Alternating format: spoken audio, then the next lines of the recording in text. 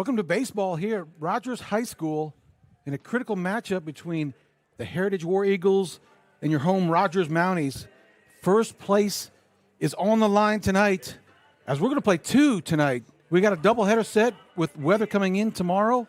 They decided to play them both tonight right here at Rogers Stadium, and we're going to be here with my friend and colleague, Coach Mike Leafgreen. Mike, it's great to have you here. What do you see here tonight? What are you expecting, and what are your thoughts on just a really great environment for Rogers? Man, it's a big matchup, like you said. Mounties got to go out and get this first one underneath our belt. The second one will be a little bit easier, but it's going to be a huge matchup and a big test for us, moving into the last week of the season and into the playoffs. So I'm glad that we're both here at home tonight, doubleheader. Mounties can relax a little bit being at home, but like you said, it's a huge matchup tonight. Yes, sir. With a sweep for either team, that puts them in first place. You know, with a split, it confuses things a little bit. With a split, we think with Rogers is still ahead. I think the War Eagles have one more game they play because of rain delays and such. But either way, with a sweep for either team, they're going to be in the driver's seat for first place in the conference and conference championship. And it would be the sixth one in a row for the Mounties should they sweep tonight. But we'll be right back. We've got something lined up for you, an interview. And we'll be right back with live action here in about 10 minutes.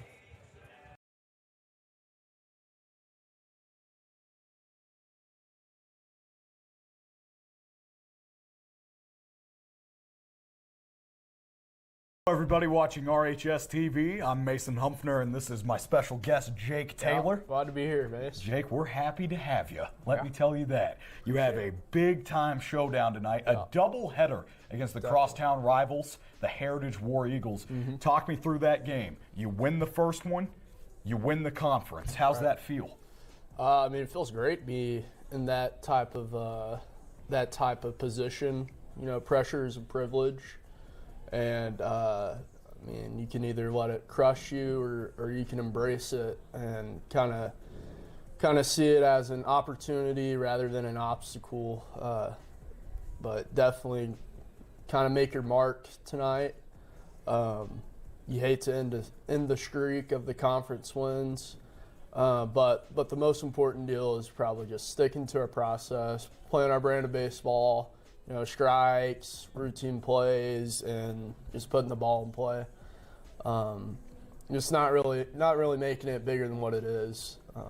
That's probably the main deal.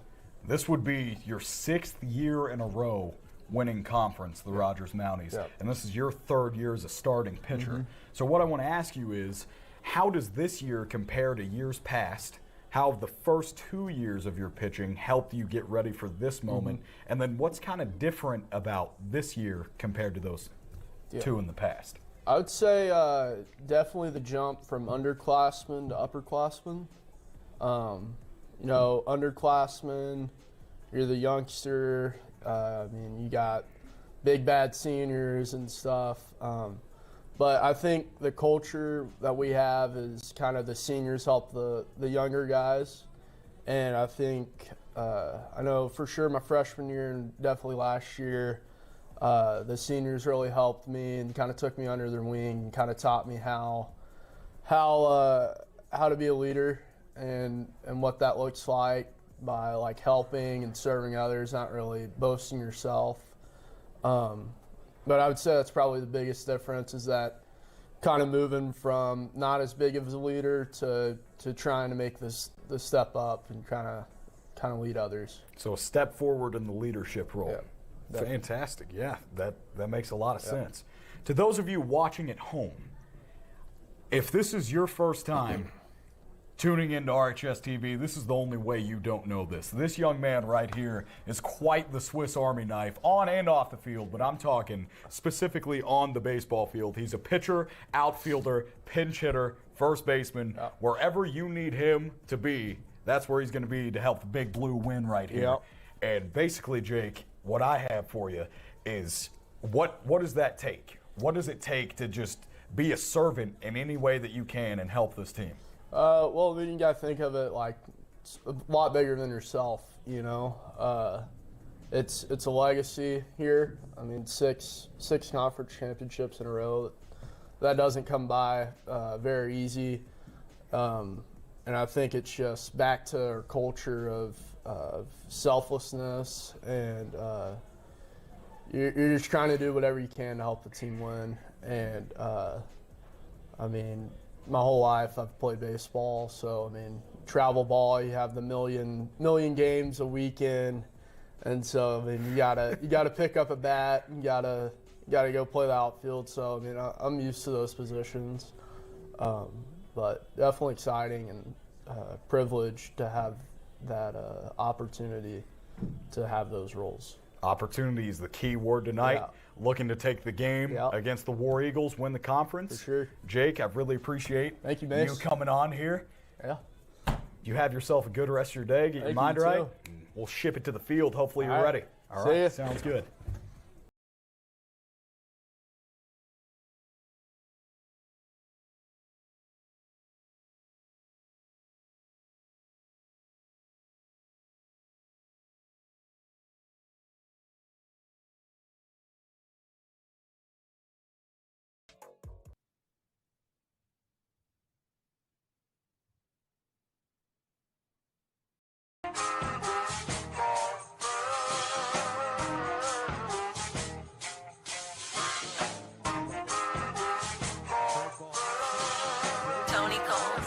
Hey, safe to say I'm the biggest, the largest. Been stepping up since my mama stayed in them apartments. Regardless, my daddy told me keep the heat even when I'm in foreigns. I'm heartless, cause these niggas is hating on me just because I'm the biggest, the largest, the biggest, the largest. 30K on my riches for hard times. These niggas just mad cause they in my archives. Jordan came back, so the 4-5. If you play, then you lay right there by your own kind. Pull up a 4 with a loco. Tell them run this bitch back like so-so. Got this rap here in the chokehold. Did a show out in Austin. Shout out to Bobo. Moved out the trenches, now look how we live. Tell my BM to furnish the crib. Walk out the mall with some shoes for the kids. Deposit the checks from my bank full of M's. Paid them out rent, now I'm up for the year. The view look crazy from here. What I paid for some dogs could've bought me veneers. Check some piece on my neck, could've bought your career. Safe to say I'm the biggest, the largest. Been stepping up since my mama stayed in them apartments. Regardless, my daddy told me keep the heat even when I'm in foreigns. I'm heartless, cause these niggas is hating on me just because I'm the biggest, the largest, the biggest, the largest. Stuffing Cali blood, weed in the blunt. Let my little brother roll in the Dutch. My little boy get whatever he wants. Madam T don't be asking for much. Pour and lean on the nuggets and runs. I'll try to do that. Hey, welcome back. We're getting ready to start. The coaches are meeting with the umpires at home plate. Tonight we have Jake Taylor on the mound for the Mounties. Been the starter since he was a freshman. And batting first for the Mounties is Zach Long. Looks like he's going to be playing first base. Samuel Davis is DH. Aiden Linson at shortstop. Ty Burnham in center field. Andrew Blankenship at third base. Bo Williams in right field. Jake Taylor, the pitcher, batting seventh. Renner Corning, the second baseman, batting eighth. And Cole Berry playing left field and will be batting ninth. And Caleb Porter will be your catcher tonight. We'll pause for a moment.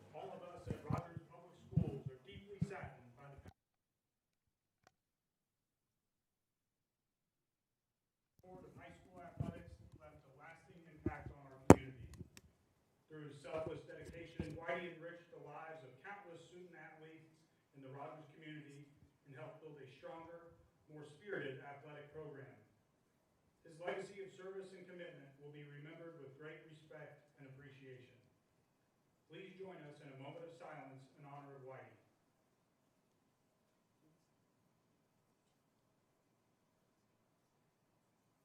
Thank you. Now please join us as we honor America with the playing of our national anthem.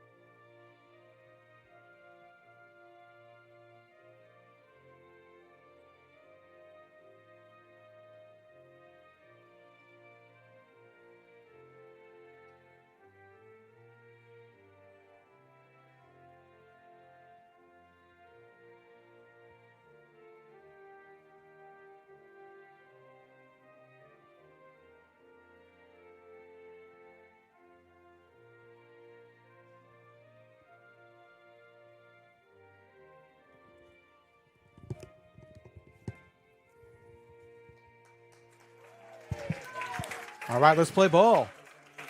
Welcoming you back here to Rogers High School and Mountie Stadium.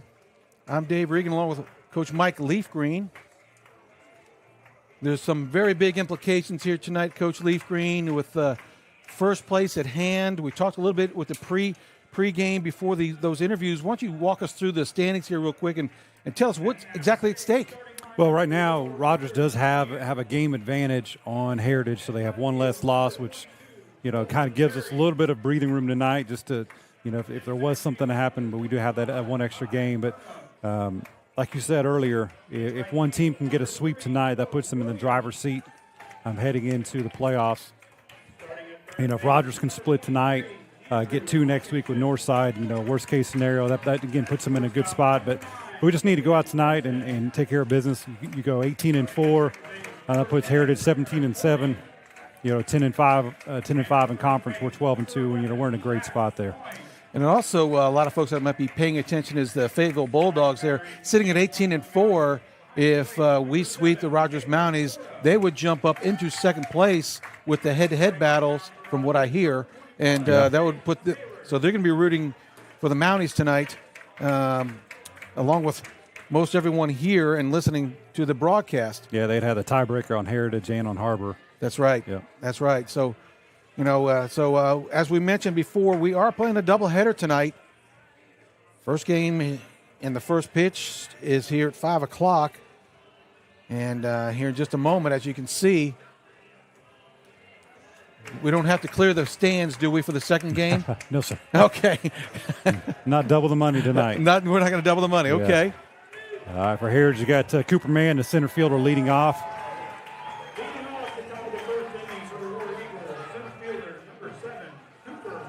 Cooper Mann, he has been a starter for the Heritage War Eagles since he was a freshman. Junior Cooper Mann, solid baseball player. One of the best they've had there. And they've had a lot of good players the last 3 years.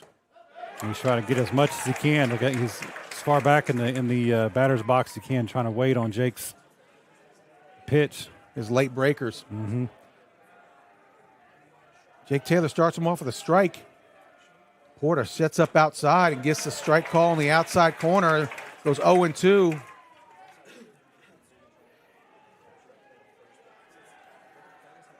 Yeah, you definitely don't want to fall behind early. Establish some rhythm. Here's the 0-2. Swing and a miss. Jake Taylor gets a strikeout of the very powerful first batter and gets him in 3 pitches. And a very big out to start the game for the Mounties. And now batting, we got Joe Walker, the shortstop.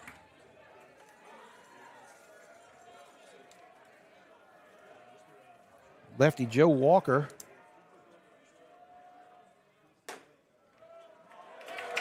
Well, we'll take that. At the outside corner there. Yeah, if he'll establish that early, give him that outside pitch, that'll be a nice night for Jake. Just on the outside, just misses. Why not give it a chance? Caught the corner last pitch. Got 1-1 the count. In on the grass is Andrew Blankenship. And strike 2 is a call. He was anticipating a bunt there, but 2 strikes. He backs up to even with the bag. Jake working quickly. Oh, gets a weak swing out of the. He had him fooled big Joe time Walker, on that. yeah, had him fooled. Yes, we got 2 down. Third baseman, number 20, Boston Graber.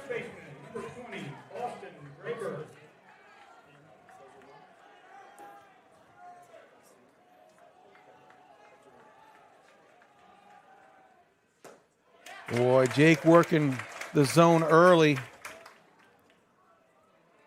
Started with a strike on every pitch so far.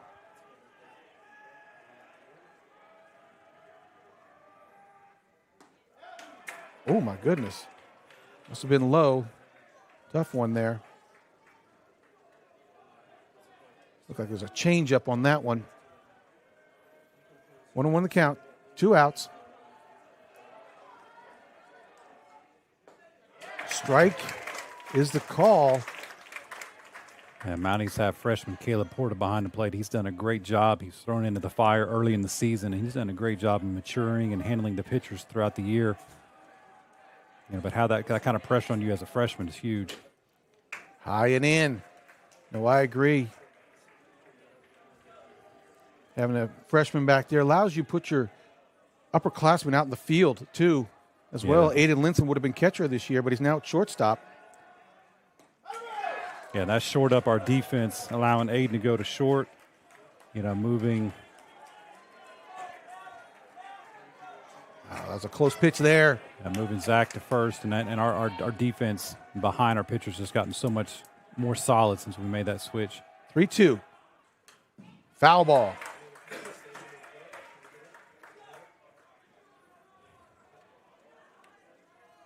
Jake is really going after these batters tonight. He's around the zone for the third batter in a row. Boston Graber.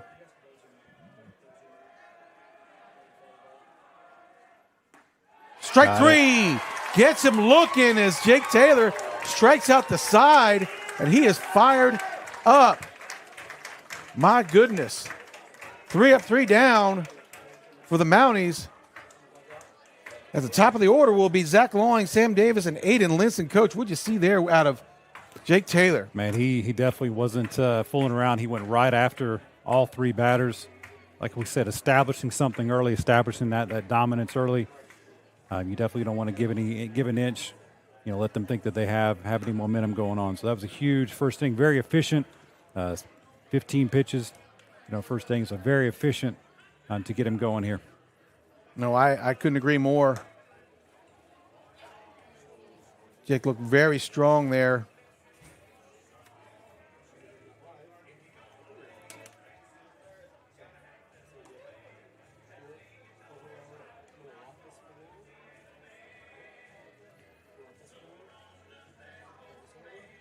Picture this, Jacob Ham. Pitching for the War Eagles. Number 5.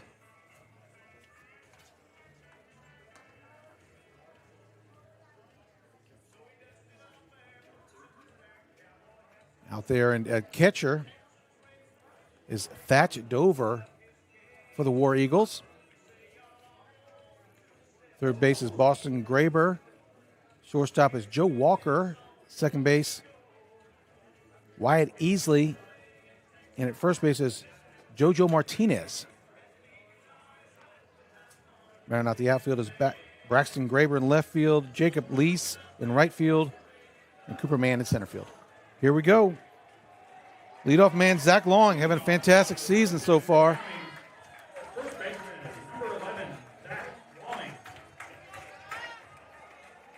Senior Zach Long, and had a little shoulder injury and playing first base now. Hit lifted to center field. Cooper Mann is under it and does haul it in. It's 1 pitch and 1 out. Didn't quite get all of that one, did he, Coach? No, just got underneath it.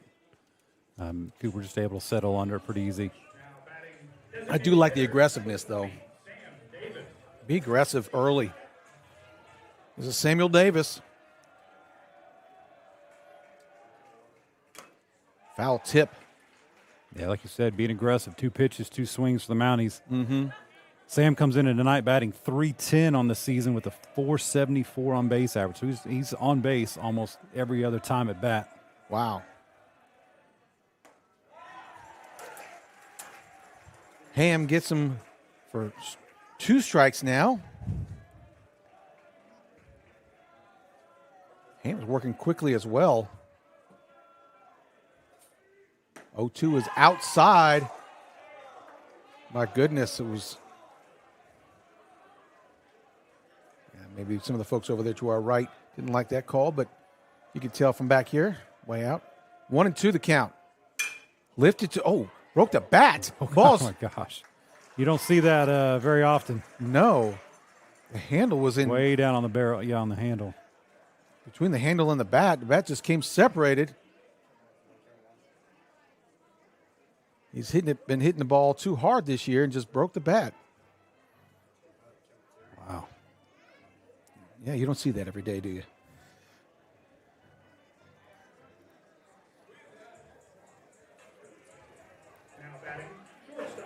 Aiden Linson. There you got senior Aiden Linson batting .333. A couple weeks ago, signed letter of intent to go play next year at Lyon College. Oh, being aggressive. Slow ground to the third baseman, and he's going to get on. Aiden Linson, the first base runner of the day. Kind of a swinging bunt. The third baseman could not take care of it. Boston Graber made a valiant effort, just stayed low to the ground there. I think if we would have fielded that cleanly, I think he had Aiden at first. Seeing him go down the line was not too quick down there. They did give him a hit, though. Yes. Ty Burnham batting the cleanup spot. The Mounties are swinging early and often in these counts, Coach. Ty had a heck of a shot Friday night against Jinx, Oklahoma. Early in the game, grand slam to plate 4. Bottom of the first. Ball out.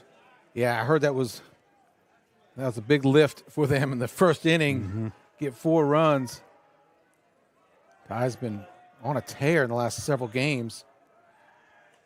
Check the runner at first. We're back okay.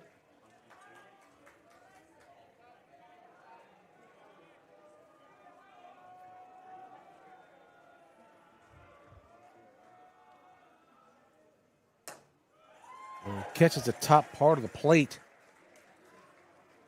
1-2 the count. Aiden Linson over on first base. Ty Burnham at bat. Checks the runner. Back safely again.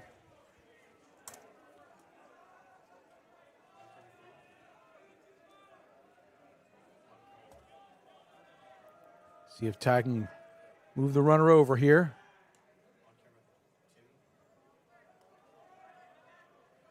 Keeping him close.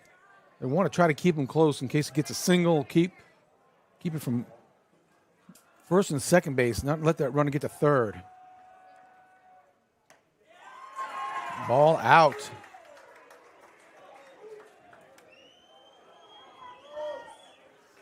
Two and two the count. To the big lefty, Ty Burnham.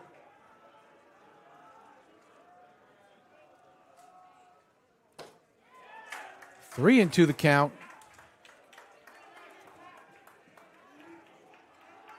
Let's see if we put Coach Melson puts Aiden Linson in motion here. 3 and 2, 2 out.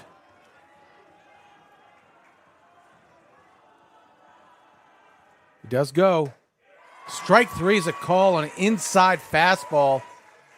Ty looking for something maybe out, and he got it in as Ham does retire him after 1 hit and no runs. End of the first inning. And we'll be right back after this.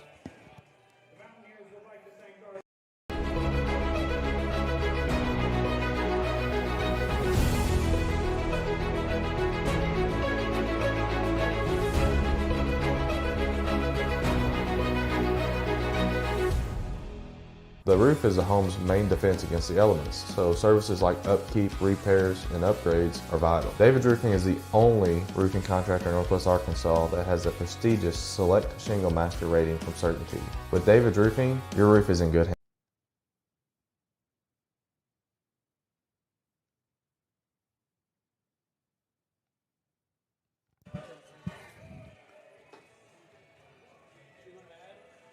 Well, Coach, we're back in after a efficient first inning by both pitchers. Only 1 hit there. Jake Taylor's back on the mound. And both pitchers seem to be around the zone a lot. Mounties putting the ball on the play at least. Yeah, neither one of them messing around. They're going right after the pitcher, or right after the batter, Leading off for Heritage here in the bottom top of the second. Goodness. First baseman JoJo Martinez, a cleanup hitter.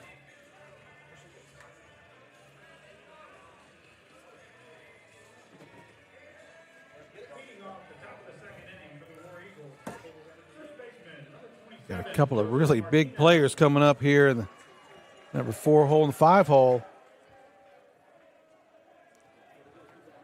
Looks like that might help on the football team, these two.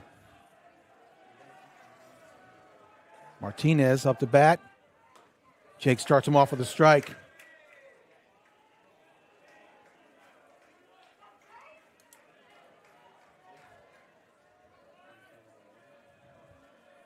Jake's looking really confident right now. Well, first missed pitch of the night.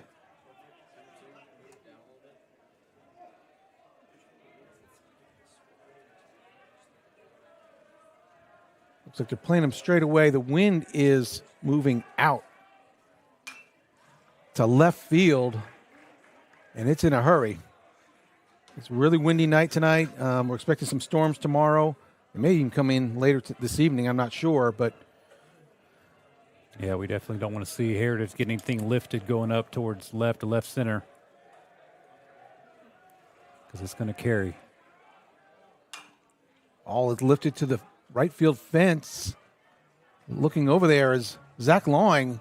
With that wind coming back in, it's almost forcing those balls back in. I like to see that out of Zach Lawing. Chase that thing all the way to the fence. You never know.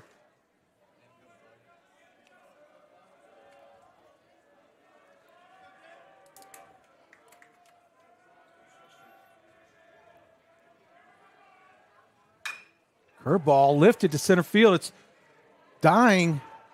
Yeah. He misplayed that. He just thought it was hit better than that. Yeah, I think that wind fooled him too. He was ready to go back on it. Yeah, Ty Burnham just a little fooled because he's a big guy. You assume that ball is going to be up in the air a lot longer.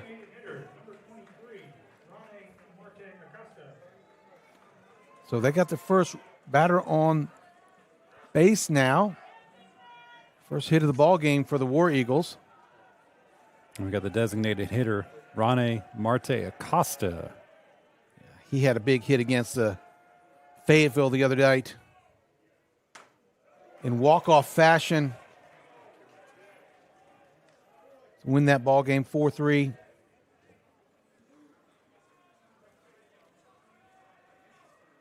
Like you said, two big guys right in the middle of the lineup. 4-hole, 5-hole. Mm-hmm. Can't let them get their arms extended and get a hold of one. Ball's low and in. It's amazing how it changes your mindset when there's a runner on base. You want to try to get induce a ground ball, maybe a double play ball. He's probably going to try to come in low, maybe. This is again.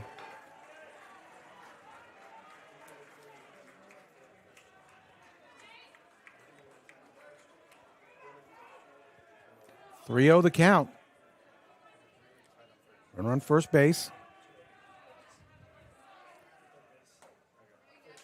Strike is the call. And Martinez is getting a very, very small lead at first. Yeah, and Jake hasn't even checked him yet at all either. Jake likes to check his runners. Ground ball to the left side. That's Blankenship. Renner cornering for one and missed the connection there at first base. They do get the out at second. Ball was a little low there for Zach Long and couldn't quite pick it up. But the Mounties do get one out on that play.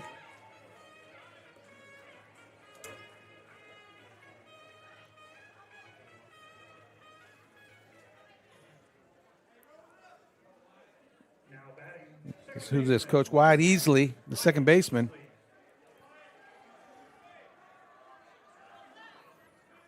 One out, runner on first base. That is Acosta.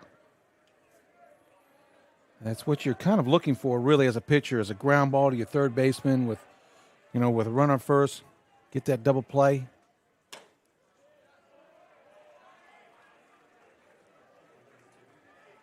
Yeah, that was a perfect setup to get a double play. Renner just couldn't get enough on the throw to get it over to Zach with the runner bearing down on him.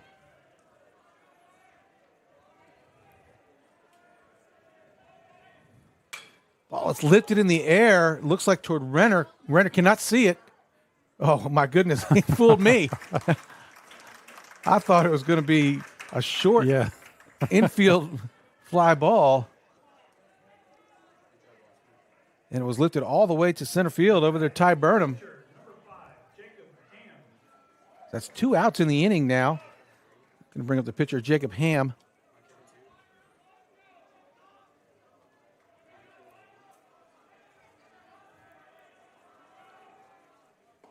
Ball's high.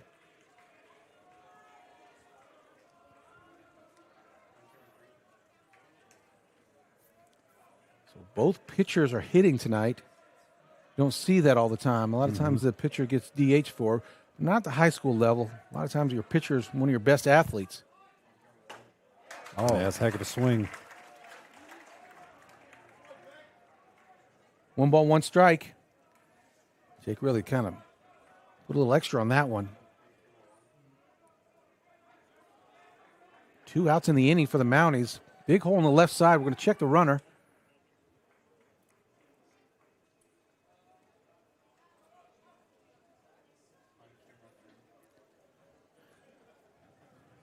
Looks like Hayden Linson is shading the middle. Renner is shading toward first base as well. Yeah, a huge hole on the left side. Mm-hmm. Turns to bunt. Bunt is fouled back.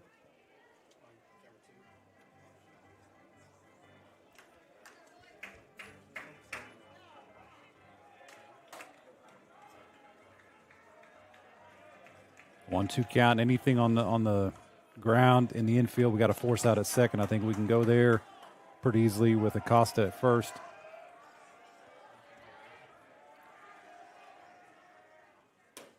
Ball out. Jake just missing on that outside corner.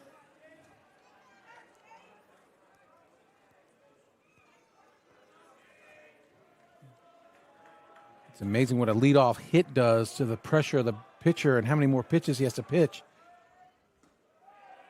Oh, boy. Changeup and low. Full count.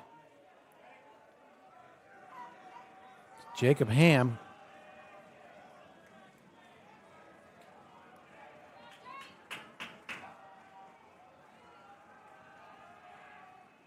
Ball is fouled out of play. Might have been ball 4. Yeah, he went and reached for it, up and out of the zone.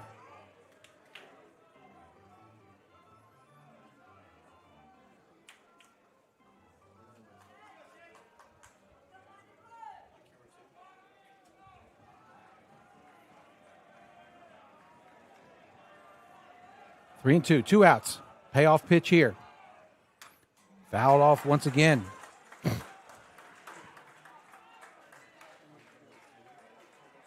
You know, with Acosta going here on the pitch, might try checking him over there at first base, see if we can get him early.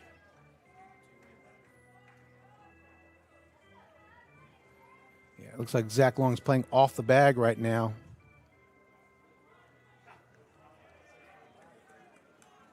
Maybe creeping behind him, possibly.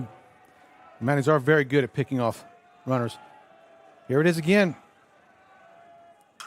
Ball lifted to right field, and it played perfectly there in right field. That Bo Williams, great job out there, Bo, and good scouting because they had him in the right position the whole way. I noticed that he was playing the line really closely and really didn't have to move on that ball. Yes, we had 1 hit, 1 runner left on with an error. Still no runs going in the bottom of the second, 0-0.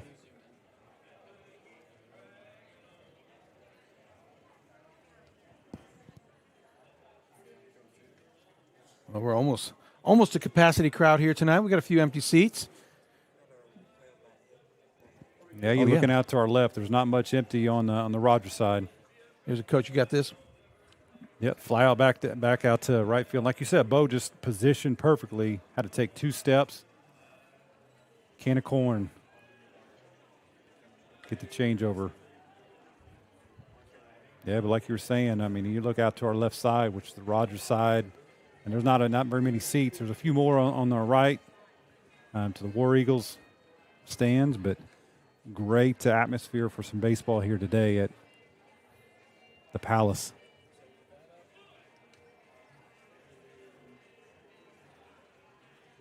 Yeah, there's so much on the line. So many times this has happened where it comes to the end of the season and Heritage and Rogers are playing for first place, or the War Eagles are trying to play the spoiler and try to knock Rogers out of first place. And we've had some very intense games over the past 3 years. Last year we had standing room only.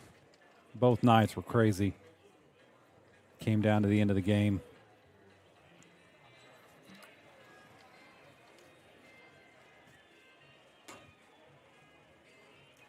Leading off is Andrew Blankenship, the third baseman.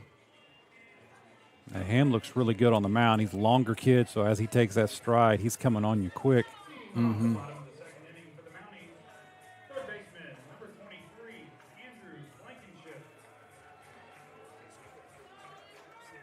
Blankenship has a couple home runs this year, doesn't he, Coach? Yes, sir. Yep, he has three. Three.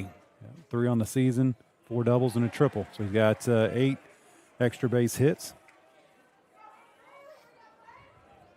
Ham starting them off with a strike. Again, still coming right at the batters. With a nice fastball there. Couldn't catch up to it. Was Blankenship 0-2 to the 5-hole. Let's see what Ham comes with now. All low.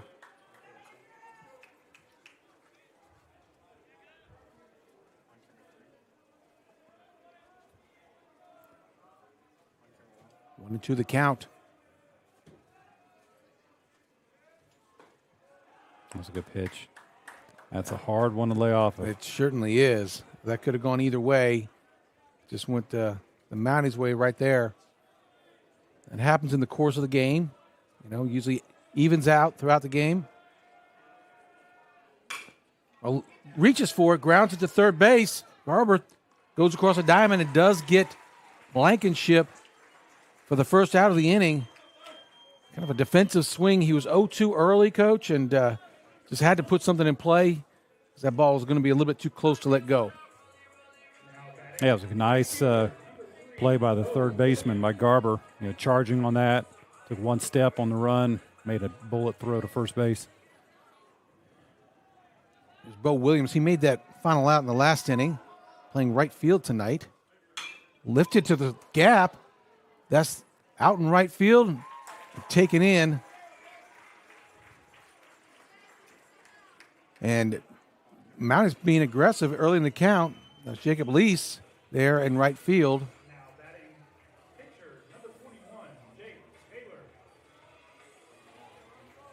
Here's Jake Taylor.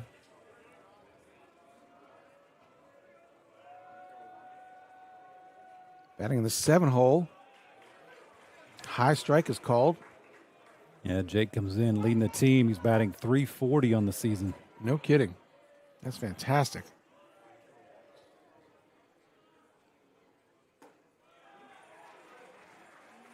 Strike is a call. 0-2 the count right now. Ham getting ahead of these batters right currently. Oh, lifted down the left field line and chasing foul. Good idea there by Jake Taylor. Ball was a little outside. Just went with the pitch, tried to put it in play. I like how Jake stays inside the baseball.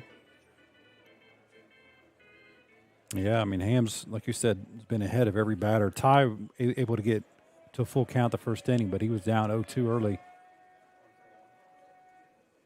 Lifted to right field. Lease is out there. Glides under it and gets the third out of the inning. As the Mounties go down in order. No hits, no runs, no errors. And that'll do it for the bottom of the second inning. We'll be right back after this. Are you sure you want to do this? Man, penguin. Hey, look, we got 45 minutes. Penguin. Nobody likes to wait. Mercy is eliminating the wait for great health care. You look terrible. I feel terrible. Our online tools mean you can get the care you need now. Mercy Now. More of what you need now.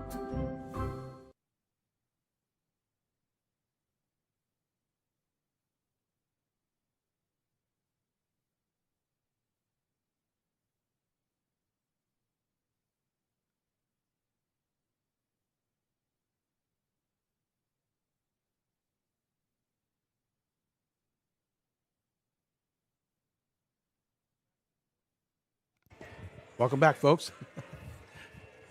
And we start the top of the third inning. This game is moving along at a brisk pace. And we are moving right along as both pitchers are filling up the strike zone. Ham is doing a good job of catching not the fat part of the barrel for the Mounties right now. Yeah, he's got him off balance a little bit, but like you said, they are both going right after the hitters. Getting ahead in the count, so a lot of these Mounties are having defensive swings out there. I think that's why they are swinging early in the count, at least the top of the order. Report, yeah, that he was going to come right at him. All right, leading off for Heritage here at the top of the third is the catcher, number 2, Thatch Dover.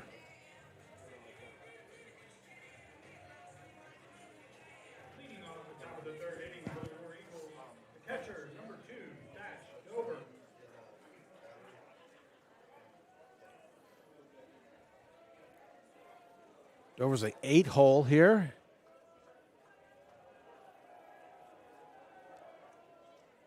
Ground ball to the left side. It's Blankenship. Smothers it. Throws across the diamond and does get the first bat of the inning. As Dover rolls over one, and Blankenship was playing in on the grass, anticipating maybe a bunt. Just kind of blocked it there with his body. Went to one knee. Had plenty of time. This is Jacob Lease. We saw him get plenty of action last inning. The Mounties are getting fly balls at right field.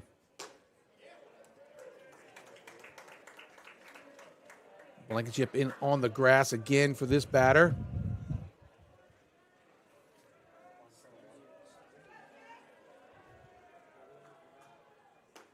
Ooh, nice slow curveball.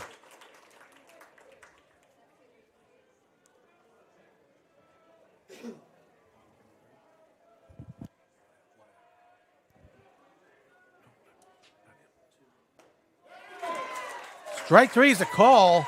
An 0-2 pitch. As Jake gets him looking.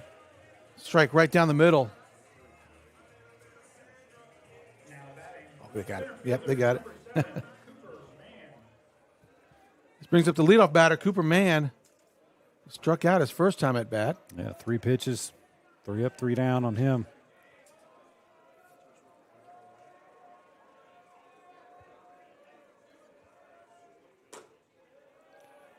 Ball out. So it'll be the second time through the lineup. As the War Eagles have turned their lineup over.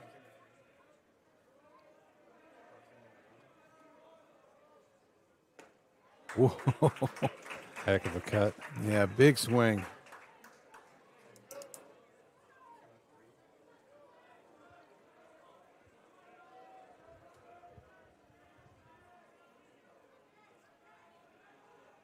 One ball, one strike. Mounties look like they're playing him straight away.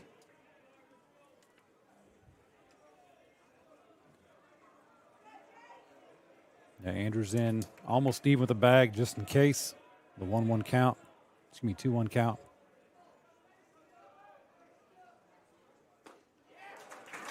Fools him again with that slow curveball. It must look like a beach ball to him.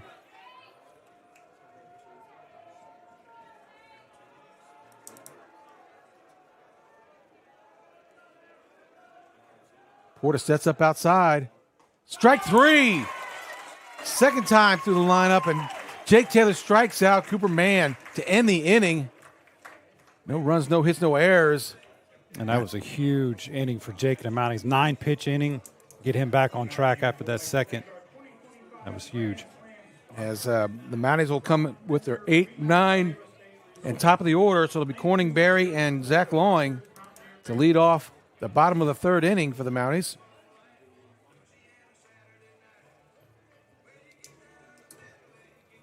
Heritage comes out with Jacob Ham, who has been looking very efficient.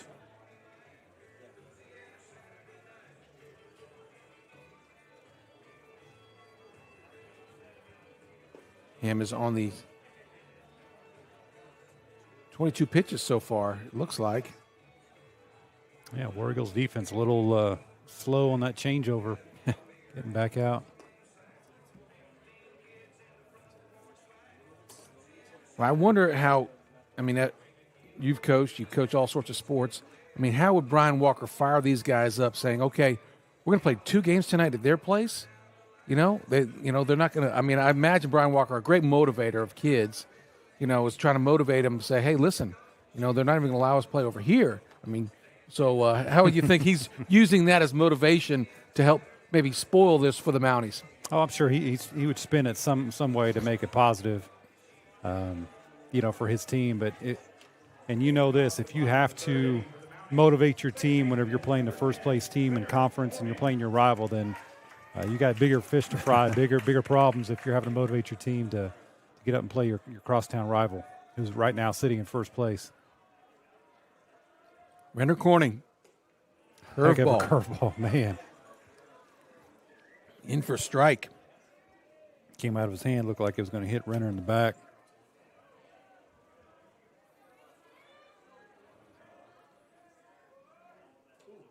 Oh, that almost got his bat, too. Renner was expecting it to hit him. Renner will get on base any way possible. He'll take it. 1 ball, 1 strike. Foul out of play. Martinez giving a good effort over there.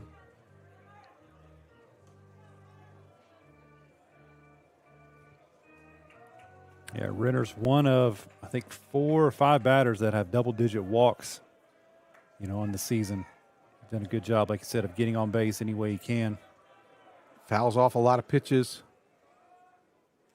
Oh, and we'll take that. Yeah, he'll take that one. Almost hit him 3 times or twice and did hit him on the 3rd time. Terrific job by Renner, close to the plate on that line, on that stripe. Brings up the big hitting Cole Berry. Playing left field tonight.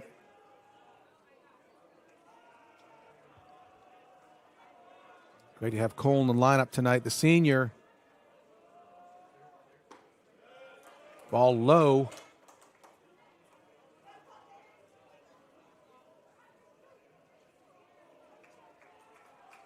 Cole's going to play college ball, and I believe in Missouri, or is it JUCO up there? Ball is lifted down the right field line. The wind is swirling down there. Martinez made a really athletic play, honestly.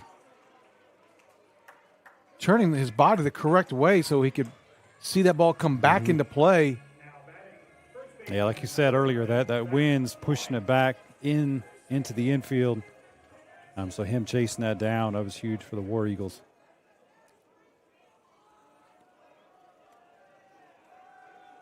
Zach Lawing with 1 out. Check the runner at first. Yeah, Zach led off bottom of the 1st inning, 1 pitch and flied 1 out to center.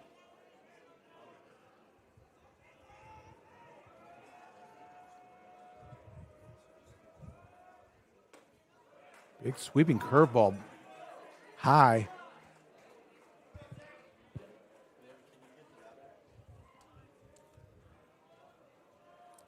See if Zach has, with the 2nd time in the lineup here, seeing these pitches. Lifted. Left side. Garber can't find it, and it's going to drop down. The ball was the shortstop over there. Walker just assumed Garber would get it with that wind. He gave up on it, and it just dropped as for a Texas leaguer. Here's a replay, Coach. You got it? Yeah. Yeah, so shortstop, he goes about 4 or 5 steps, and he just stops. And that's way too far of a run for the left fielder. Well, we've seen that happen twice. Happened to Ty Burnham for the Mounties. So that should tell your fielders, hey, we got to play these balls out. You got to go until somebody calls you off because that wind's swirling so much. What a big break for the Mounties there to get 1 out. Runners at first and second. The Mounties are threatening the first time they've got runner in scoring position tonight. Samuel Davis up with a different bat in his second time through the lineup.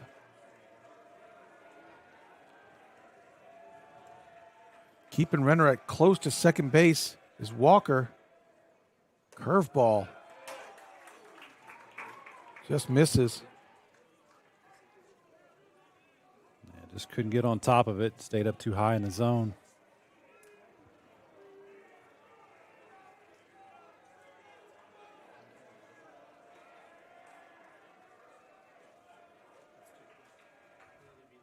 Ball lifted again. This time, Graber looks like he's got its sight on it. Settles under it, does get the out. I mean, even right there, he's right underneath it, and he's still having to reach out there at the end, make that catch. Yeah, you really got to keep your feet active today with that wind.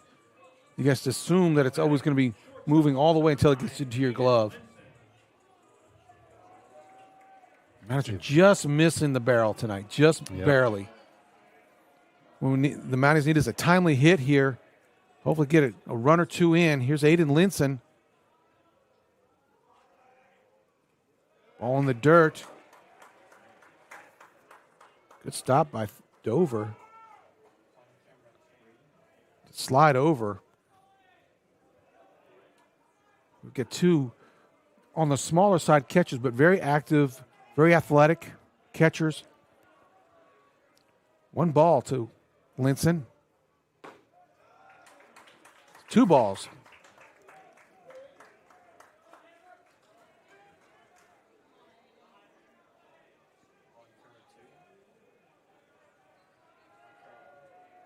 It's a hitter's count here, Coach. 2-0. He's looking for something down the middle. And it's out.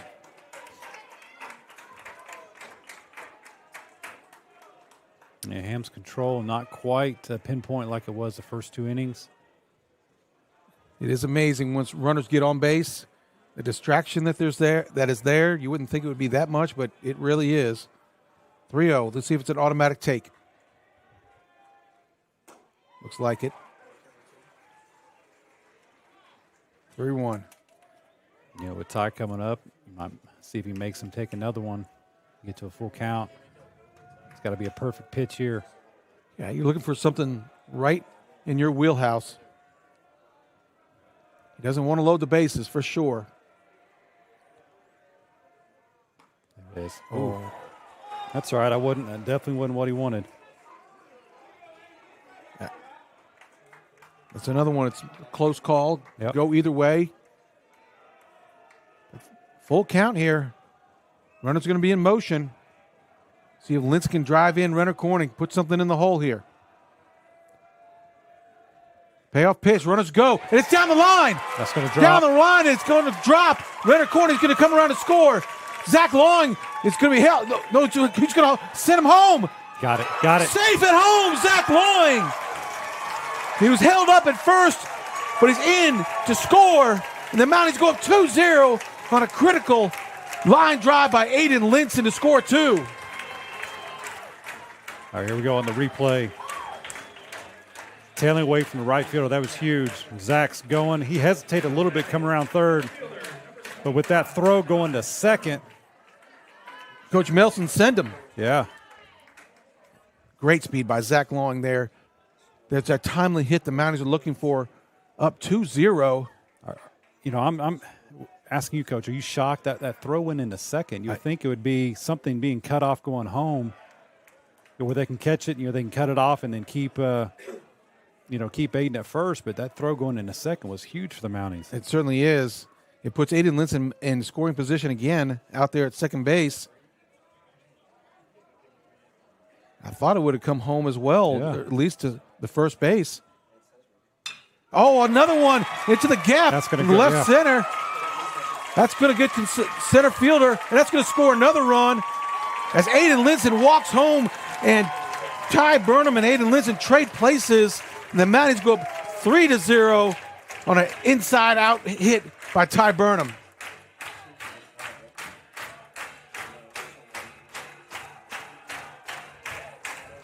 second time through the lineup, Coach, is always more difficult for the pitcher. Yeah. It's hard to fool them, hard to get it past them. And you mentioned this. Here's our replay, and we'll get back. Great job staying inside on that and just going with the ball, putting out opposite field. Stand-up double for Ty Burnham. Yeah, but you mentioned this earlier, even with Jake, once Harris was able to get somebody on, it's just a different feel for the pitcher now that one person's on. I mean, Mounties done a good job getting batters on, and then it's just a different feel there for him. The pressure, just a little bit more pressure to make sure you pinpoint your pitches. There's Andrew Blankenship. You know, that was tough for him to lay off. A little bit high, but, man, that looked like it was fat right over the plate. Mm-hmm. One ball.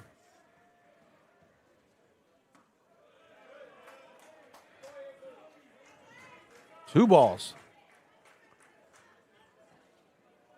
That one might be low to the 6'3"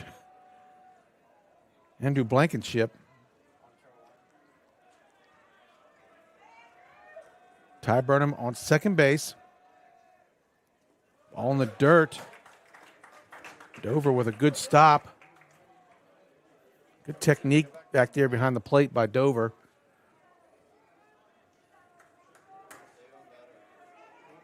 And that's that pressure. You don't want to put something over the plate like that. So he throws it way outside and afraid to give up another run. 3-0's the count. See if it's got a strike is a call. Yeah, Andrew's taking all the way. Mm-hmm.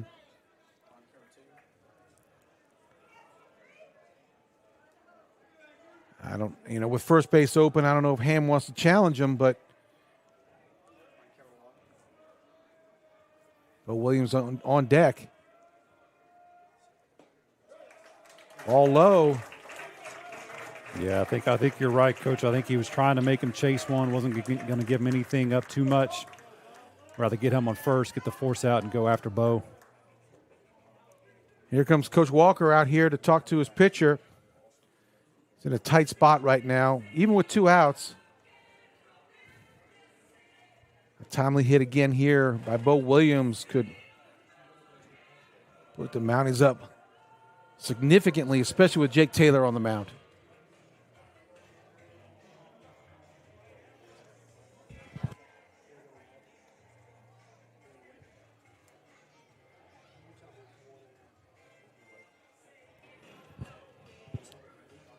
Brian Walker just giving a little pep talk to his pitcher and infield.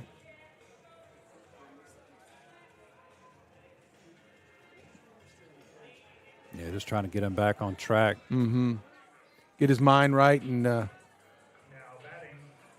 a coach, like what got you here? The first 2 innings, you're going right after him. Don't worry about the guys on base right now. Go right after him. Get back to doing what got you here. 2 3-up, 3-down innings. It's going to bring up the senior, Bo Williams.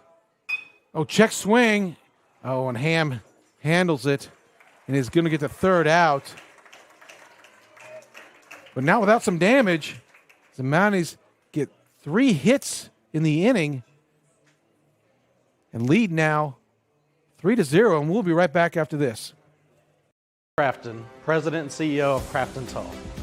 Our team is not just a collection of engineers, surveyors, and designers. We have a passion for Northwest Arkansas. Our team is helping to shape the future of this community. We're more than an engineering firm, we're your neighbors. Crafton Tull helps to ensure our roads, bridges, and public spaces keep pace with the growth of Northwest Arkansas. Together, we're driving progress that's rooted in Northwest Arkansas values.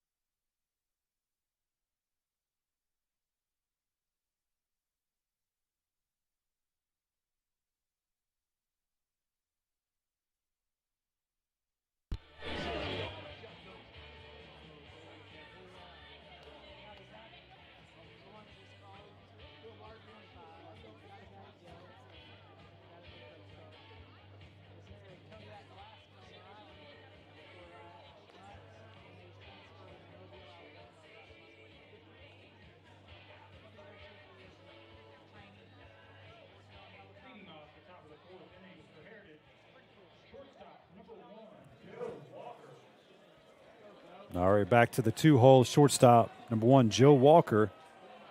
Got a second strikeout. And they're in the top of the first. 3-pitch out. Jake starts him off with a strike.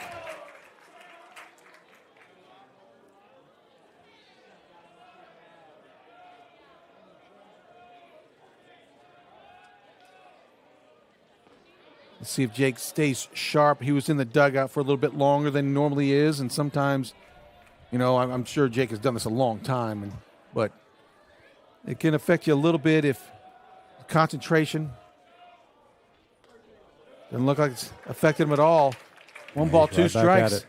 Yep.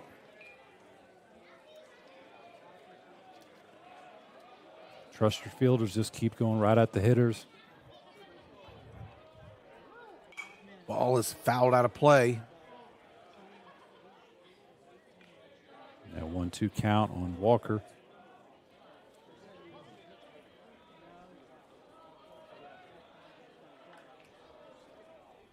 Big sweeping curveball just misses.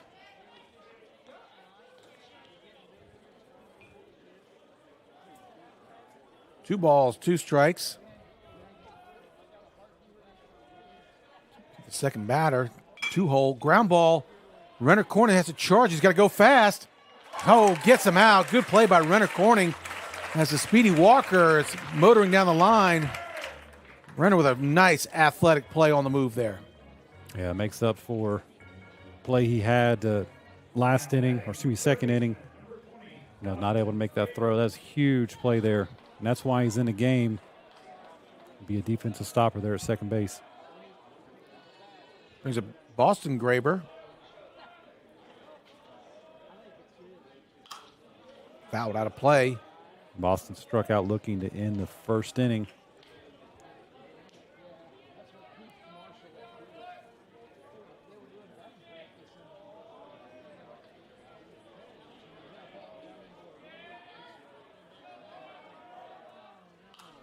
Fouled off again, 2 strikes.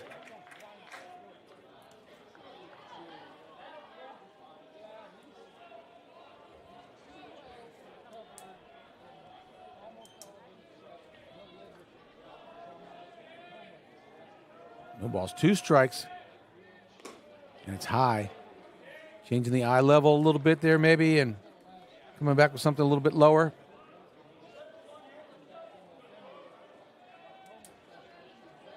Yeah, 1-2 count, breaking ball in the dirt. To the right side and nabbed by Zach Long on a smash. That would have easily gotten through, but Zach Long with cat-like reflexes, the shortstop playing first base now. Looked like a shortstop on that play, Coach. Yeah, I mean, 2 great plays to hear in the the 4th inning. Got a replay.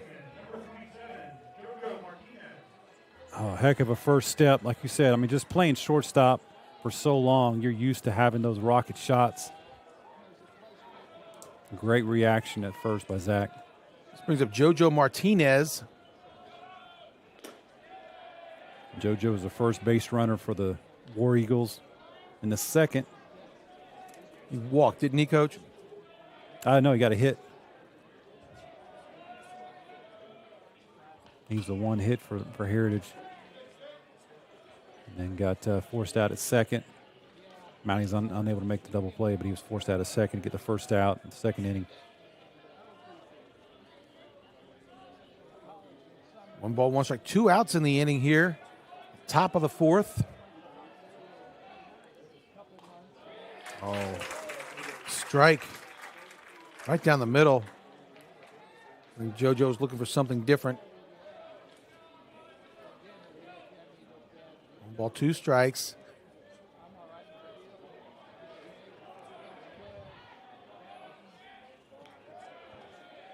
JoJo just fills up that batter's box, doesn't he? He's just so big. Yeah, if we're going to give him something to play, we've got to make sure it stays in on his hands. Don't let him get extended. If you're out there as a pitcher, you got to see that guy in the batter's box.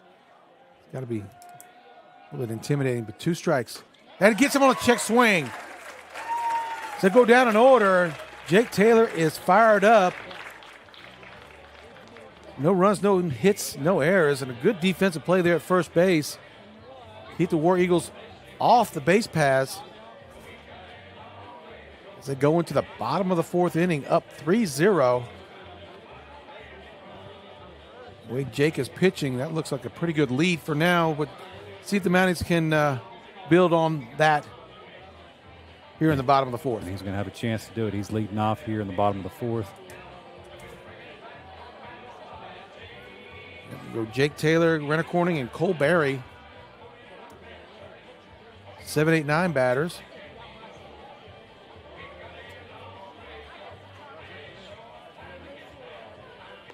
Jacob Hand comes back out for the War Eagles. He's at 58 pitches on the evening. And just a reminder, folks, we are playing a doubleheader tonight.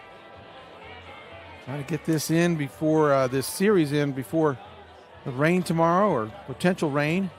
We do have the conference track meet here on Thursday, Coach. Right. Did you hear anything about that? Were they moving that or No, not yet. But it looks like maybe by Thursday morning it's going to be done. It just depends on how much rain comes out the next 2 days. I mean, you don't necessarily want to move it to Wednesday because there's rain Wednesday they're calling Right. for. But Friday looks like a good Might day. be, yeah. If the rain comes tomorrow, they might, like you said, go ahead and move it to Friday. Just be preemptive on it. Mm-hmm. Give the track and everything time to dry out. We do have some places on our field on the track that it does pool water. For our jumps, pole vault, things like that. There are a little bit of places where it's not quite where it drains off. Jake fouls off the first pitch of the inning. Yeah, and this does look like there's maybe some lightning associated with this front coming through. So you could still run in the rain, but if there's any lightning associated, we got to move it. The ball's one strike to the pitcher, Jake Taylor. That ball's in the dirt.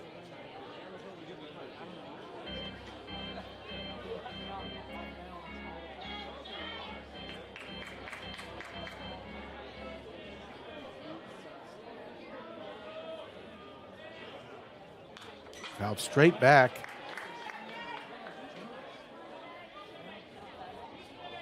Good hack on that one by Jake.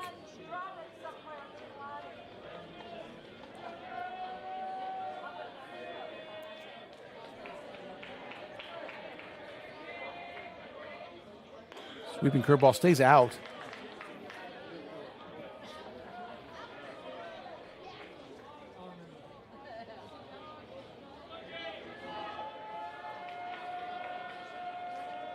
And looking in, and here's the pitch. Another curveball high. Once again, folks, the first place in the 6A West and for the state championship run and first seed is at stake here tonight. And Jake gets a walk to lead off the bottom of the fourth inning. That's huge. Leadoff walk. Get a base runner. Drayson come in. Yep, Drayson Vogt. Got that flow coming out the back of his helmet, Coach. You see that? Looking good. As long as it helps him run a little faster, getting around the bases. That's all we need. That's right. But the leadoff batter getting on is very big. Very big.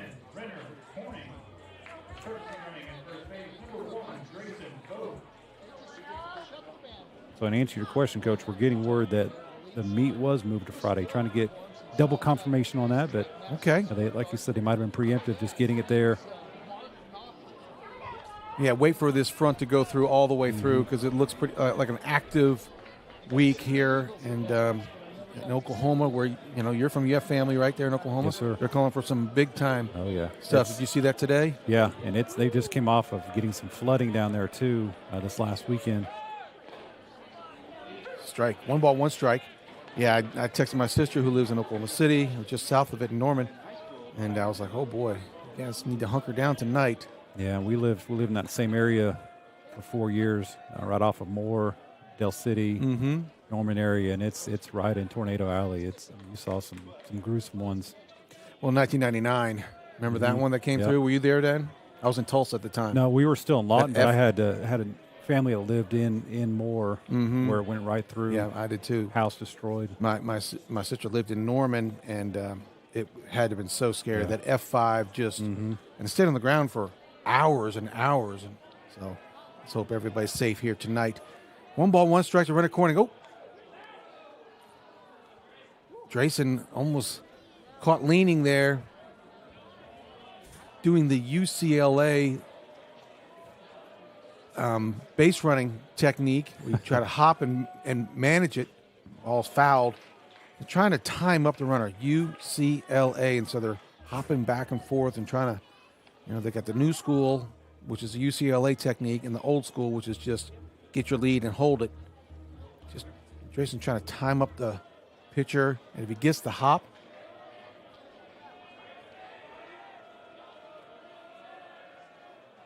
let's see what Rennie can do. Oh, caught him leaning there and did get him. And did get him.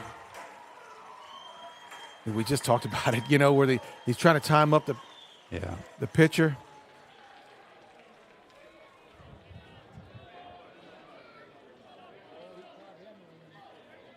That's tough.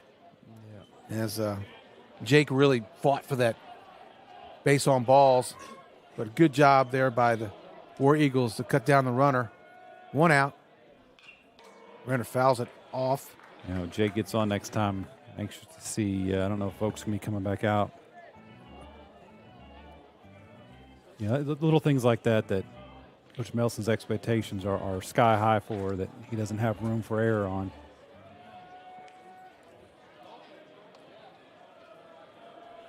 One ball, 2 strikes to Renner.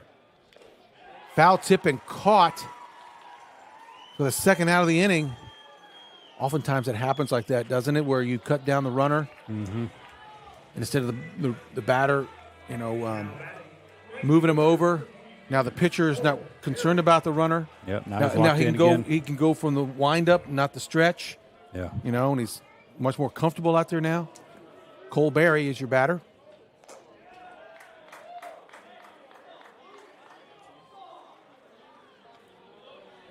Yes, you were saying this last time up, but Cole signed with Neosho County Community College. There we go. Play baseball next year.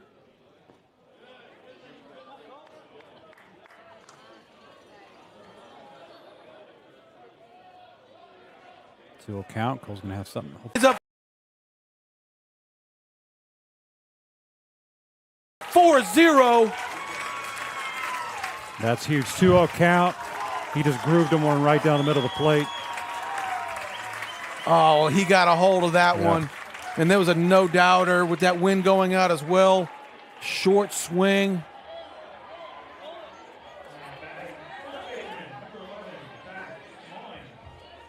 What a big hit. So proud of him. He's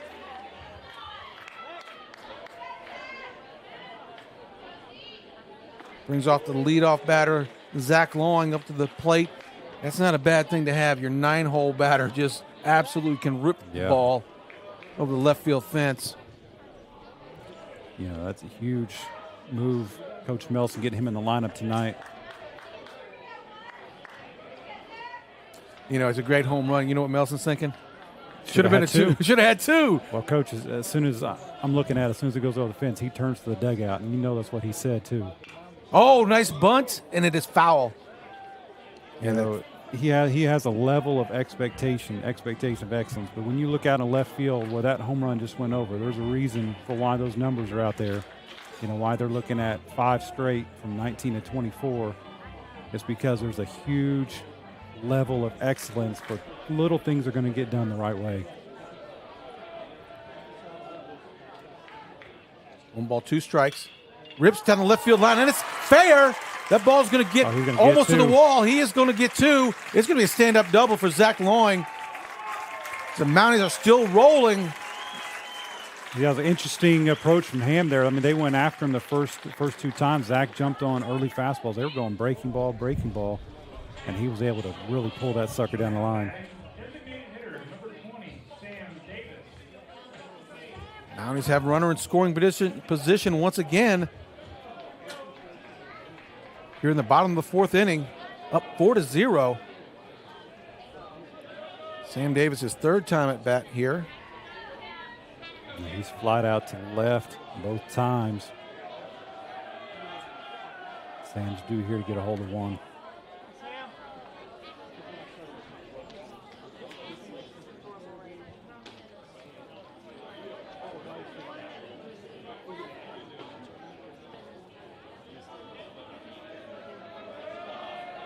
Sam getting a measure here of Ham. All out. Not able to get on top of that breaking pitch.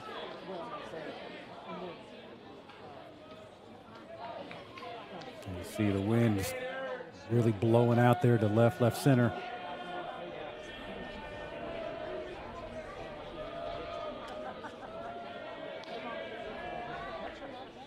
Oh, hit him on the boot. You can hear from here. It looked like it hit his shoe.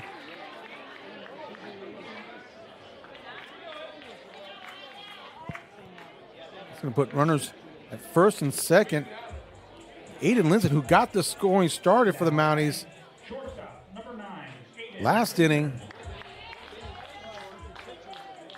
The single to right. He advanced to second on a fielder's choice.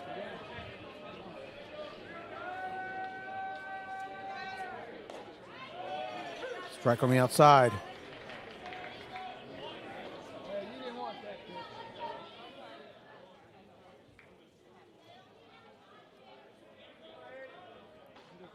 Zach is getting kind of a big lead out there with two outs. Not sure if he would go, but I would go back now.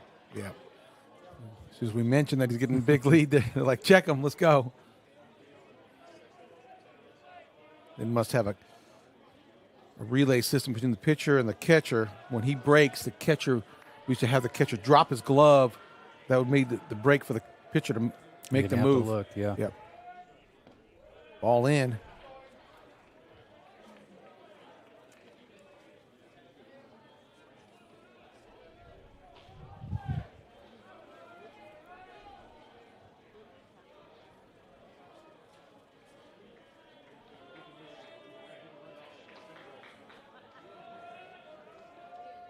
One and one. Ball low.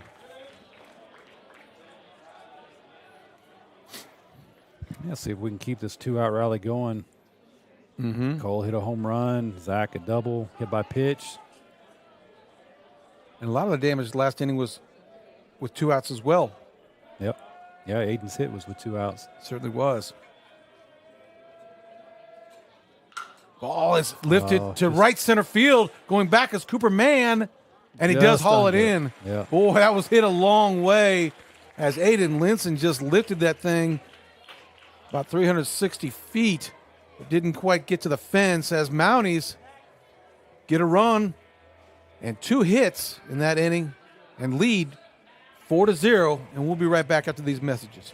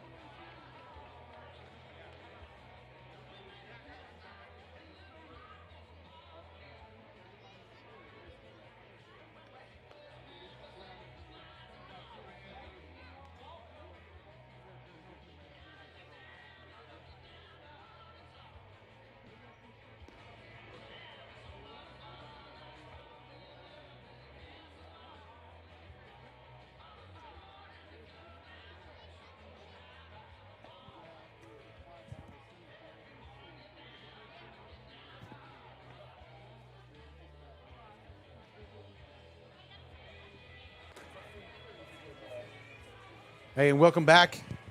Start of the 5th inning as Jake Taylor takes the mound once again with a 4-0 lead. and looking pretty comfortable on the mound. And Coach, go ahead and talk about that. Yeah, we talked about it last inning, but looking at 5 in a row, 2020 there wasn't a conference championship. You got 5 in a row, and that's what the Mounties are looking for tonight is seeing if we can get these 2 wins, get a sweep tonight, and just put them in a good position going into playoffs.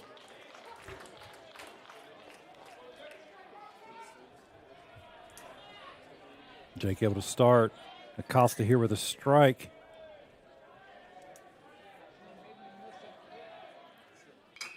Ball was foul. Back there to the softball fields.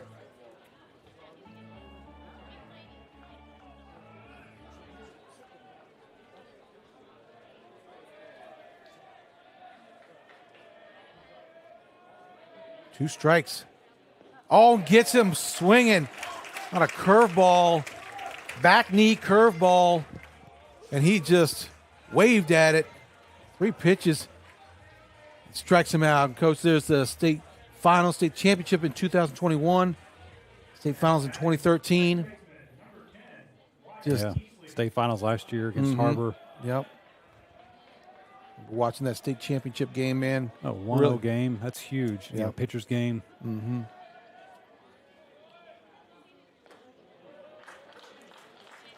JT Melson in left field made the catch and threw it out to end the game. And Marcotte, is not Cord's older brother, lifted to center field. Looks like Ty Burnham has it measured. Easy out there. And Marcotte made a heck of a play as an athletic play to grab that ball and jump and get the base runner. It was a short fly ball. Surprised they sent him, but being aggressive. And that's how the game ended and how the state championship was won. Dog pile there on the third baseline. Mm-hmm. The game was in Conway, wasn't it? No, it was over Bryant or Benton. Okay. Okay, Benton, I believe. Yeah. I believe. Yeah, at that time they had softball, state championship, baseball, and soccer all at that same complex. It was a really nice complex they had. And you were down there for that? Yeah. Okay. Yeah, I was able to drive them down that night. It was awesome. The ride back was even better. 2 outs in the inning. All is fouled out of play. This is the pitcher, Jacob Ham. You know, one thing you don't see a whole lot of, but the Benton baseball field has a radar gun show up in center field. So it shows up the pitches for everybody to see. Ground ball back to the pitcher, Jake Taylor. Takes his time, throws a strike, gets the final out of the inning in a 1-2-3 inning. Jake Taylor looking very comfortable right now and very determined, I might add, to finish this game off. As we go to the bottom of the 5th. Sure. Here's that tapper back to the mound, Coach. Look at Jake. Yep. He knew it all the way. He's like, I got Didn't this. have to leave his feet, yeah. Yeah. And that's another very efficient inning for Jake. 9 pitches in that inning, 9 pitches in the third inning. You know, he's on a roll here, 67 through 5, and that's a great spot for him to be in here going in these last 2 innings.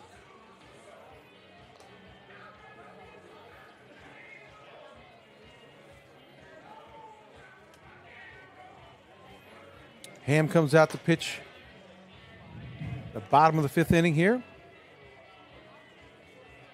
War Eagles have had somebody warming up the last inning and a half. You just wonder if he's got a short leash, if anyone gets on base, how long Walker's going to allow him to go.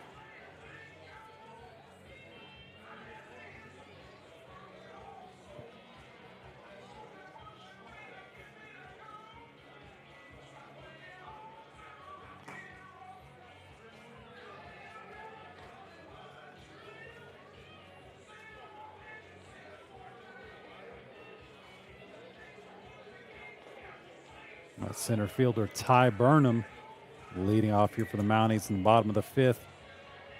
Struck out in the first, double and an RBI in the third inning.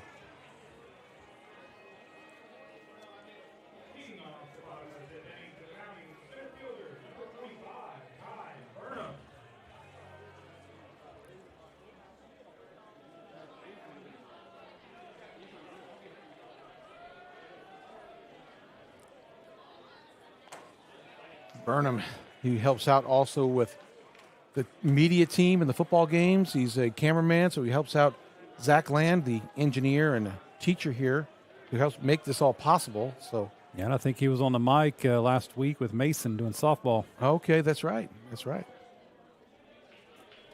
We've said this before, but Ty Burnham's sister is a pitcher for the softball team there at the University of Arkansas. I went down and watched the game, her pitch. What an atmosphere that place is. Yeah. It's unreal. Yeah, if you haven't seen it, there's no seats in center field, but it's people just go out and bring their blankets, sit on the grass, the berm. Yeah. It's a heck of an atmosphere. Looks like they tried to mimic Baum Stadium in a way. And as we were leaving the game, I mean, I think it was sold out. They were playing South Carolina on a Saturday night because people were sitting outside. You could still sit with your chair, bring your chair and sit on the sidewalk and still could see the game. Yep. And that's 4 pitches and a walk for Ty Burnham. And that's going to bring Brian Walker out. And like you said, Coach, he probably had a short leash on him. See if he got the first batter out. If he didn't, who's that? Number 18. Looks like he's in the dugout there.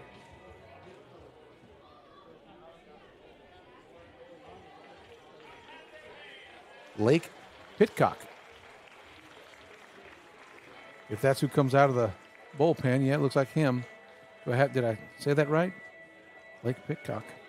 Pitcock. Yep.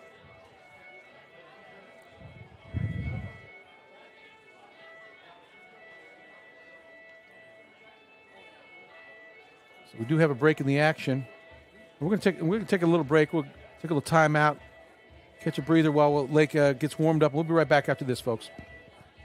Crafton, President and CEO of Crafton Tull.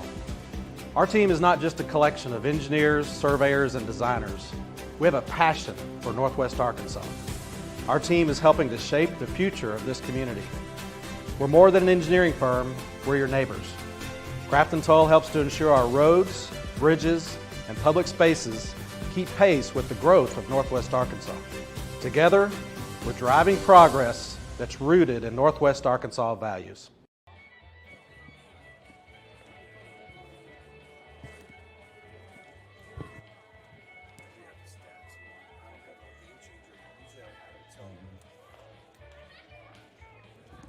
Yeah, as Pitcock's warming up, Jacob Ham moves from pitcher to third.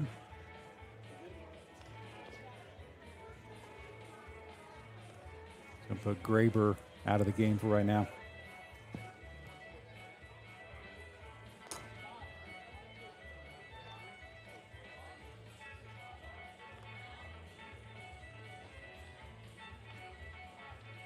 Pitcock is a pretty big kid out there on the mound. The one with that blue glove. Pitchers often do that. They wear a different colored glove or a brightly colored glove to help maybe throw the eye off the batter. Try to distract the batter a little bit. When I was a kid, that Wilson made a glove, and the webbing was just one big white ball. And they had to outlaw that because as you came to pitch, the glove would come forward and you see one ball, then another ball, and anything to get an advantage, obviously. Okay, here we are. Andrew Blankenship up to bat. Ty Burnham at first base. Lake Pitcock is the pitcher for the War Eagles. Andrew grounded out to third, lead off the second, and then walked in the third.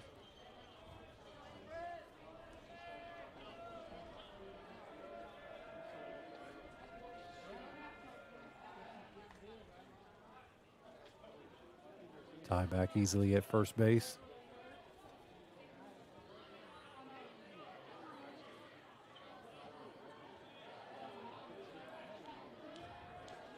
Oh, smoke to center field to see if he's got a beat on it. Oh, nice play.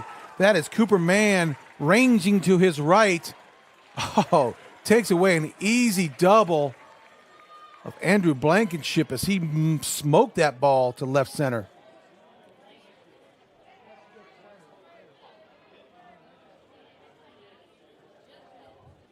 Group man's quite the athlete out there. He looks like it could be a huge range. Yeah, huge range. Be a really good wide receiver too. It looks like for a football team. It's going to bring up Bo Williams. A check swing. Last at bat. I bet he's hoping to get something a little bit more this time.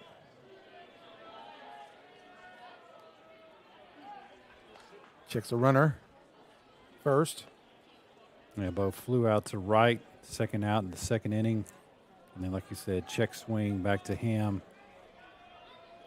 Finish out the third. All in the dirt. It was good to leave.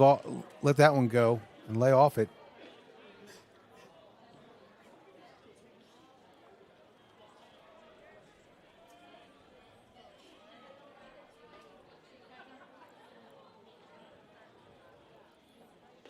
Ball high.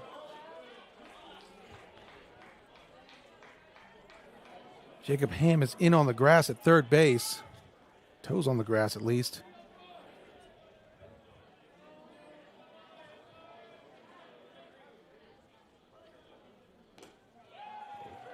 Strike is the call. 2 balls, 1 strike. Used to call this hitter's advantage. He doesn't want to get third ball on him. Ball out. Ty Burnham is going to make it safely to second base on the wild pitch. And we had our signing day a couple weeks ago. Bo Williams signed to go to NEO up in Miami, Oklahoma. Play baseball next year.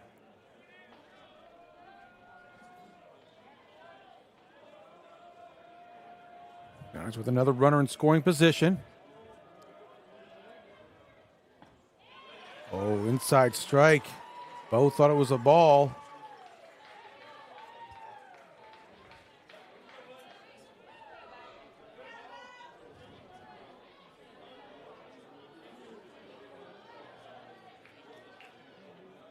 Three balls, 2 strikes. Second time we've seen that curveball from a heritage pitcher. Yeah, catch that inside part. Mm-hmm. I'd give strike 3. Yep.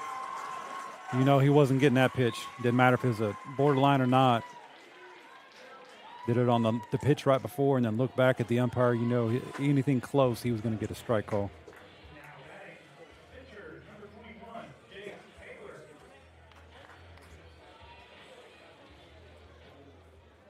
Yeah, you know, umpires can be.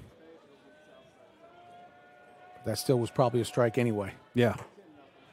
It's going to bring up Jake Taylor with 2 outs. Let's see if the Mounties can get in another run here. Get to that 5-run mark before the top of the 6th inning.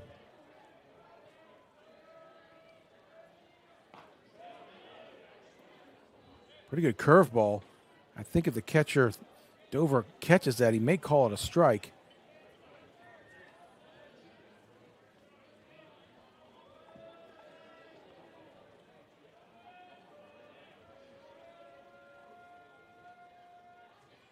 Oh, rips it to right field. That's going to score Ty Burnham easily. Jake Taylor rounding first. Big turn. The ball gets in, but Jake Taylor with a RBI single to right field as he just absolutely ripped that one. Saw a pitch he liked. Yeah, 2-0 count. That's going to bring out a pinch runner for Jake. It's going to be Drayson Vogt.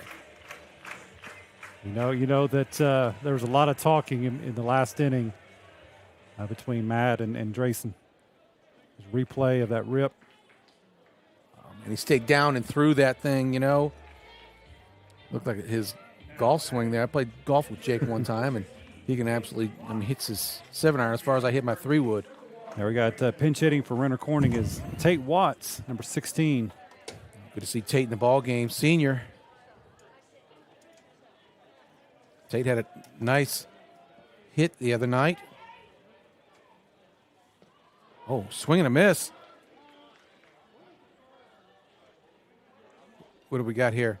It hit something. Oh, he's saying it's a his foul foot. ball. I was saying it was a foul ball, or else why would he go back? Yeah. I didn't hear anything. No, I thought it was a big whiff. I thought it hit Tate, though. I thought it hit the catcher's glove and just. But if he's swinging and it still hits the batter, I think it's considered dead ball. Oh, it is. It is. He swung and hit his foot maybe, and they called it a strike. He wasn't anywhere close to hitting that with a bat. Another good pitch. Inside strike there. 0-2 to the senior Watts.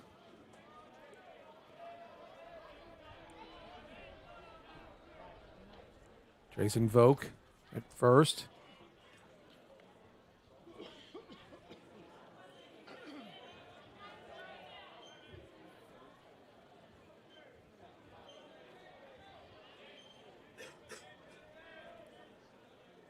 Tate backs out.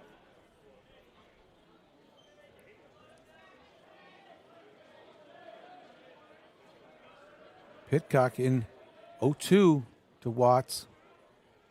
Another inside curveball. Checking the runner at first on the big, as Vogt gets a good secondary lead.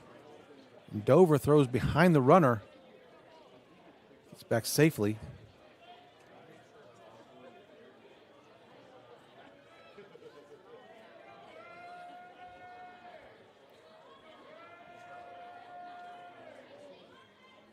Another inside pitch. Oh, my goodness. 4 straight pitches the same way. That one just misses. Yep. As Brian Walker steps out of the dugout, asks his catcher, where was that?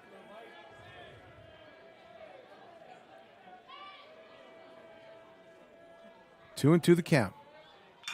Ground ball to first baseman. Oh, he gobbles it up as Martinez makes a nice play to his left.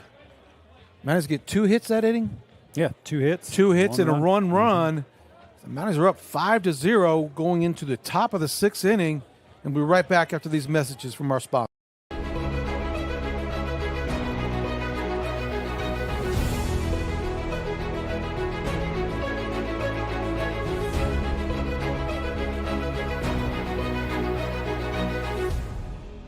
The roof is the home's main defense against the elements, so services like upkeep, repairs, and upgrades are vital. David's Roofing is the only roofing contractor in Northwest Arkansas that has the prestigious Select Shingle Master rating from Certainty. With David's Roofing, your roof is in good hands.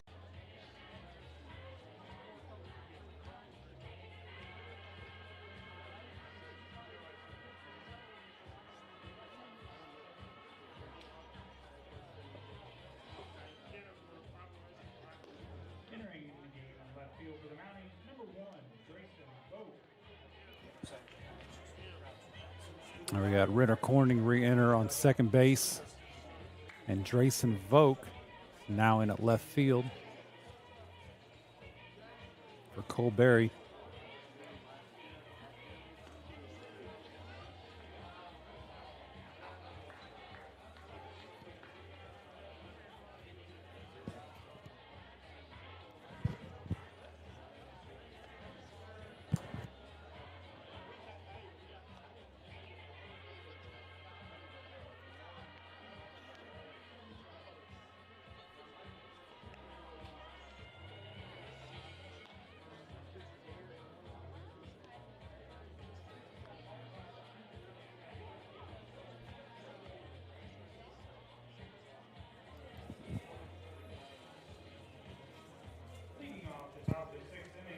Top of the 6th inning here, Jake Taylor. 67 pitches now. Thatched over. The catcher up to bat. Yeah, Thatch led off. Top of the 3rd. Ground out to 3rd. Andrew able to make a good play, throwing him out at first base.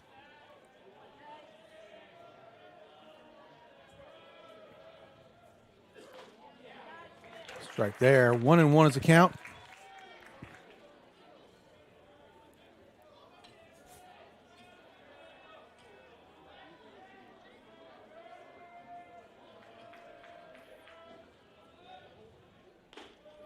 A little high. Well, it has turned out to be a really nice evening, Coach. I thought for a minute that we were going to have maybe some issues tonight getting this in.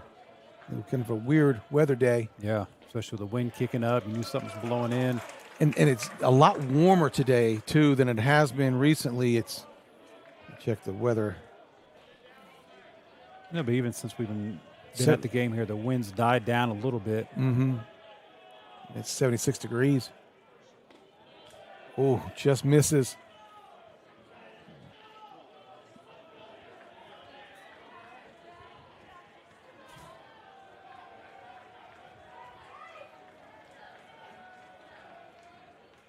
Strike three gets him swinging. One down in the top of the 6th inning. The right fielder, Jacob Lease, struck out the 2nd out and the 3rd.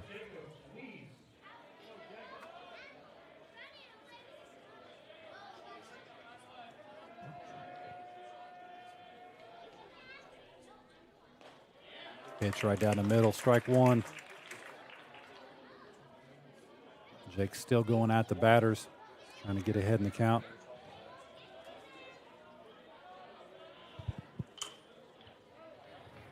Fouled off left side, out of play. 0-2.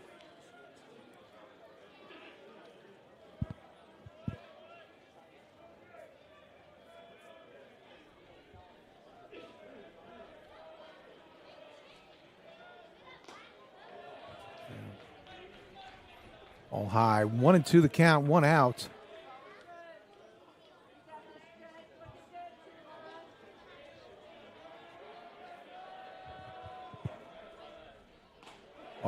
Oh my goodness.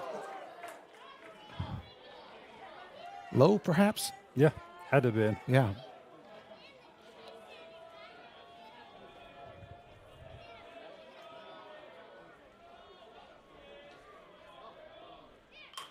Oh, fisted. Blankenship comes up with it, fires.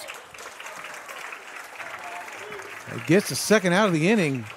Pretty good play there by Andrew Blankenship. Yeah, great job charging on it, making a pinpoint throw to first base.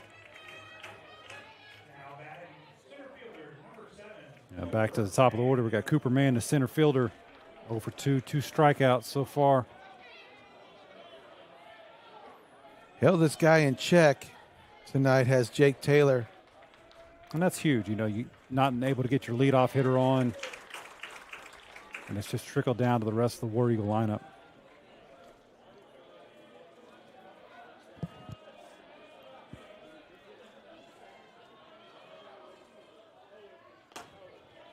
One and one.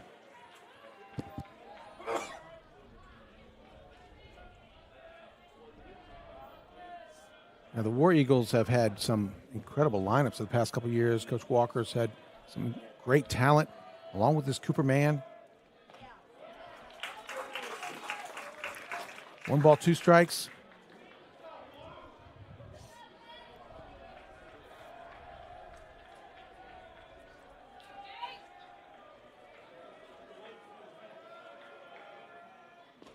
Oh, tough. It's a good take by Cooper Mann, but tough to take.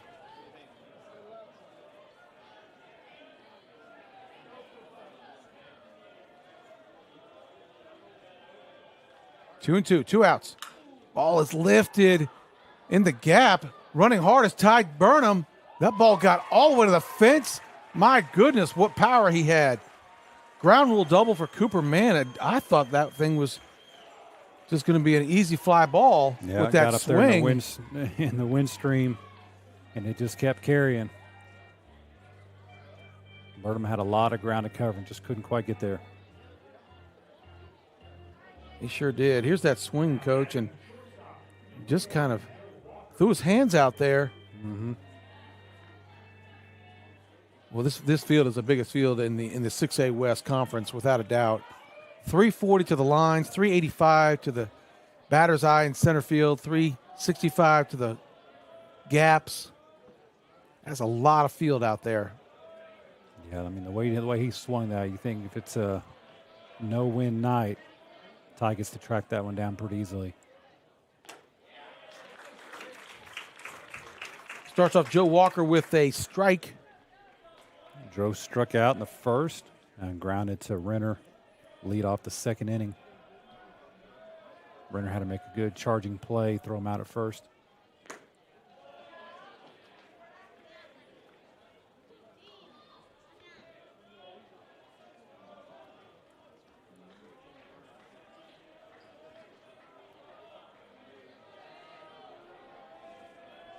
One and one is a count. Ooh, foul.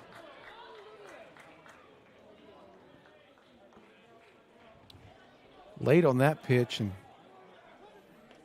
dangerously close to going into the dugout of the Mounties.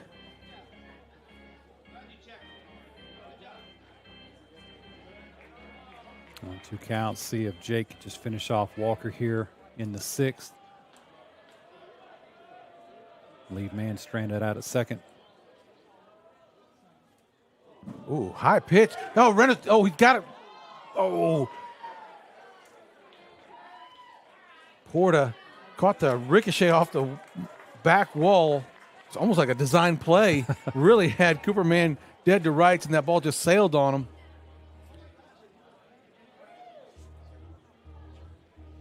So Cooperman gets to third base with the wild pitch. Yep. Porter's a little amped up, trying to make a perfect throw down to third.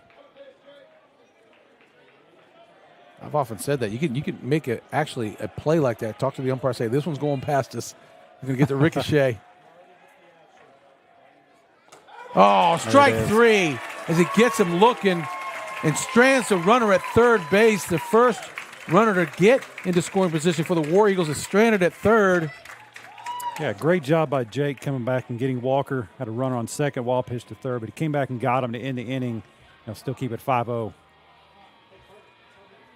Good shot of our students. Crowd out there and behind third base. We said earlier, it's a packed house tonight. Crosstown rivalry.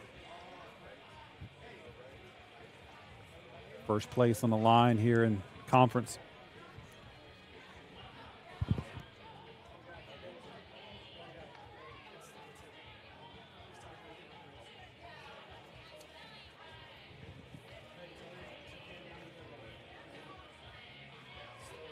Pitcock still on the mound here in the bottom of the 6th.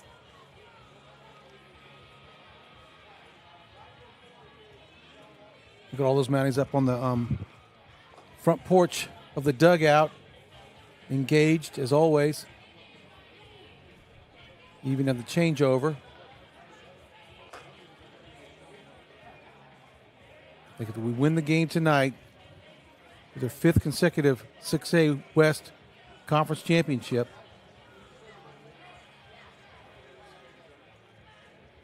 you got Coach Joey Taylor there, Coach Derek Bunch, along with Coach Melson. Coach Melson's 19th year.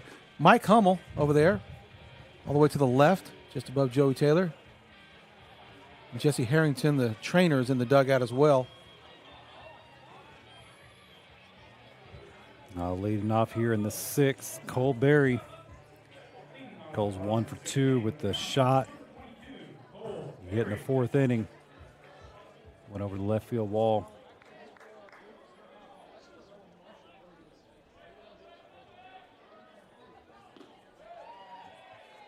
Lays off it. Check swing. First base umpire says no, he did not go.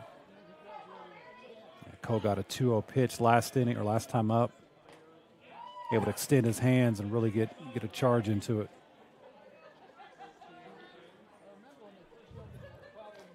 Inside pitch is called a ball. 2-0 count for Cole Berry. See if he gets something to hit here.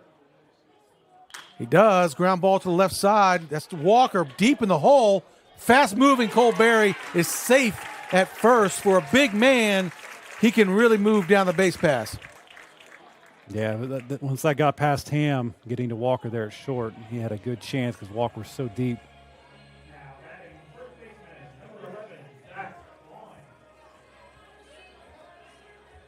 Back to the top of the order, Zach Long with the double in the 4th. He's now 2 for 3 on the night.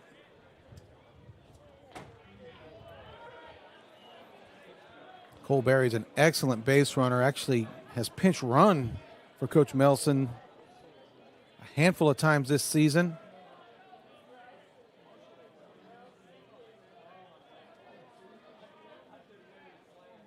Bunt. Foul. It's a great idea. Yeah, Ham was way out the line there at third. And also the runner at first. You got the charging third baseman. Cole Berry may get to third base on that play. Yeah. Because nobody's covering third.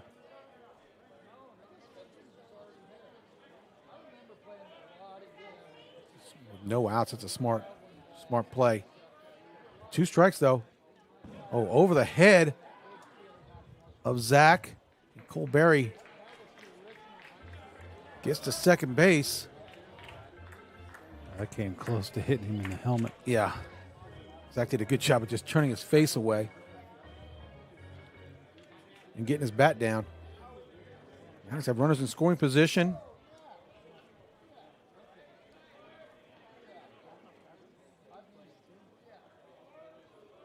Once again, ball is out.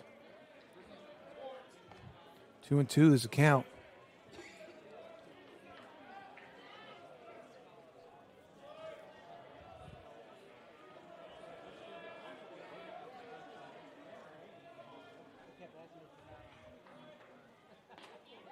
Ooh.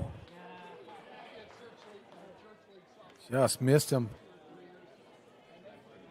Count goes full 3-2. Berry on second, no outs.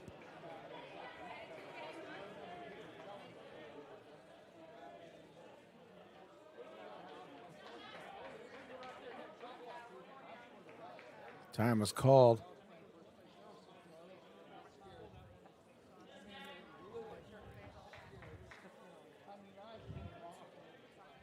Base hit anywhere, Cole Berry is going to score.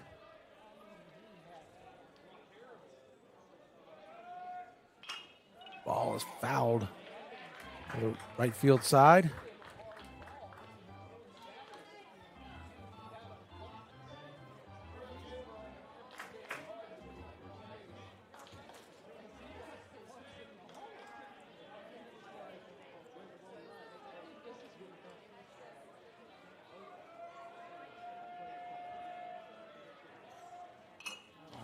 Fouled off once again. Oh, careful. Almost came back and hit the umpire. Zach's doing a good job battling here. This is the only at bat he's had tonight where he's seen more than 2 pitches. Jumped on the first one in the first and jumped on the second 2 pitches, third and fourth to get hits.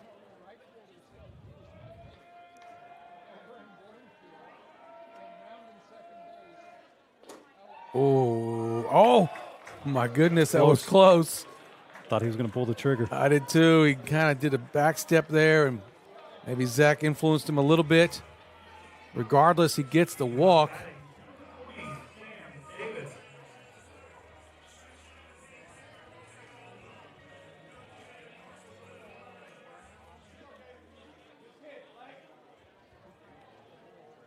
Sam's flown out to left twice and walked last time up in the fourth.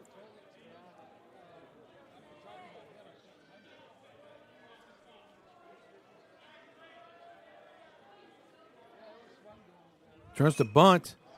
Doesn't get it down.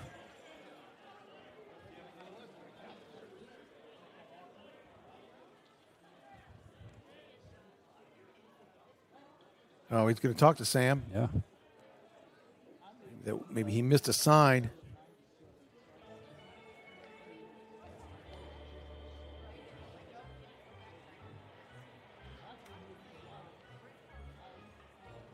Yeah, we talked about earlier, if bunt sign's on, Coach Melson's very intent on, if I'm going to give you the bunt sign, you're going to get it down. There's no excuse for not getting a bunt down.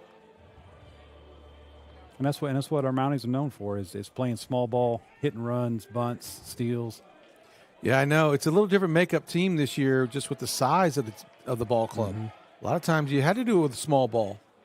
Get hit by a pitch, put a bunt down, get a guy in scoring position, and then get a seeing eye single. He's up in the box. Look, he's going to bunt again.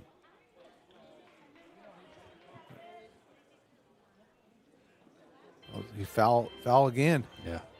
I didn't realize what happened.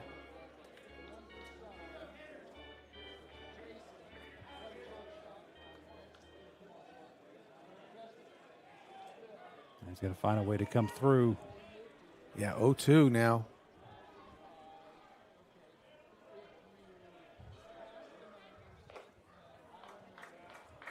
That's the tough part if you don't get those bunts down, too. Now you're 0-2. Now you're in a tough spot. And got runners in the scoring position. You want to move them over some way or another. Let's see if Sam Davis can get something in play. Smokes it. Martinez knocks it down. Going to just try to get back to first base. Oh, good coverage by Pitcock. Ends up working out just like a bunt. You know, he's able to get the runners across the second and third. Hot shot there by Sam. Yeah, that Martinez has got a really good glove. He's made some fantastic plays at first base. That ball could have easily gotten by him and probably to the wall. And that's going to bring the infield in with the Mounties up 5-0. War Eagles can't afford to give up another run. Aiden Linson, who got the scoring started in the third inning.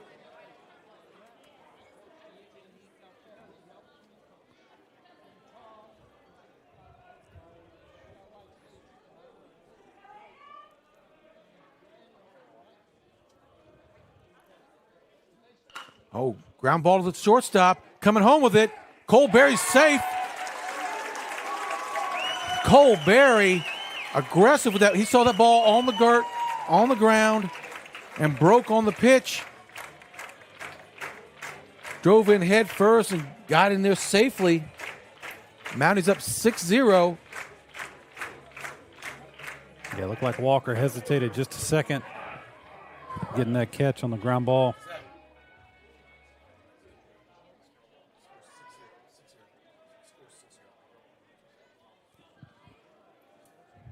Oh, checks the runner at third. Goes back to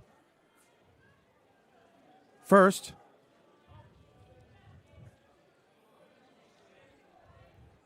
First and third for the Mounties. One out. Ooh, backdoor curveball. Almost caught a piece of that plate. Good take by Ty Burnham.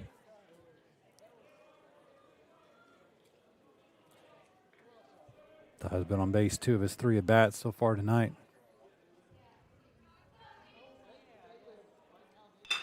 Oh, hits sharply to the second baseman. Nice glove. Second.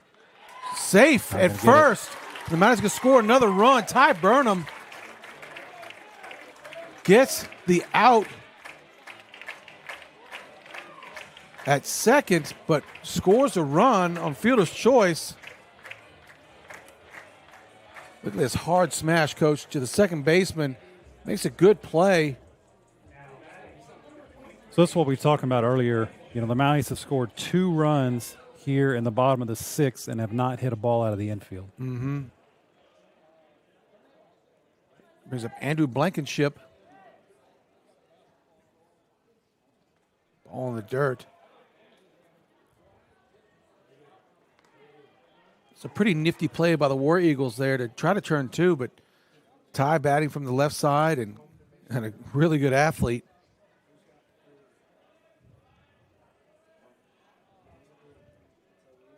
Got to first before they could turn it. As Blankenship looks at strike 1.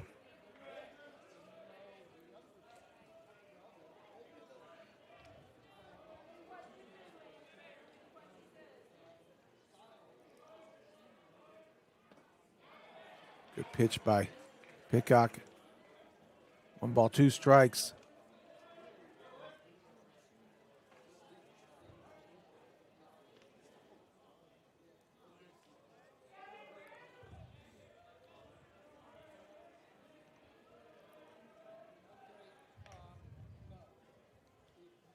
Checks the runner at first. Burnham's back easily.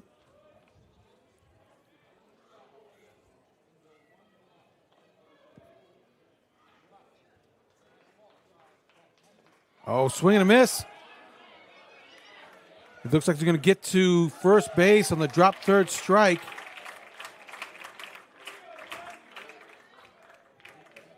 Dover couldn't squeeze it. Normally he would be out with only a 1 or 2 outs, but a third out he can run on. With a run on first base, he can get to first base. It's going to bring up Jason Vogt. Batting for Bo Williams.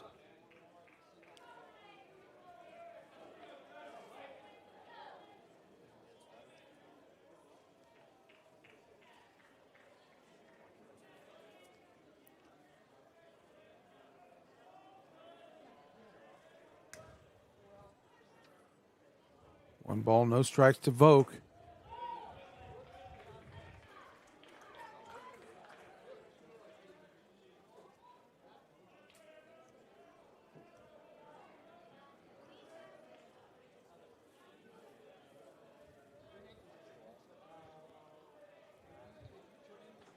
Two balls, no strikes.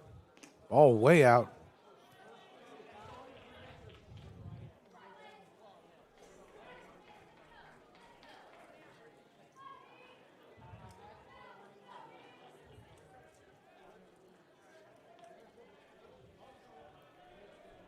Mounties look to add to their lead here, up 7-0.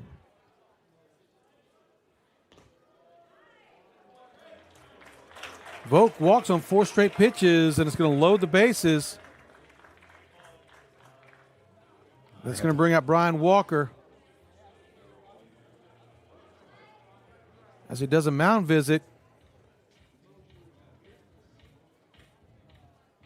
Hey, folks, when we're taking this mound visit, we're going to take a quick break, and we'll be right back after this message. Crafton, President and CEO of Crafton Toll. Our team is not just a collection of engineers, surveyors, and designers. We have a passion for Northwest Arkansas. Our team is helping to shape the future of this community. We're more than an engineering firm, we're your neighbors. Crafton Toll helps to ensure our roads, bridges, and public spaces keep pace with the growth of Northwest Arkansas. Together, we're driving progress that's rooted in Northwest Arkansas values. Now he's got the bases loaded here in the 6th. Pitcher Jake Taylor coming up with 2 outs. See if he can add to his cause and extend the lead here. Looks like Coach Walker let Pidcock stay in the game.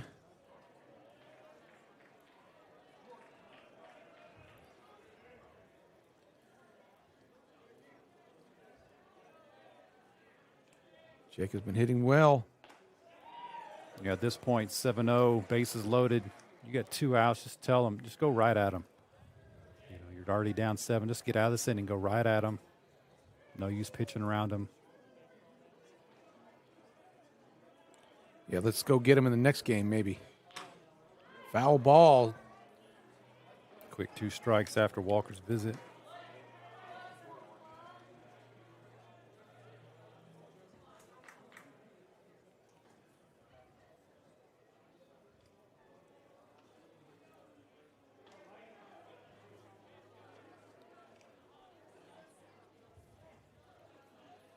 Oh, 2 to the pitcher, Jake Taylor.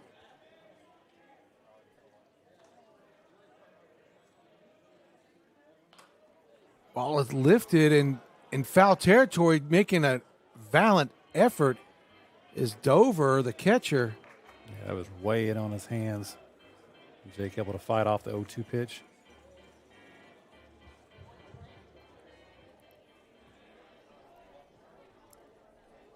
Weston Rink is warming up in the bullpen for the Mounties.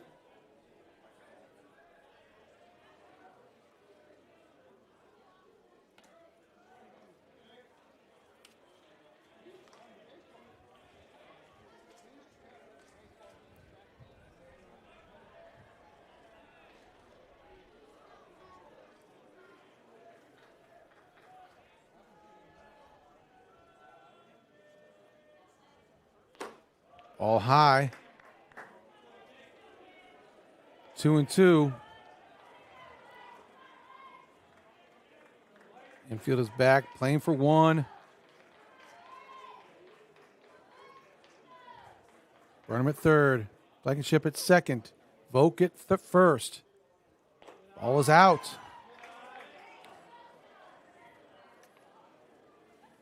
Full count. Bases loaded. 2 outs. Bottom of the 6th inning. Runners will be going on this pitch.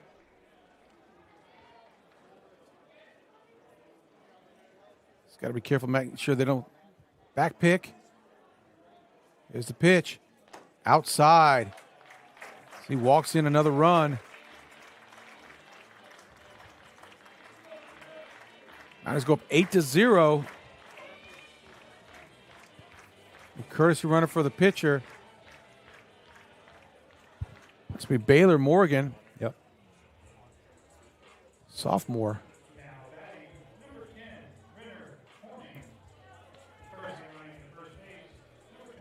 Renner back in the lineup.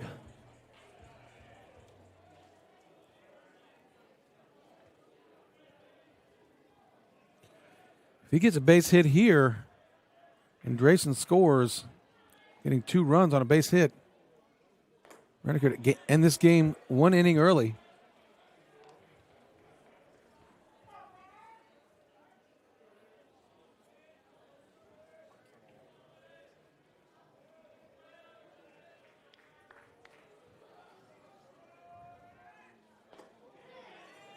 Two strikes to start this at bat.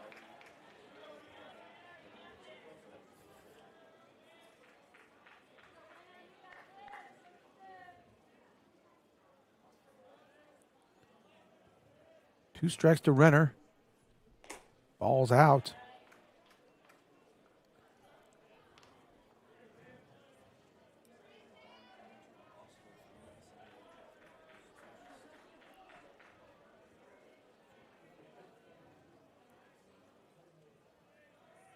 Blake Pitcock on the mound for the War Eagles. Oh, throws it around Renner.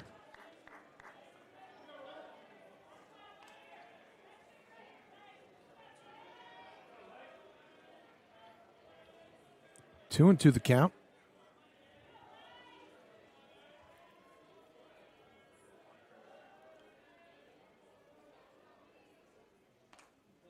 Ball out. Once again, it's a full count, Coach. Yeah, full count, bases loaded.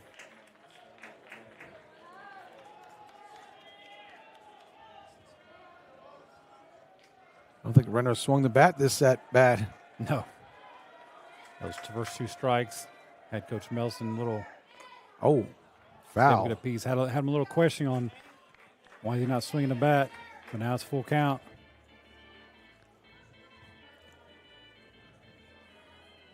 Renner stays alive, gets to see another one.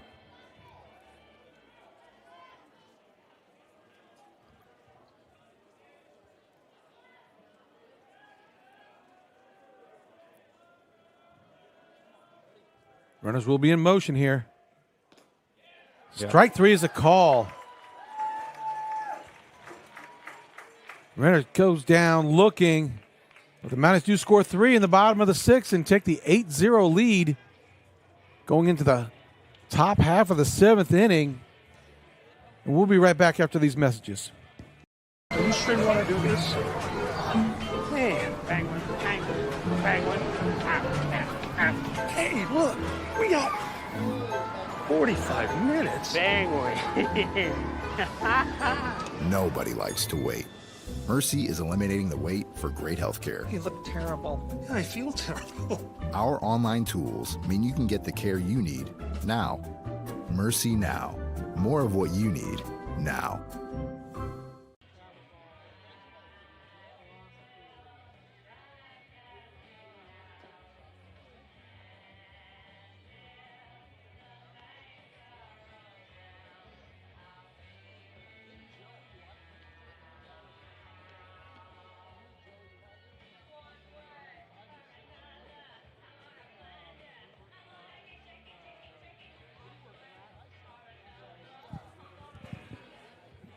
There's the some of the crowd there. Is that Coach Tebbenkamp up there I see?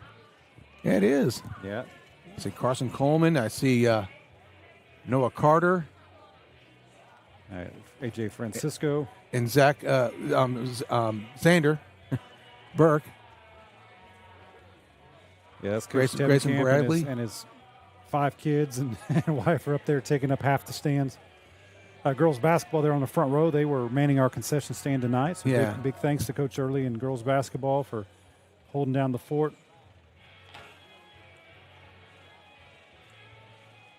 Tevenkamp does a great job with the track team, and in addition to that, the coaching the defensive backs on the football team. Also teaches a high-level math, doesn't he, Coach? Well, he teaches Algebra 1, but it's one of our main tested subjects. So there's always pressure on him and the Algebra 1 team to come through. And that's what you teach, right? I did. I'm a little bit better now. I'm in Algebra 2, not quite as much pressure. But yeah, a lot of our scores when it comes back to how our school gets rated is based on our testing, and Algebra 1 is one that has been a huge push as long as I've been here 12 years. Every year they're always fighting for Algebra 1's got to get better because of how much our score is related to it. And we just had testing this past week, didn't we? Yes, sir. Last week, yeah. 5 days of it. In his Weston Rink, the junior, number 12, throws hard, has a lot of movement on the ball as well. Big leg kick.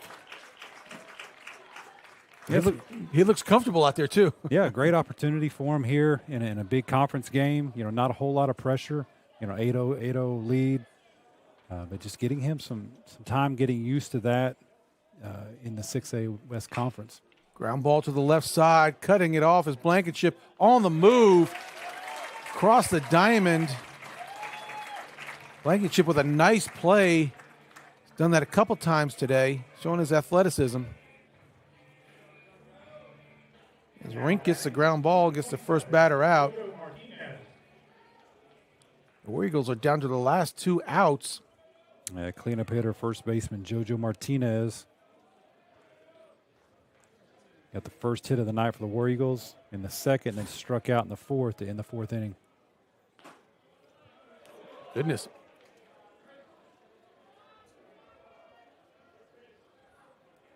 I think that one had to have been down a little bit because he's been giving them that outside pitch.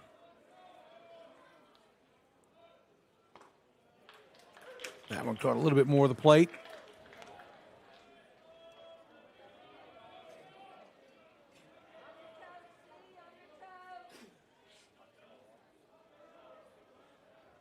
One and one. Weston Rink in relief here of Jake Taylor.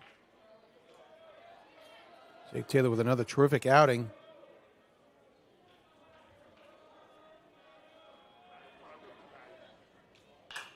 Ball is lifted to left field. Looks like Drayson Volk is under it.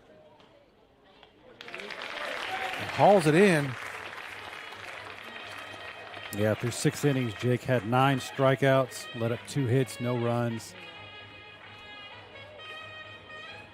When it comes down to it, you want your best on the mound, and he came through for the Mounties tonight. He really did, and he looked like he wanted the ball bad tonight too. Determined, fired up.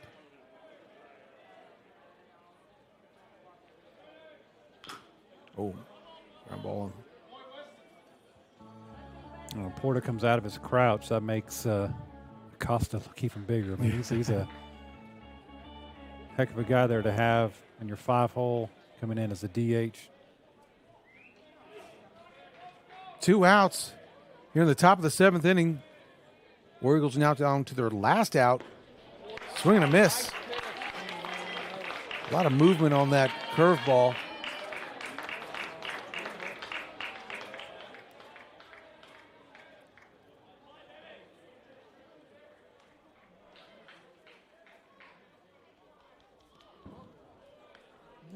Tried a little bit too hard on that one. Yeah, Porter set up outside. He just tried to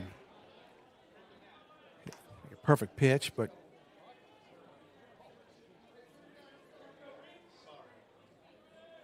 1 ball, 2 strikes.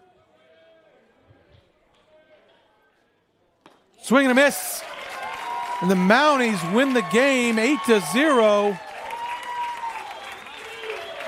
We'll have to see through the second game if we can call them 6A champs, but got another game to go to tonight as Jake Taylor does his work and does a great job, and Western Rink comes in to shut it down. Yeah, I mean, it just both sides of the plate.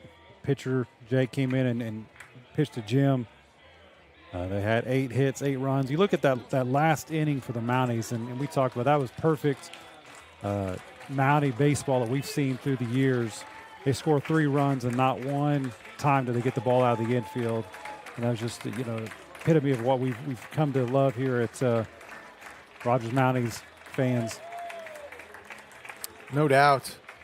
Another terrific season, a season that where, you thought Fayetteville and Harbor were going to be just right up there, but Mounties once again prevail with really good baseball. And Coach, we're going to stay here on with the broadcast folks, so don't go away. We're not going to cut away. We're just going to stay here, and the second game is going to come up in the next 20 minutes or so, I believe. I'm guessing, but we're going to take a break. But the video feed will not take a break, so stay tuned and stay with it. And Coach, thank you for working with me today. Coach Leaf Green adding to this. And the Mounties win 8-0. We'll be back for the game 2 in about 25 minutes.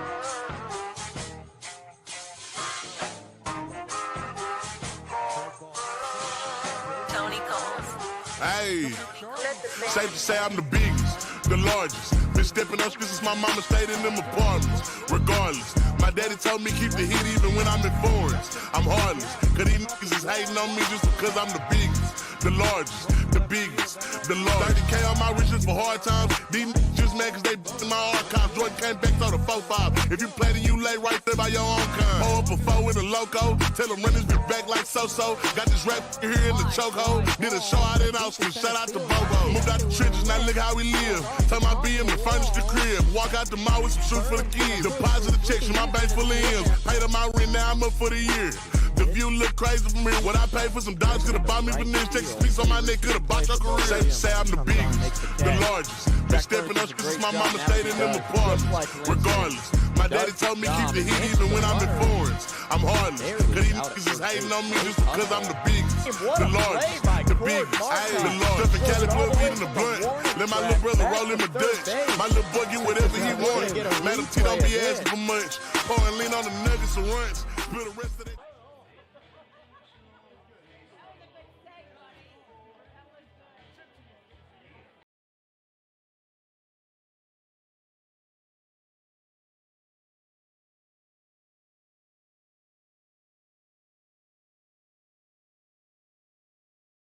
TV. I'm Mason Humphrey.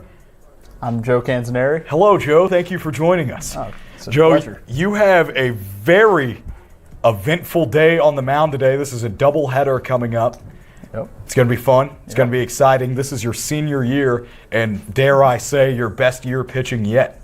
So I would tend to agree with you. You would on agree? that. Okay, yeah. You're killing it. You're doing a great job.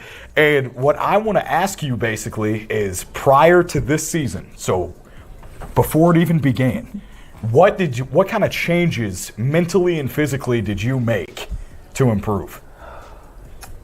Well, first, the biggest thing I attacked before the season started was getting a routine in before I pitched. I would say a routine's probably the biggest thing in all of sports, especially pitching, to get. And, I know you're a big Cardinals fan. I watched Adam Wainwright's routine, and I like what he says about it a lot. And he says, that your routine doesn't have to be the same every single time. Like it can't be superstition, but it needs to be a set thing that you stick to. Yeah, and Adam Wainwright, a part of his routine was he played classical music before every game. Is that you, or do you take more of a approach? Yeah, I'm definitely more of a whatever that was. Yeah, I'm big. Beast of Carnage? Yeah, Beast of Carnage, some might say. No, I like listening to, a lot of rock, a lot of sceneries, some might say. Absolutely. Well, it's been working thus far. Yeah. I really hope it does tonight as well. So next up for you, you're starting tonight against a crosstown rival. What does that mean to you specifically? Well, specifically this team, the Heritage War Eagles. I really don't like this school at all or anything that they do. I don't think I've ever really swayed their way. I helped clean up trees for a tornado once there. Well, that was good of you. Yeah, I was just being a good Samaritan. So the next thing I want to talk to you about is your nicknames. You have plenty of nicknames. First off, where do they come from? Let's start there. Where do they come from? That's weird you asked that because I have no idea. A lot of them come from this guy right here, actually. Really? Weird. Is that so? Yeah. Okay, so it's a good source. You want to give a few examples? Yeah, I actually have a long list here if you just want to peek in the hidey hole. Yeah. We have, to start off, a lot of them are food-based. Yeah, So we have Ghirardelli, Fettuccine, Linguine, Mommy's Little Meatball, Joey Bacon. Those just to name a few, and then to keep rolling, we have Joey Punch-Out, Joey Confuego, and Lunch Lady Hips. So if you could, and here, I'll even show you the list. If you could just give us a top 3. Who put Lunch Lady Hips on there? They need to be fired. I'll get with the team. All right. I think Linguini's up there. Linguini. Mommy's Little Meatballs, my Smot shirt, so that's got to go up there. Smot and shirt. then I think Joey Bacon's just an all-time classic. So those are the top 3, huh? Yeah. Okay. Well, hopefully Joey Bacon has something for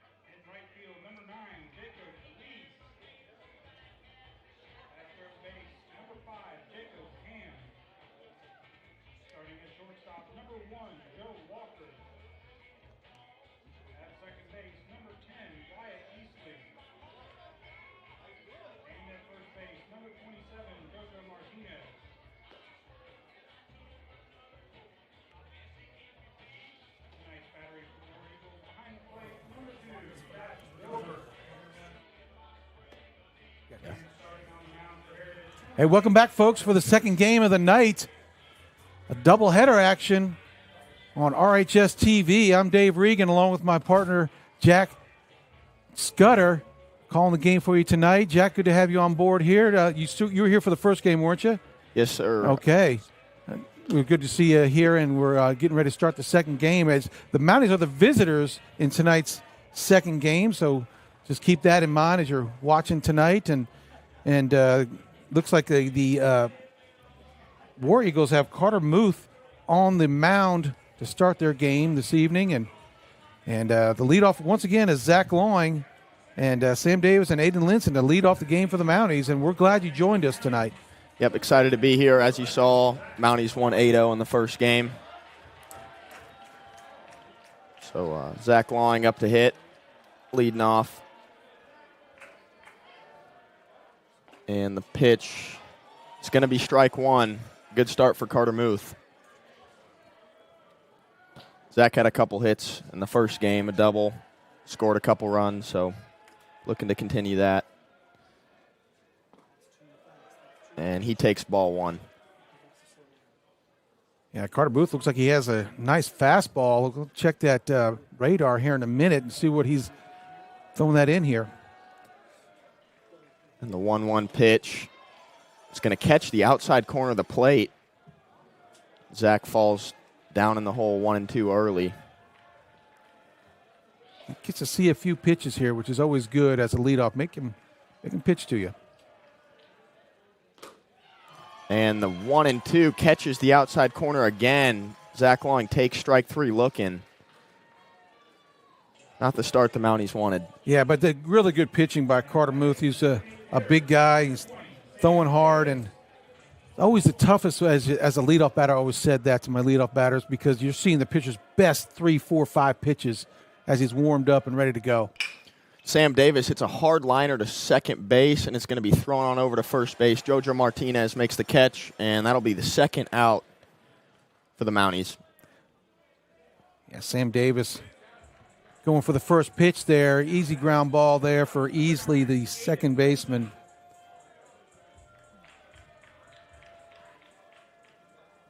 Next up to bat is the shortstop, Aiden Linson, who swings at the first pitch, too, and grounds it back to the pitcher. This is going to be an easy 1-2-3 inning to start the game for the Heritage War Eagles. It is. It was pretty efficient there for Carter Muth, but I do like the aggressiveness of the Mountie hitters, not waiting to get deep in the count, getting behind in the count. But if they see a pitch they like, I like them swinging early in the counts. Yeah, that was a 6-pitch inning for Carter Muth. Can't ask for a better start if you're Heritage coming off the 8-0 loss. That's right. Yeah, the both pitchers in the first game were incredibly efficient going into the third inning. On the mound tonight is Joe Canzaneri, who has been awesome this season. Jackie, I mean, we've all been watching him this season. He's had a 17 strikeout game, one game. Just been awesome to watch this senior really coming to his own in his final season as a Mountie. For sure. He's going to Connors State to continue his baseball career, so he's really, really stepped up this year. He's been a great day two pitcher for the Mounties. Threw a no-hitter in that 17 strikeout game. He's had a couple complete games, so. And the Mounties always seem to have a bullpen and long in the bullpen, and we've got juniors and sophomores that can really pitch, and if called upon, they can do a job as well. But Canzaneri's waited his time, and he really has shown he's got what it takes. Yeah, the Mounties are going to be very tough out in the state playoffs with the 1-2 starters that they've been able to put to this season. Looks like Blankenship at third base, Aiden Linson at short, Renner Corning at second, Zach Loing at first. And we got Jake Taylor in right field, Ty Burnham in center field, and Cole Berry in left field. That's right. And the freshman, Caleb Porta, behind the plate. And the lights are on, but it looks really dark out there right now as, it becomes dusk. And the transition from daylight to the lights, until that transition comes complete, gets darker outside, the lights really aren't that useful. But the wind has died down some, Jack. It's Yep. it's really blowing out to left field much harder earlier in the game. Yeah, we saw a home run out to left field in the first game by Colberry. Yeah, It has died down a little bit. That was awesome. Coming up to hit for the War Eagles is the center fielder Cooper Mann, looking to get the War Eagles started off the base runner. And the first pitch from Joe is going to be swung on and missed. Looked like an off-speed pitch in the dirt. Yeah, he was sitting fastball, thought Joe was going to come dead red, and Joe fooled him. Came with something off speed.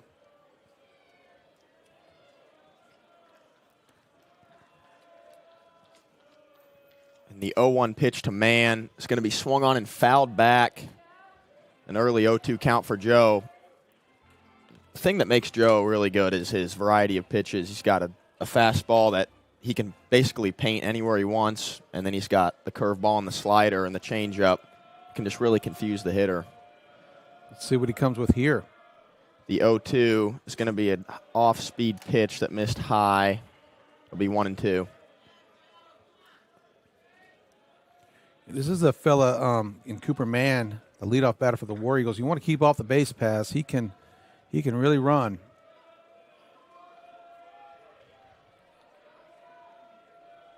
The 1-2 pitch is going to be right down the middle, strike three. A beautiful pitch by Joe Canzanieri. Strikeout Cooper Mann looking.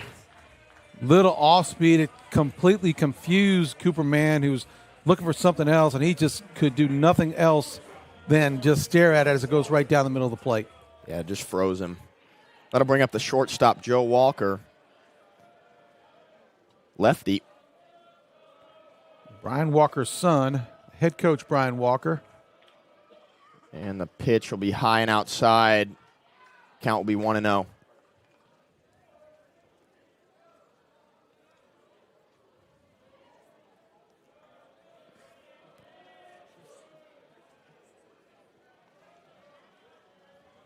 And the 1-0 to Walker. Be swung on and missed. A good pitch by Joe there, 1-1. Yeah, it raises the eye level of the batter. Throws a little high, and he's looks like he can catch up to it, but Joe's velocity won't allow for that. Let's see now they raise the eye level of the batter. If he comes something low, no, Porter's calling for it high once again. And good off-speed pitch by Joe there. Missed just high. Looked like it broke back in at the last second, but umpire didn't think so. Yeah, that was close.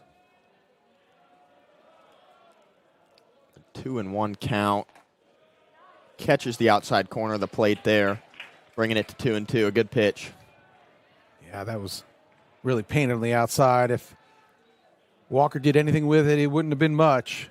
He'd have gotten off the end of the bat, ground ball to Blankenship or something. His best bet would have foul it off. And the 2-2 will be swung on and missed. Strike three. Off-speed pitch from Joe. It'll be a quick 2 outs. Good start. That's a great curveball, kind of a back-footed curveball where he just kind of tried to curve that thing and almost hit the back foot of the batter and swung over the top of it. Canzanieri starts out great with 2 strikeouts to start the game. And that'll bring up the left fielder, Boston Graber. As he looks at strike one. Really like it when Canzanieri works in the zone early in the pitch count, gets ahead of the batters so many times, so often. Another good pitch by Joe. He'll be ahead 0-2 in the count.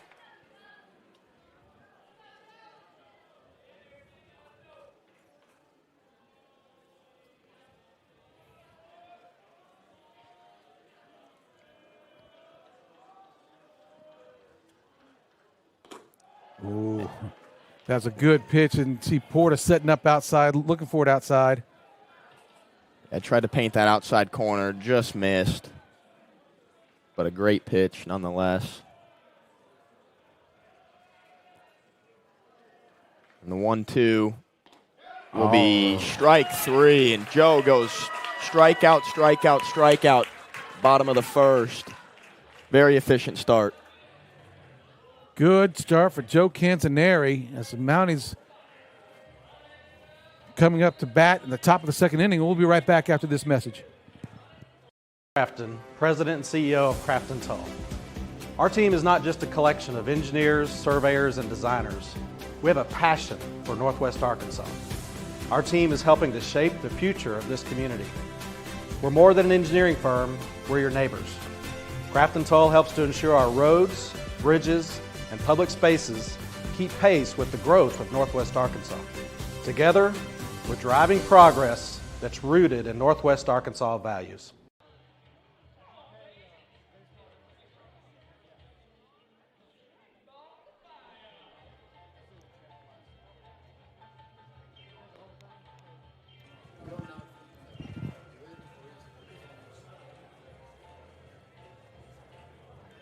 So, Dave, if you're Heritage here, what do you think they need to do coming off that loss?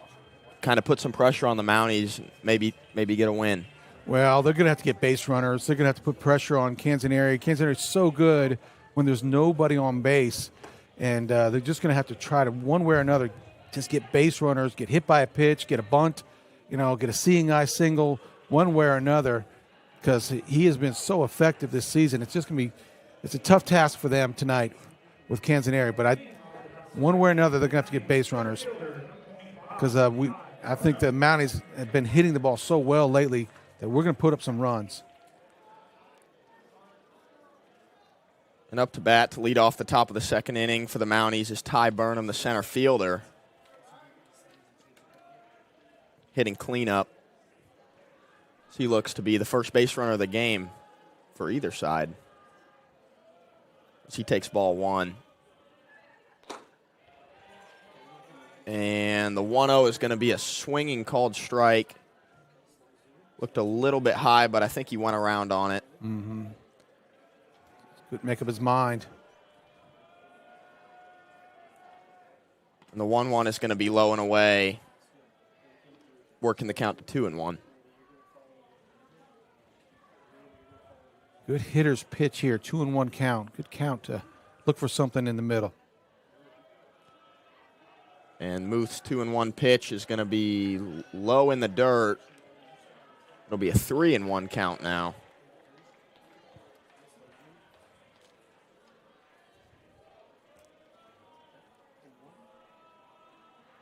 And the pitch will be inside, ball 4. Ty Burnham walks to lead off the top of the second. And with that, Andrew Blankenship, the third baseman, will come up to the dish. Mounties got the first base runner on of the evening, and it's with nobody out. And Ty Burnham is a fast runner, a very good athlete out there on first base. They'll be looking to get him to second base real quick. Oh, to Blankenship is going to be low. 1-0. Muth's falling behind in the count.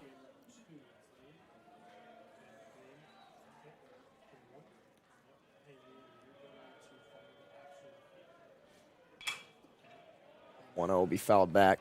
1-1. Blankenship has done a great job of hitting this year. Here in the 5-hole, has really a couple of 3 home runs this year, several doubles, triple.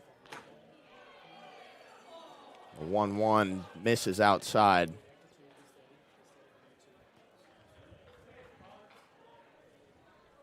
It will not be easy to pick up the ball. The sky is a different color. It's the same color as the ball almost.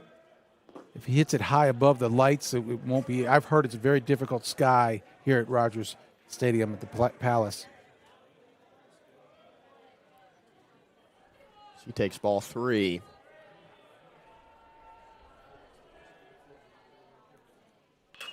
He swings on it, pops it up to the third baseman. That'll be Ham making the catch. 1 out. Yeah, that ball got in on his hands and just kind of hit just above the hands. Just couldn't reach out and get it on the barrel. Just missed it. That'll bring up the right fielder, Jake Taylor, who just threw a great game in the first outing.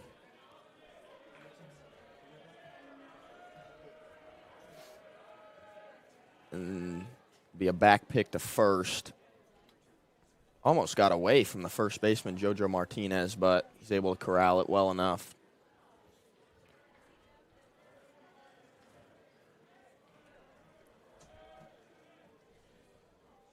And the 0-0 will be down the middle, strike one. Good pitch by Muth there.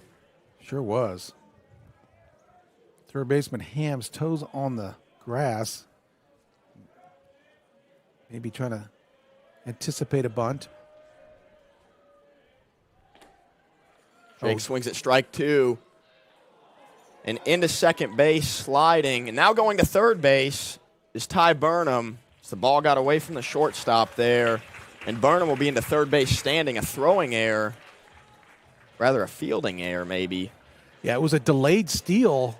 Burnham just kind of deked him a little bit, so the shortstop wasn't at the bag at all. It wasn't a straight steal. Burnham just kind of delayed it a little bit, and it kind of caught the War Eagles off balance, and they weren't in place, and the throw was late, and the shortstop was late getting there, and that's why he couldn't catch it cleanly. Yeah, that's the benefit of a delayed steal. It can kind of confuse the middle infielders, just as you saw there. As the infield comes up, try to cut that run down. The 0-2 count to Jake will hit him. Well, maybe that's why you can't get him hurt. I think that hit him in the leg, maybe? Yeah, the inside thigh looked like. That's a big break for the Mounties. There, he was down 0-2 in the count, so any way to get on base works with that. And they can't necessarily pinch run for him because he's not pitching tonight. I instinctively just thought, well, where's Drayson Vogt to come out for Jake Taylor? And because he's not pitching, he's got to run for himself. That'll bring up the red-hot Cole Berry. Looking to drive in the first run of the game for the Mounties. The 0-0 pitch will be hard swinging, strike one. He went after that one. He sure did. Hit that missile for a home run in the first game, about 380 feet. Look how big his legs are, just massive young man. Muth will attempt pick to third base, no throw.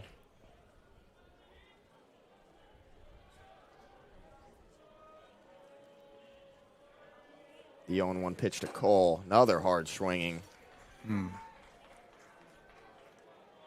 Be 0-2.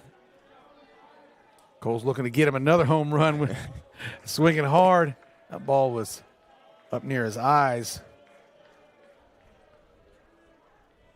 Like the aggression, though. The 0-2 be swung on, fouled back, hit him. Good battle.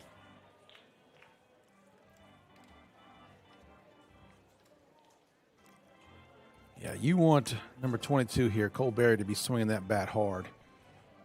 Just in case he gets a hold of it, that thing's going to go a long way. No check swings here. And the 0-2 from Muth. He swung on strike three. Good off-speed pitch there. Kind of froze Cole. Was late on it. That'll be 2 outs. Yeah, it's a tough at bat because he had that inside high fastball that he swung on. Then you go outside, and it's just tough to go and get it after you've already seen something inside and high on you. It's a pretty good piece of pitching by Carter Muth. That'll bring up the second baseman, Renner Corning.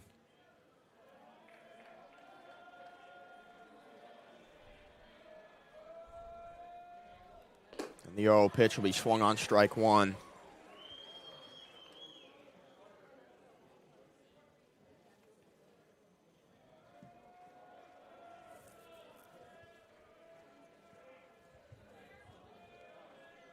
Infield moves back with 2 outs. Renner, scores around a bunt. Will take strike Oh, no, ball one. Pulled it back.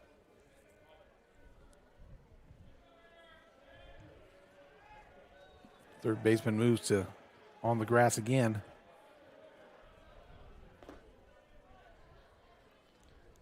Renner takes ball 2. Jake Taylor getting a really good secondary lead out there at first base. Catcher's got to be careful. He throws it at first base. Ty Burnham may just come home and score. Yeah, Ty Burnham's fast over there on third. Renner takes ball 3. Pretty good stop by the catcher there, preventing that one from going to the backstop.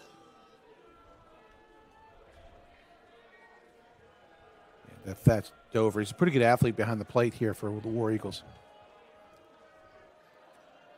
The 3-1 to Corning. Will be swung on and hit high into right field, and that's going to fall. Ty Burnham comes to score. An RBI 2-out single for Renner Corning. Great piece of hitting, and that'll be a 1-0 lead for the Mounties. Renner just fought something off the inside part of the plate, off his hands. Fought it off the right field, got the Texas Leaguer, and here's the replay here, Jack, and that we've got. You can just see that was an inside pitch, and Renner fought it off. We got Ty Burnham scoring. Well, we got Ty Burnham scoring on that play. Good job by Renner getting that runner in. Mounties doing a great job with the 2 outs in the first game, also scoring multiple runs with 2 outs. 2 outs, 2 strikes there. The runner was able to saw it off into right field. Jake Taylor moves to third base on that as well. So runners on the corners, and Caleb Porter, the catcher, comes up. Yeah, the faster you can get through the lineup, get to the top of the order so these guys see Carter move for the second time, the better you'll be through the lineup the second time. After a quick mound visit from Dover and Muth, the 1-0 pitch to Porta will be grounded to the third baseman, who throws on over to second. That'll be Ham to Eastley to retire the side. The Mounties get 1 in the top of the second. Yeah, they got the leadoff runner on, and thank goodness Renner hit that single to get the 1 run for the game. Enzinieri trots back out to the mound.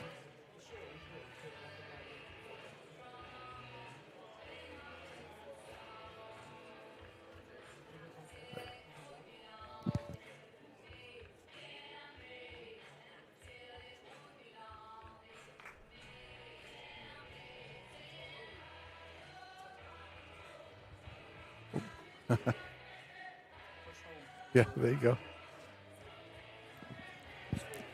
A lot of folks stuck around for this second game as well. This is another packed house.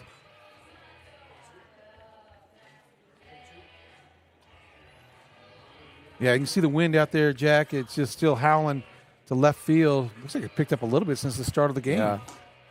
I didn't think it was blowing too much to start the game, but that shot right there, yeah, shows it's still severe. Makes the ball harder to track in the outfield. We saw a couple pop flies in the first game to left field. Saw 2 that fell down. Bad reads by the outfielder. Wind making it a little bit tougher. Yeah, it's a very difficult field here, the way it's situated. You know, when the sun's out, it's right in the eyes of the outfielder and the pitcher, and those fly balls and pop-ups, the sun's out. And then as it gets dusk, it's hard to track those balls in that sky.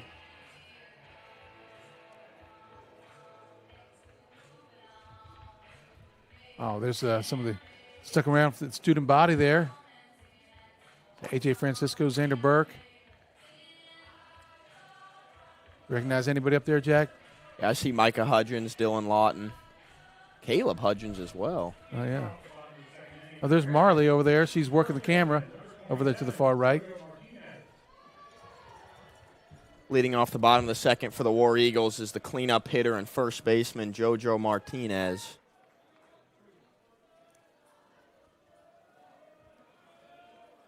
The War Eagles look for their first base runner of the game. JoJo swinging strike 1, going to be fouled off into the bullpen.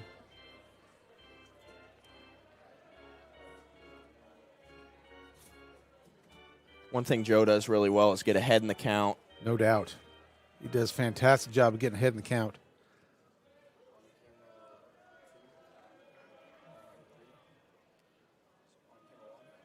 Porter's lined up outside here in the 1-0. Is outside. Be 1-1.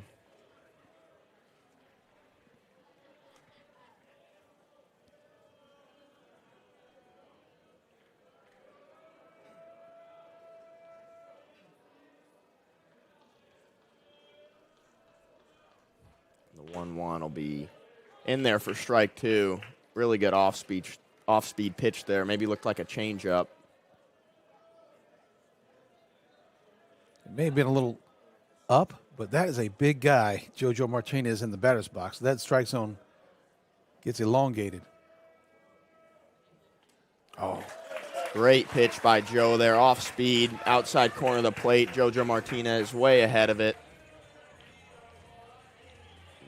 4 batters, 4 strikeouts for Joe. He's on pace again. That'll bring up the DH, Ronnie Marte Acosta.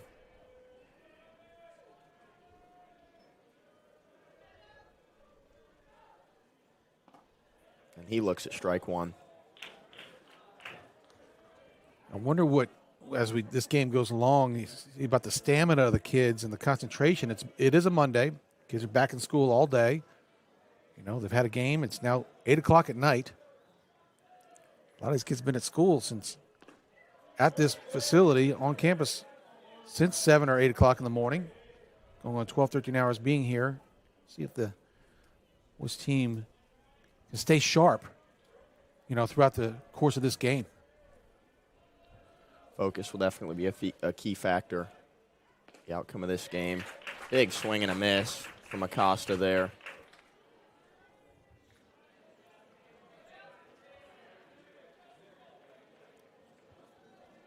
Joe is looking really sharp right now. Looking for his 5th strikeout.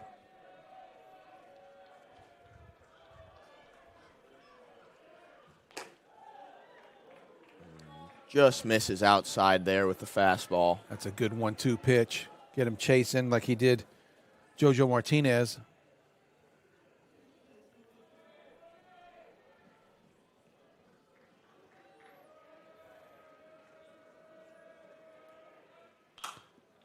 And the 2-2 is going to be down the line and foul. You can see how hard Zach Lawing was chasing after that with that wind we showed you going left to right, or right to left, I should say. He's going to chase everything. He may come back into field of play. Zach Lawing, one of the best athletes out there, surely can get there easily. And the 2-2 to Acosta is going to be swung on strike 3. Joe Canzanieri is cooking to start game 2 of this doubleheader. 5 batters, 5 strikeouts. He just got through the meat of this lineup. 1 through 5, this War Eagle team is very dangerous. No doubt. Not to say 6 through 9 isn't a good players, but 1 through 5 is, boy, they're a pretty good team. That's why they're tied for first right now with the Mounties. Wyatt Eastley up to hit in the 6 hole. He swings at strike 1.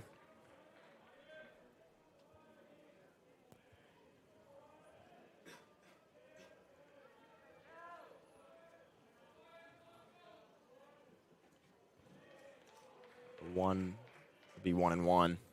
I just look at tried to overthrow that or something. Or yeah, he knew as soon as it left his hands. Yeah. Kind of had a reaction.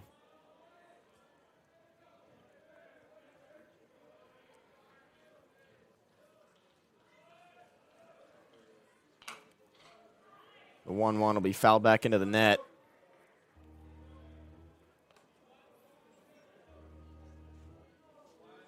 It'll be 1-2.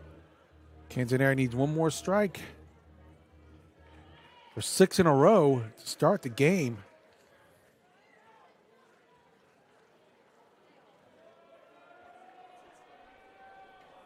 And the 1-2 will be swung on, strike 3. Canzonieri's fired up. 6 batters, 6 strikeouts. What a start for the Mounties and Joe Canzonieri. They head into the bottom of the second, up 1-0.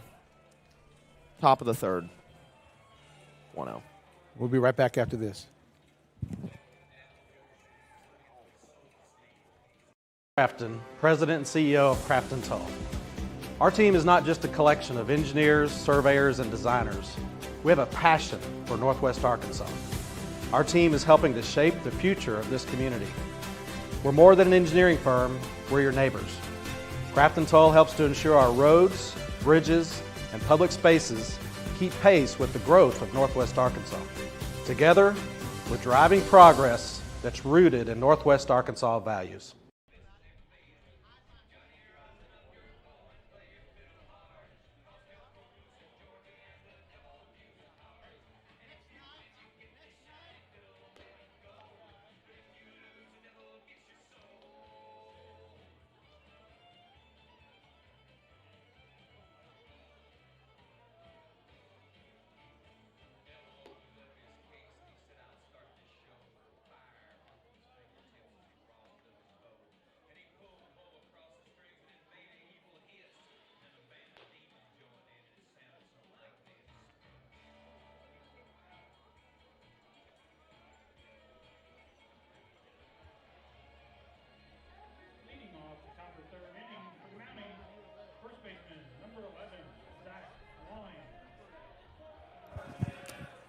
Welcome back to the top of the third inning.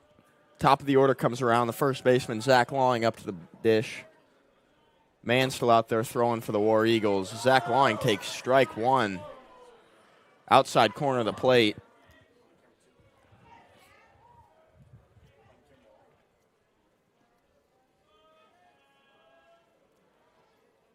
And he rips it. Ground ball through the hole. That'll be a leadoff single for the Mounties. Jumped on that one. Yeah, the second time through the lineup is going to be difficult for Carter Muth and the War Eagles as the Mounties get a chance to see him, a little more pitches second time around. Now you got a leadoff runner on base. Now he's got a pitch from the stretch, a little bit of pressure, got a fast base runner. Sam Davis up, and he hits a pop fly into center field. Mann's charging. And it's going to fall in, and Zach Lawing, great base running, gets into second base safely. That's the win, like we said, blowing that ball back.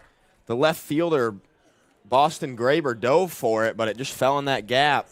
That happened a couple of times in the first game where right over the shortstop's head, it looked like it should be an easy pop-up, but that wind just keeps pushing that ball to the outfield, and you could see Cooper Mann's reaction when the ball was first hit. He's trying to read it, and then he got on his horse. Good start for the Mounties. Linson squares to bunt. It'll be fouled off. Yeah, that ball looked off the bat. Looked like it was going to dead center, but the wind just blew it right into the gap. Trouble. And there's just so much surface area out there as well. 340 to the corners, 365 to the gap, and 385 to batter's eye. It is a big, big ballpark out there to cover for the outfield.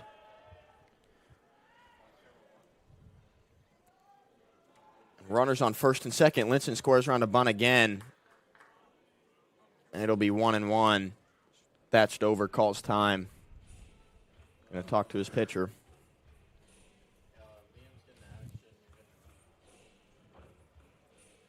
This is a big spot for the War Eagles. It really is. It's a big spot. And I'm proud of Thatch Dover realizing what a big spot it is, because he doesn't want the coach to come out and talk to him. But that's being a good leader, settle him down, say, hey, listen, just throw strikes. We'll get it figured out. Basically telling him probably can't load the bases here. No. Nobody out. Now he's threatening once again. The infield's in a little bit. Linson's threatened to bunt. He scores again. It'll be right back to the pitcher. He throws on over to first. Linson does his job. Both runners advance. Good bunt by Aiden there. And I think Carter Muth made the right decision. The third baseman Ham went back to third base, hoping to maybe, because it was bunted right back to the pitcher, maybe get a force out at third, but I think Muth made the right play with the speedy Zach Lawing getting to third base in a hurry. Or is it second and third now? Yep, and Ty Burnham up to hit. He grounds one through the hole. Lawing scores easy. Sam Davis being waved home. The throw home will be offline, and he'll come in sliding. An RBI double for Ty Burnham. The Mounties will be up 3-0. I love the aggressive base running Coach Melson had right there. See, Ty Burnham hits the 5-6 hole in this replay, and I just, Coach Melson saying going all the way is Sam Davis. And like you said, the throw was up the line. Yeah. And Sam Davis does score on the 2-run double by Ty Burnham. Yeah, if Graber made a better throw there, would have been a close play at the plate. And now we will have that pitching visit, like you said, with Coach Brian Walker walking out.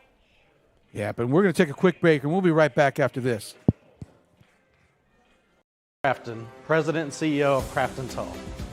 Our team is not just a collection of engineers, surveyors, and designers. We have a passion for Northwest Arkansas. Our team is helping to shape the future of this community. We're more than an engineering firm, we're your neighbors. Crafton Tull helps to ensure our roads, bridges, and public spaces keep pace with the growth of Northwest Arkansas. Together, we're driving progress that's rooted in Northwest Arkansas values.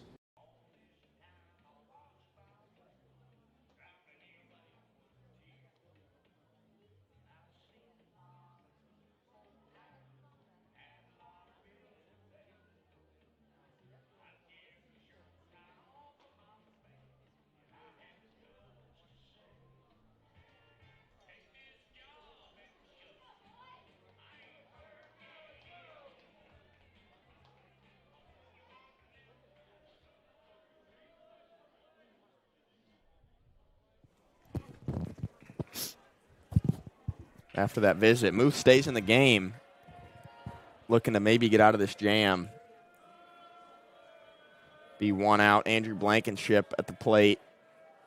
Ty Burnham on second base after that 2 RBI double. Blankenship swings at strike one.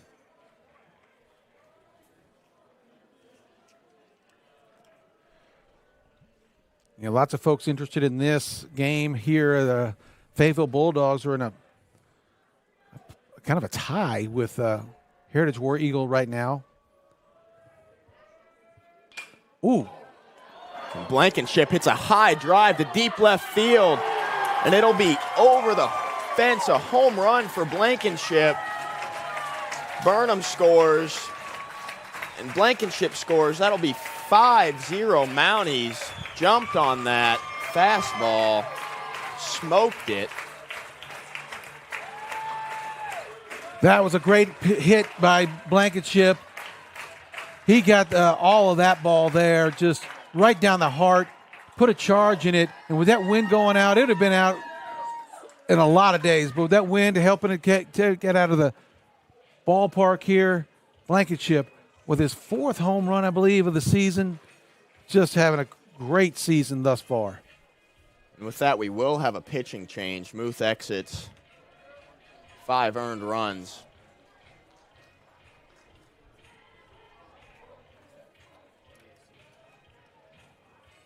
Let's see who they got in here. It's 14. Number 14.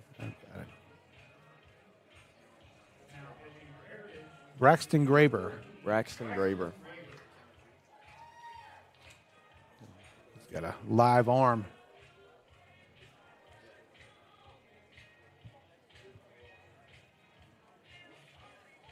Mounties having a meeting down the third base line. Yeah, I see that. Good camera work by Marley down there on the third base line.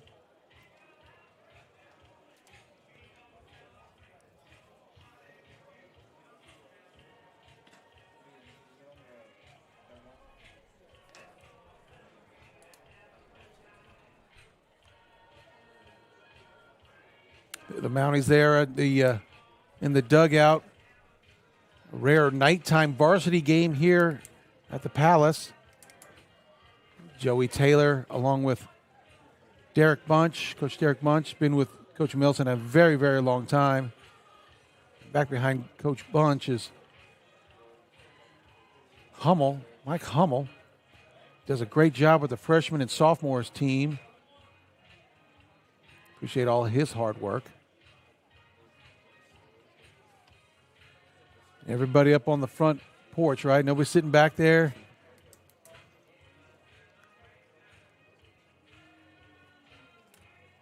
Turned out to be a great night for baseball. Warmer weather. Yeah, they look to be in good spirits.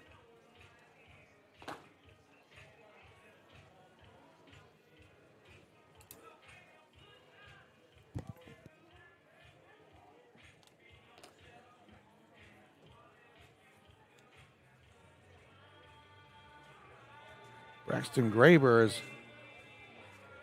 throwing hard.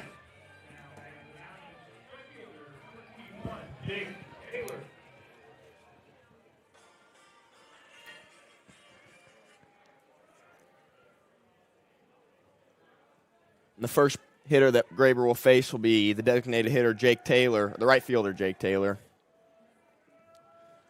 One out in the top of the third. Jake will look at ball one.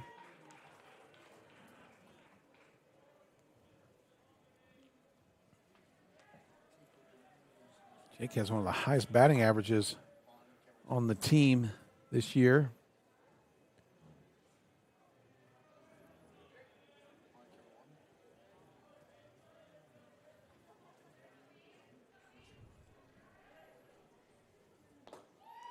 Good pitch there by Braxton Graber. Yeah. Curveball. Yeah, Jake's really the Swiss Army knife for this Mountie team. He does it all. He pitches, high batting average, plays right field. Could play first base, too, if he needed to. He'll look at strike two. Another good pitch from Graber. Got the 12-6 curveball kind of just over the top. Kind of drops in the zone. The 1-2 will be inside. Fastball.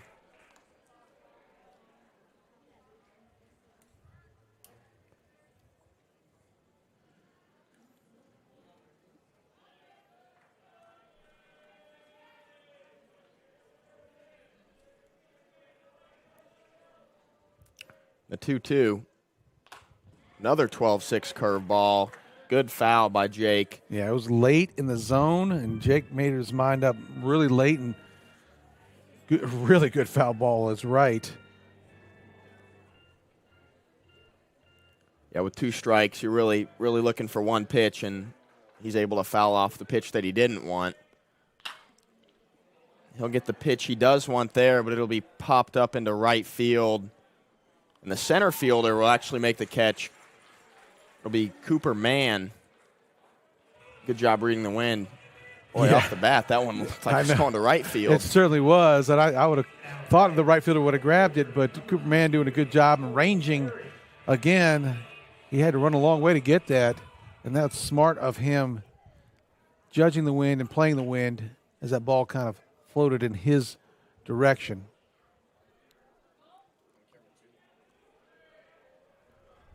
Colberry up to bat now, wide stance. He swings at strike one. He's swinging hard. He certainly is.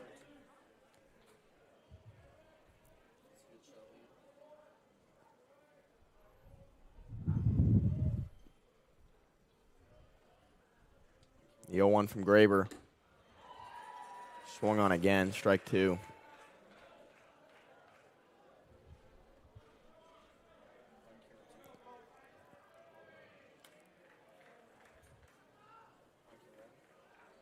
And the 0-2. He swung on strike three. Graber comes in and gets two straight outs. He did a really good job there. I mean, the War Eagles have a lot of, always in the past, the last 2 or 3 years, have had guys gone, played college baseball and done a really good job. Brian Walker has. There's no big names on this team, but they're so well coached and they do such a good job that Are we at the top or the bottom? I'm confused now. The innings. I'm confused since we're away. I think we'll be in the top of the bottom of the fourth inning. Okay. Bottom okay. of the third, All right, maybe. We'll stay here then. But they have really good talent, really good players, guys that my point was, they don't have guys that I know about or I hear about on PBR but they have some really good players, and you can tell by Braxton Graber, he's a good player.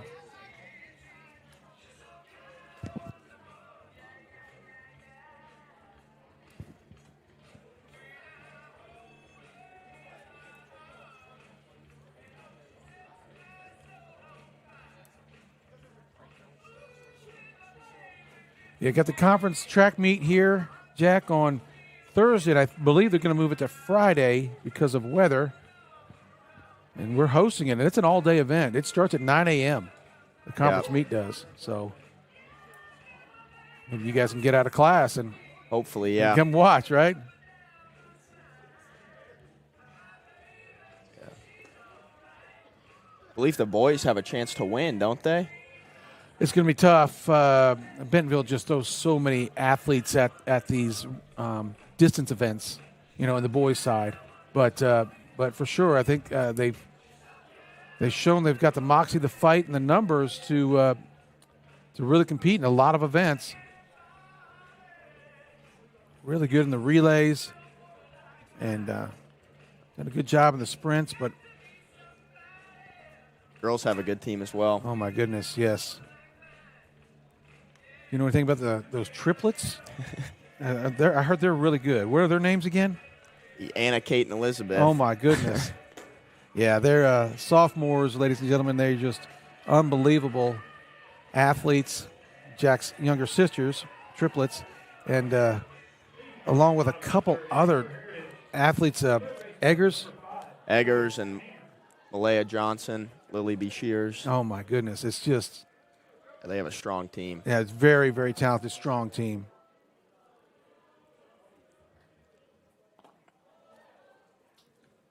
Gets Ham swinging on the first one. Yeah, Joe going right at Ham. But the girls' track team has been kind of traveling a little bit. They haven't stayed local. Is that right?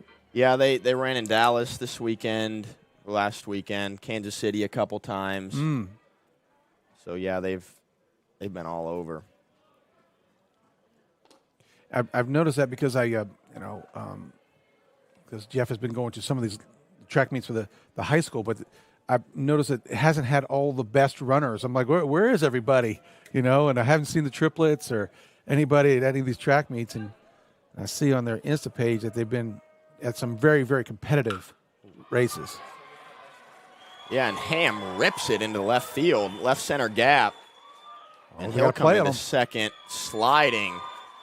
Finally, Heritage gets a base runner. A good piece of hitting there by Jacob Ham.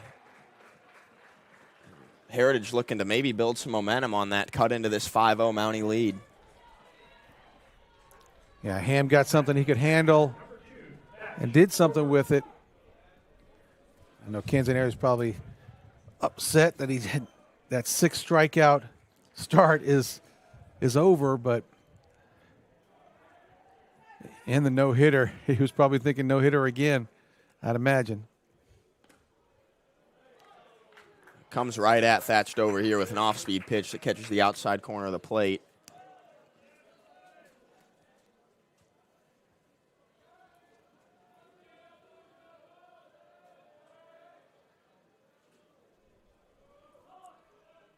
Oh, Dover calls timeout, yeah, prior to the pitch.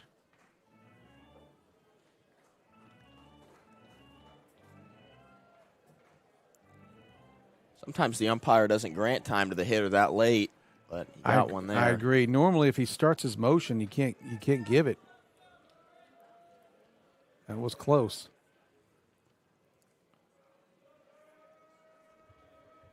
Ham leads off at second. The 0-1 pitch to Dover will be strike 2 down the middle.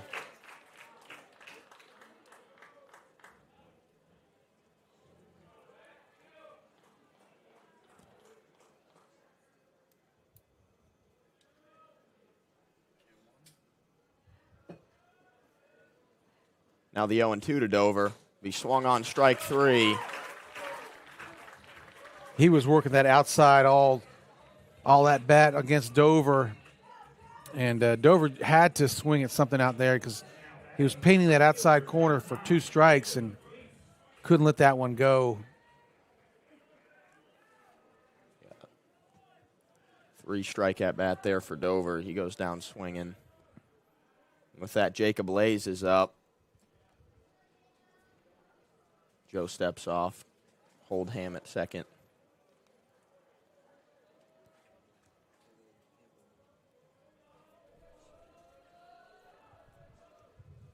And the 0-0 to him will be inside ball 1.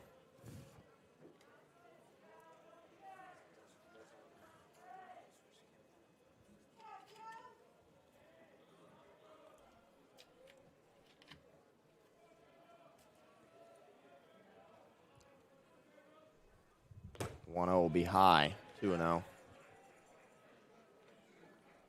Lee's the 9th batter in the lineup. Cooper Mann on deck, the leadoff. Important batter to get here before you get to the top of the order for Cantoneri. For sure, the second time in the order, like you said, hitters kind of got a feel for it. So if Heritage can manage to have two runners on, 1 out. Top of the order. Top of the order, yep. Then they got business. Key at bat here for Cantoneri. He's down 2-1 in the count to Lease. The 2-1 will be strike 2. Good fastball from Joe there. Worked his way right back into the count. It'll be 2-2. Yeah, that first strike he had looked like he took something off of it big time. Just wanted to throw a strike. Not sure what he did there, but that was about 7 or 8 miles an hour slower than that pitch he just threw. Cantoneri's looking good there after fighting back here. The 2-2. Be fouled off. A check swing by Lace. They're lucky to foul that one off. Joe went fastball there. Mm-hmm.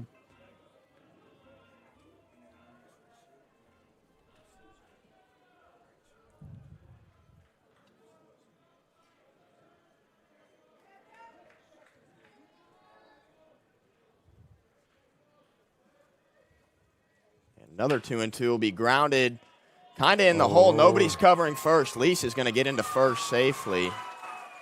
That ball was just in no man's land. It was a tough play as, Zach Lawing was charging and Joe was trying to cover first base, and it was just in no man's land. And, of course, Lease, a left-handed batter, was really moving down the base pass. It would have been tough to get him out regardless. Yeah, just a little bit of a miscommunication by the right side of the infield there. Joe kind of went for the ball. Nobody covered first.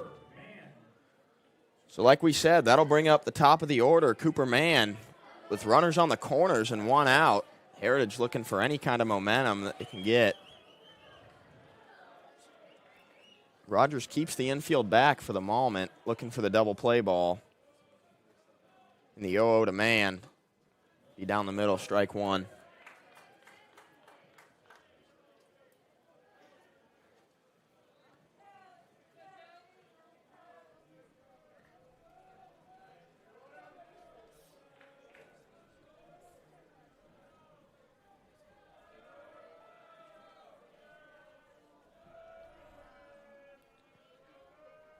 The 0-1 to the center fielder, Mann. Good pitch by Joe, just misses on the outside. Really good pitch. That's what if he throws it again, he might get the call. It's just that close.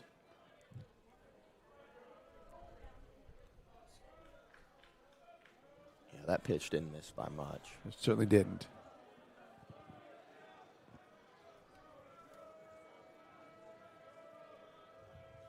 Porter sitting up outside. Yeah. Oh, my goodness. Same exact pitch, like you said. If he throws it again, he might get the strike, but not there. I thought that was a strike. I think they probably called it a ball just because Porter set up so far outside. It may have just been because he hit the glove right where Porter had it. Yeah, he's sitting in a good spot right now. That's 2 good pitches in this at bat. 2-1. be down the middle there. Off speed. Change up. I believe it was. Yeah, definitely some sort of off speed there. Froze man. 2-2 now. This would be a big out if he can get him. Strikeout here for Canzoneri.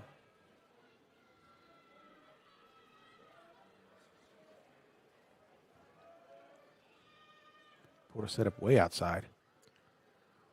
Outside it is, and in the dirt. Good block by Porta.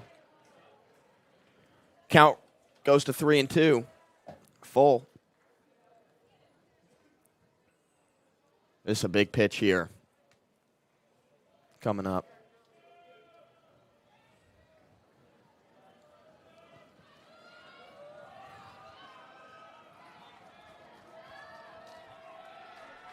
And the payoff will be back pick to first. Zach dropped it, and into scores Jacob Ham. They tried to go with a pick to first base, read perfectly by Heritage. Dropped by Zach Lawing. Yeah, maybe not the greatest I couldn't throw. see the ball from our angle. I couldn't see it. It got away from Zach, and the runner and Zach were in our line of sight, but obviously the guy on third could see it. Jacob Ham saw it get away from him far enough and ran about 75 feet. Yeah, that's heads-up base running by Ham there to be aware of that and to come home. Nonetheless, the payoff pitch will be swung on and missed, strike 3. Cooper Mann is fired up after that. Upset at himself. Yeah. That's maybe.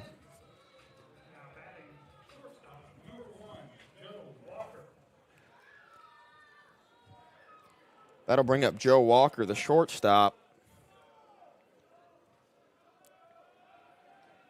Heritage does get a run on the board, though. Canzoneri has his 8th strikeout, too. 8th. Walker fouls one down the first base line.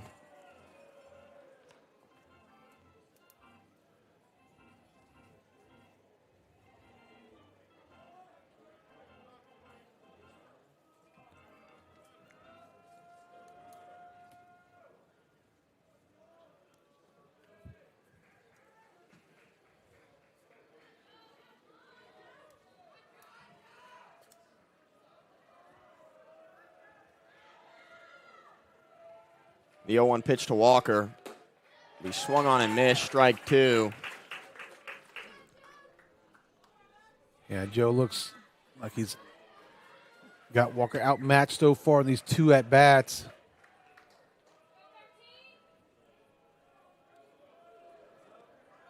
Joe looking for his 9th strikeout of the game right here.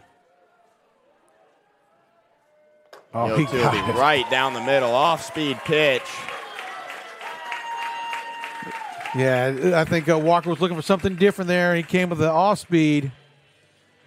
As the Mounties lead 5-1. Canzoneri looking really sharp, striking out all 9 batters, all 9 outs are attributed to Canzoneri, and we'll be right back after this. Arvest Bank believes in the power of serving others. That's why we're committed to working with those who serve our communities, from the ones caring for us every day to those shaping our tomorrows. The ones dreaming big dreams, celebrating their unique cultures, and discovering the power of financial freedom. Arvest believes that all communities deserve a financial partner who cares. Arvest Bank, we believe.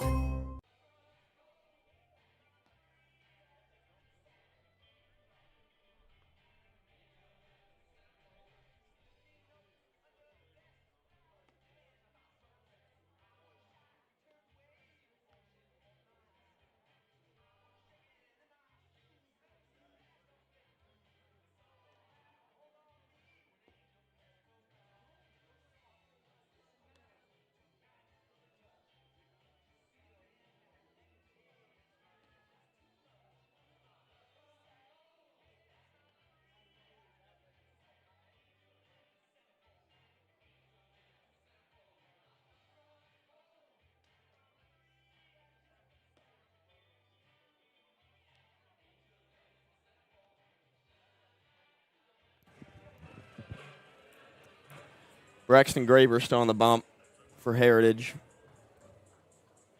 Oh, Coach Walker. Uh-oh. Coach Walker coming out to talk to Braxton Graber prior to the. Yeah, maybe an injury? Yeah, maybe. He's complaining about something possibly.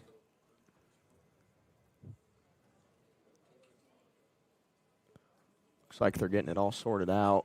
He seems to. Maybe his right wrist is what it looks like. I think they're going to let him throw a couple more just to make sure.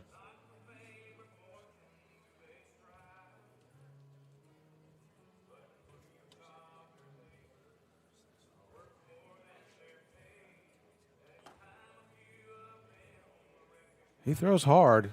Long, lean kid. Looks like he tells Coach Walker that he's all right. Coach Walker doesn't believe him. You can tell by the hand on his face. He's like, oh, I don't know. But maybe he doesn't know where to go to next also. As the Mounties start the top of the fourth inning with a 5-1 lead. Yep, and up to bat is the second baseman, Runner Corning, who drove in the first run of the game for the Mounties on that RBI single to right field. Looking to be a leadoff base runner as he takes ball one high.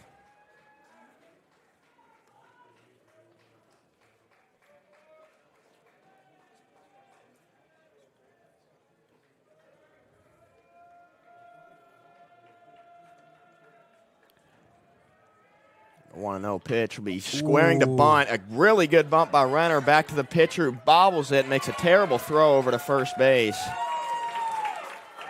And Renner, it'll be an infield single probably. Yeah, that's a single. That's a base hit. That's a bunt base hit. And what a terrifically placed bunt by Renner.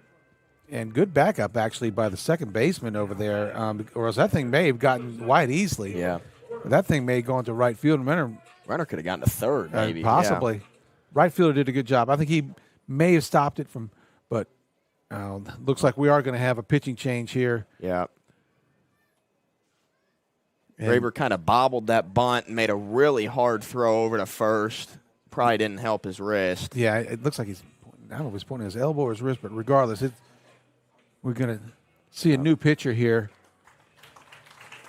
Yeah. It's unfortunate for Heritage. He looked strong for the three batters that he faced. And coming out of the bullpen for Heritage will be number 17, Hayden Linton. And while he warms up, we're gonna take a quick break while he gets warmed up here. We'll be right back after this. Arvest Bank believes in the power of serving others.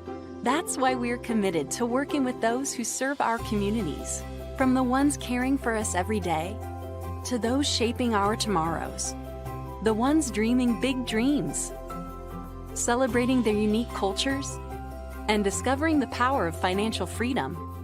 Arvest believes that all communities deserve a financial partner who cares.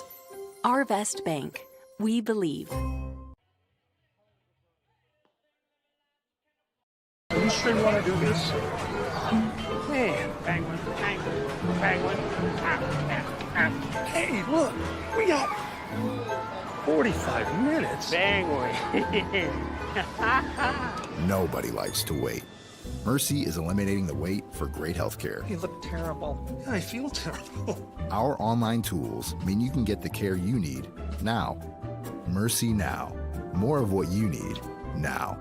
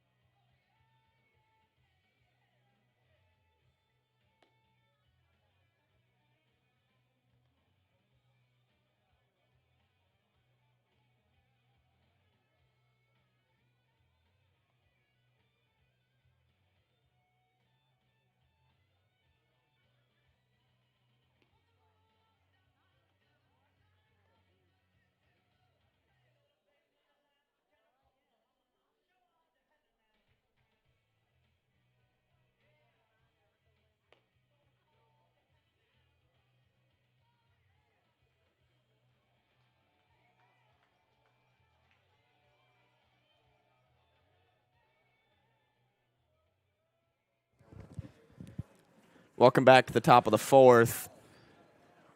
Linton on the mound now for the War Eagles. Renner Corning, after that infield bunt single, stands on first base, and up to bat will be Caleb Porta, the catcher. Freshman phenom.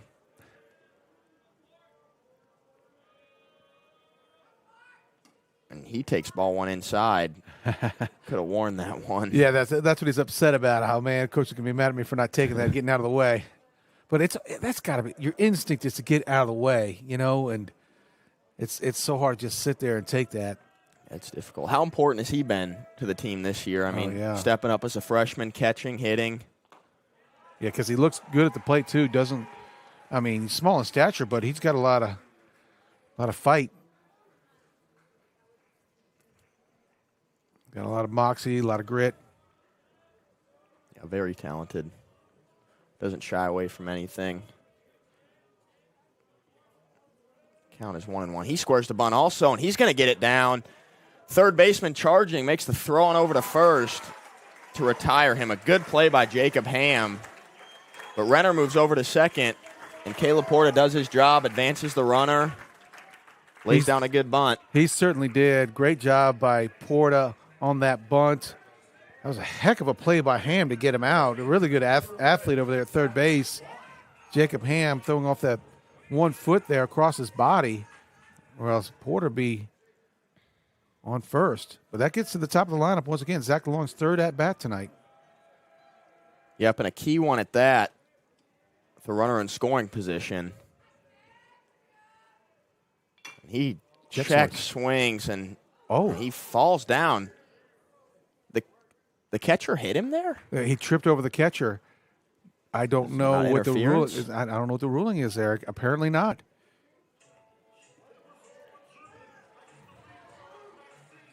Apparently not.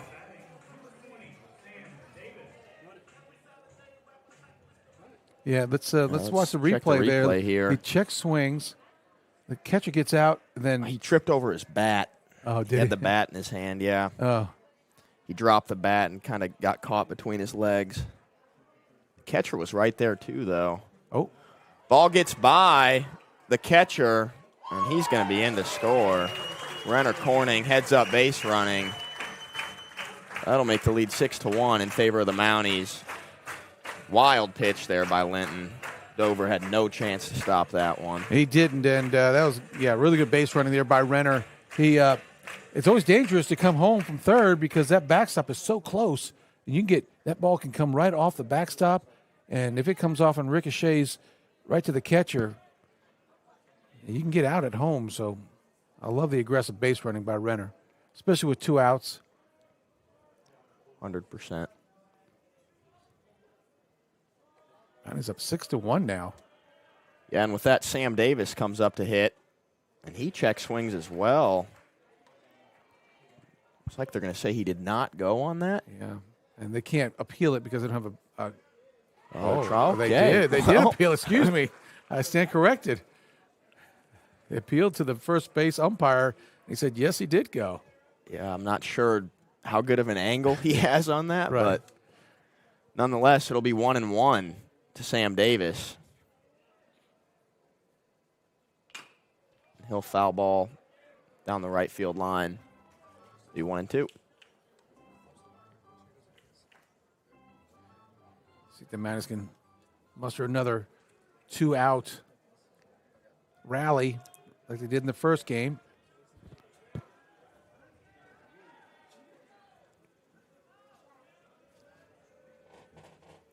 The 0-2 will be fouled again on the left field line this time. Good thing the netting was up there.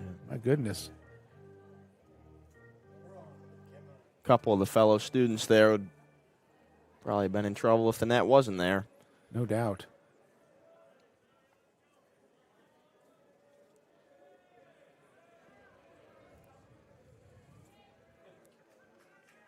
And the 1-2 pitch from Linton to Davis will be down the middle, strike 3. A good off-speed pitch there, froze Sam Davis. Catches the high part of the strike zone. The Mounties get one, though. We head to the bottom of the fourth.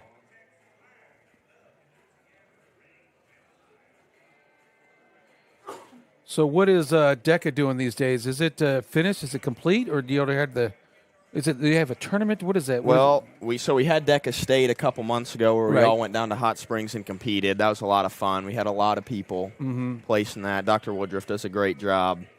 But we have our Make-A-Wish ceremony coming up this Thursday. Oh, yeah?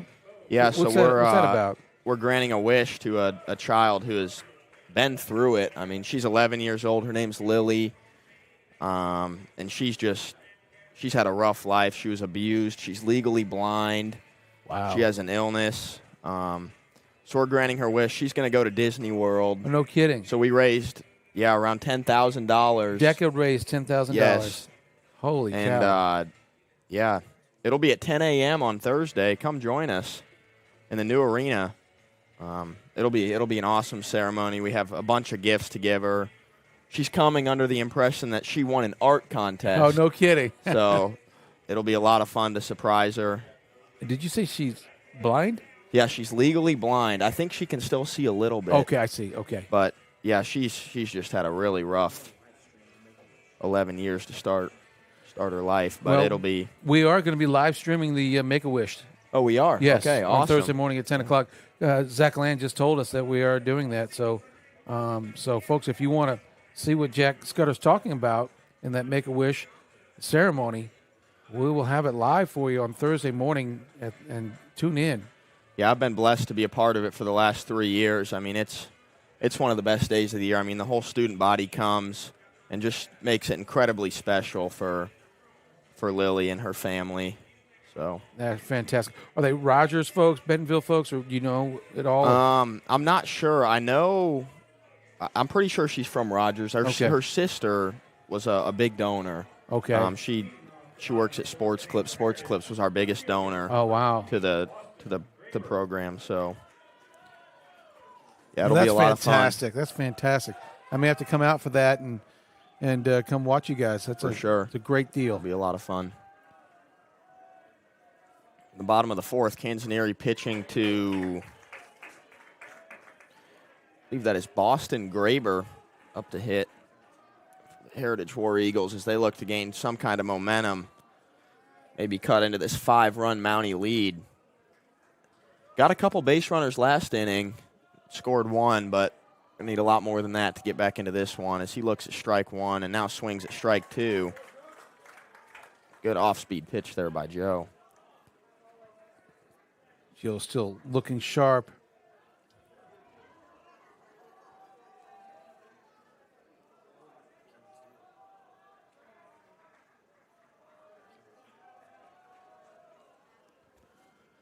The 0-2 to Graber. Good spot by Joe there. Missed a little high. That's a good pitch to on an 0-2 like that. Give him chasing maybe.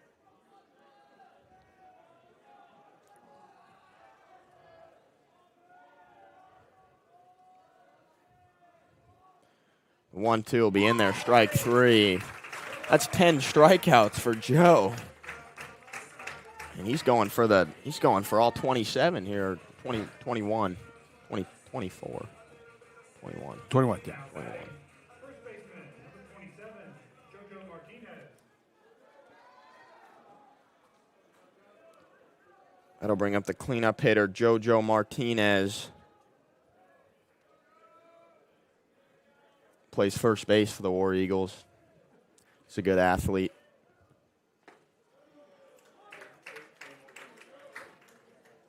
So he looks at strike one. I believe he is going to the University of Arkansas at Mountain Home to continue his That's right. I heard career. that. I heard that.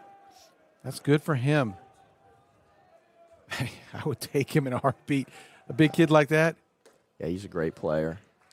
Well, it's just like when you're big like that, and also Cole Berry, Bo Williams, they're going to get opportunities to play at junior colleges or small colleges just because the frame on them. 100%. The frame. Everybody talks about the frame. If you have the frame, you're going to get a chance. He fouls one back. And with that new rule where JUCO years don't count against your NCAA eligibility, yeah. I mean, they'll have a good opportunity to maybe transfer to a high major school if they start off start off good at the JUCO level.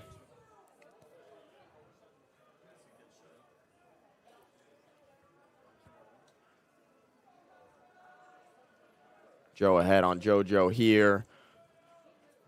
The 1-2 pitch be fouled back. Good battle here.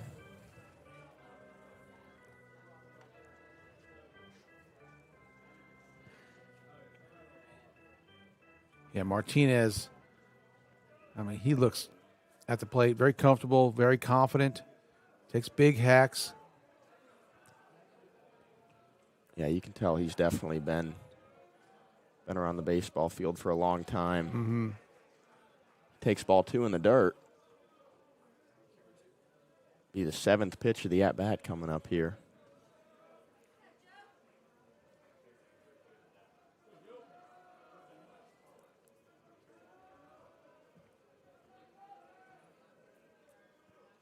Oh. And it will be swung on strike 3. It's an outside fastball. JoJo chased it.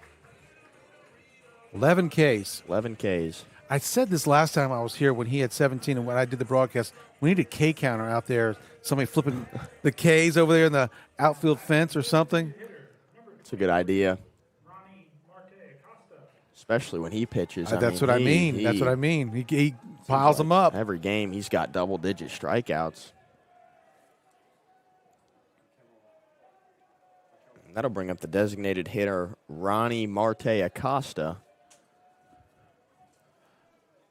He looks at strike 1. And Canzoneri, I don't know what the record is for Ks in a season, but if he pitched all a potential innings, surely he would be pushing that, or at least, coming close to the strikeouts per season record, I would think. I would have to agree with that. I mean, he's been strong this year.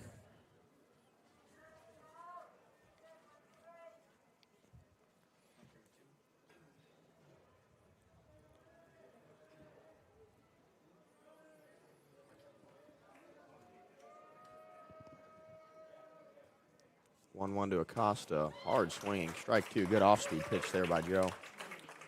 And at times, when you're a fielder or an outfielder and your pitcher is so dominant like this, it's almost hard to keep your concentration because you almost expect him to strike somebody out. And then you're surprised when somebody puts the ball in play because he's been so good for so long. You know what I mean? For sure. I mean, he's just dealing right now. Oh. As I say that. Oh. Ball will be lined to second base. Gator makes a good throw on over to first base, and they get the out. Renner Corning, yes. Renner Corning, yeah. He stayed with it, came off his glove there. We kind of talked about that just before he hit that ball. You can almost be lulled into a sleep out there. And Renner came up with that after it deflected off his hand. And you can see this hit, line shot. Renner gave ground. Good play by Renner, staying with it there. Yeah. Making a strong throw over to first. Top of the 5th coming up next after this break.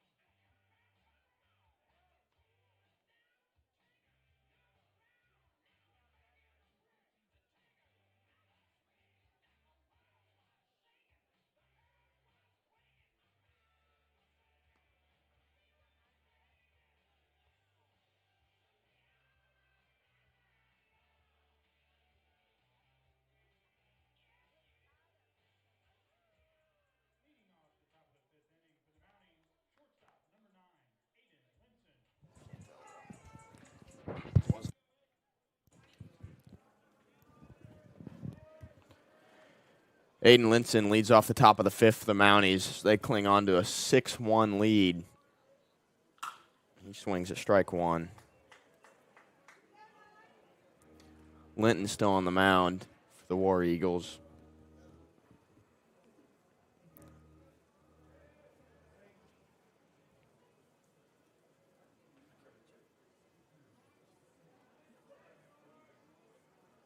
And the 0-1 to Aiden.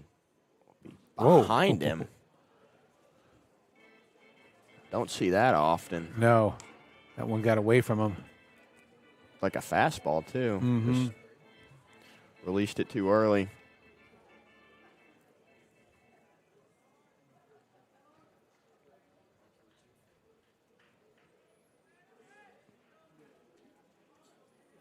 One and one count to Linson.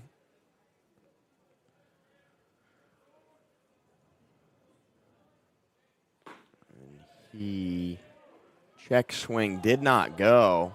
It was a close pitch, too. The Heritage fans upset.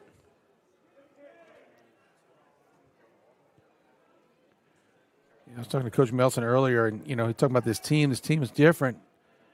That the two pitchers strike out a lot more hitters. They don't run as well as they did in the past, but they have way more power hitters. Way more power hitters than they had in the past. What was the third base for us when we went down to Cabot and lost to Bentonville? The third baseman, forgot his name, but he was the only power hitter they had on the team. This year we have 3 or 4. Burnham, Blankenship, Davis, yes, and Lawing. Yes. You could even throw in Jake Taylor and Cole Berry into that as well. Oh, inside out. Ripped by Linson into right field. Line drive base hit. Really good piece of hitting. See how he's kept his hands inside that, just kind of knifed it out there to right field. And looks like I can get here's the replay on that. Look how he keeps his hands inside and just, gets his hands through that pitch. Yep. Didn't try to pull that. If he tried to pull it, he'd probably just turned over on it and grounded out to the third baseman. That's just a good piece of hitting. And pinch running for the Mounties is the speedy Noah Abdullah. He's pinch running for Aiden Linson.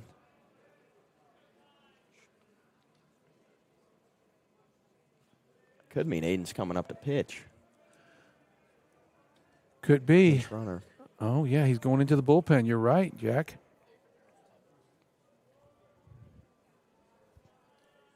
Ty Burnham up to the plate now. Takes strike one. He's definitely one of the power hitters you were just talking about. Mm-hmm. He's got an arm on him, too. Massive hands. Have you shook hands with him? Yeah, he's my twice goodness. the size of mine. I know, like grabbing a batch of bananas. Banana hands.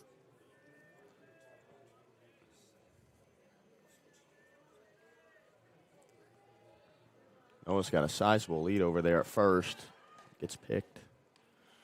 Slides back in safely. As you said, Aiden Linson up and moving in the bullpen.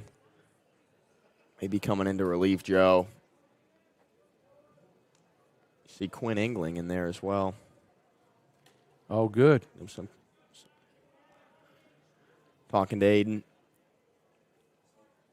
The 0-1 to Burnham. He fouled back one of the poles. Mm-hmm. Holds up the net. Yeah, I'd like to see Quinn get an at-bat tonight. I've coached Quinn when he was about 8 years old. He played with me. Renner played with me and my kids. A number of these boys did.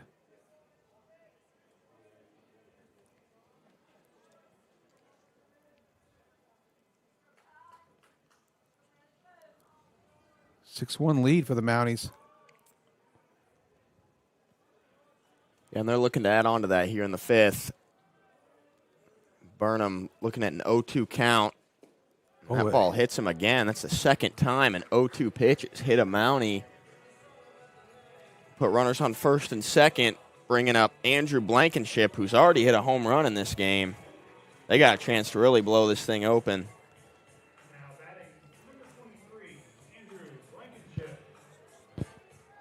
Yeah, Blankenship is getting hot at the right time, too. The weather's warming up. You know, it probably feels like baseball weather. I've never had more cold nights in my life than watching baseball here. You know, it could be 45 degrees, but with that wind. So it's a wonderful baseball night tonight. Yeah, great weather. He squares to bunt. Oh, boy. He fouled back.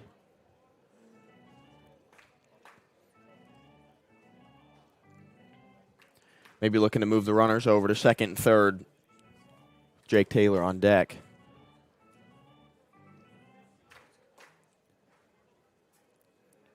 That's a diversity, I guess, Mills looks for his players. Hit a home run last at bat. Turn and sacrifice this next, you know, be a team player. Get the bunt down. Milson has high standards. He does it again. He pulls back. Yeah, that's one thing the Mounties pride themselves on, just how well they are bought into the team. They'll do whatever is asked of them. Like you said, I mean, Blankenship's probably one of the best hitters on the team, and he's scoring to bunt here, sacrificing his Certainly here. One of the better power hitters for sure. You know, he's got 4 or 5 home runs this year already. Yeah, he scores again, and he gets this one down. It's going to drop in there. Oh, he touched it. He touched it fair. Wow, they call it foul. Coach Melson's upset. He definitely touched that in fair territory. I felt like he did. We're going to take a look at this again if we've got the replay. We're going to take a look if we've got it. Well, little confusion here as Blankenship's on first base, and the umpire called it foul. Finally, the umpire's bringing Blankenship back. He has no idea what happened. Oh. Yeah. He just assumed it was, that's a good look at Bunch there in the dugout. Yeah, I mean, that ball was 100% touched in fair territory. Yeah. And then it rolled foul, and the umpire called it foul. So a bad break for the Mounties there. That would have loaded the bases. Yeah. It looked like he had touched it, and that's what it was back spinning, so it was probably going to go foul. I was actually surprised he was going to try to make a play on it because he wasn't going to get anybody out had he grabbed it, regardless. But that's a tough thing when you don't get the bunts down. Now you're in a hole 1 and 2. 1 and 2 to Blankenship. Now he's got a battle. That might have been a makeup call there. I agree. Doesn't call strike 3 on that. Yeah. Be 2 and 2. All right, it's all even now. Coach Bunch even laughing at that one. Yeah.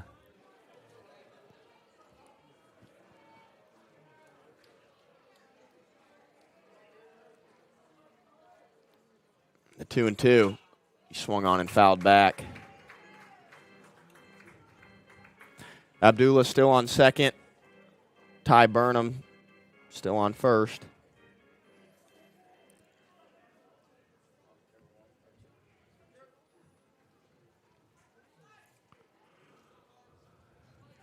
Still no outs.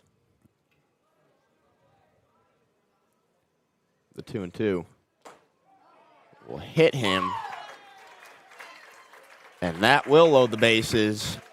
Kind of nicked his elbow there. It looked like maybe his shoulder. That'll load the bases. That's that unselfish play that we're talking about right there. You take the pitch. You either get a hit or you get hit. Get on base one way or another. Yeah, it looks like we have a pinch hitter here. Bo Williams coming up to hit for Jake Taylor. Okay. I like that, actually. Sometimes you don't want Jake Taylor up there taking all his at-bats. Maybe take a ball off the hand. Yep. Holy cow. And Bo's a fantastic hitter himself. He had a couple barrels in the last game. Hard line out to right field. He's got the bases loaded, no outs. He's in a great spot. Couple RBIs with a base hit.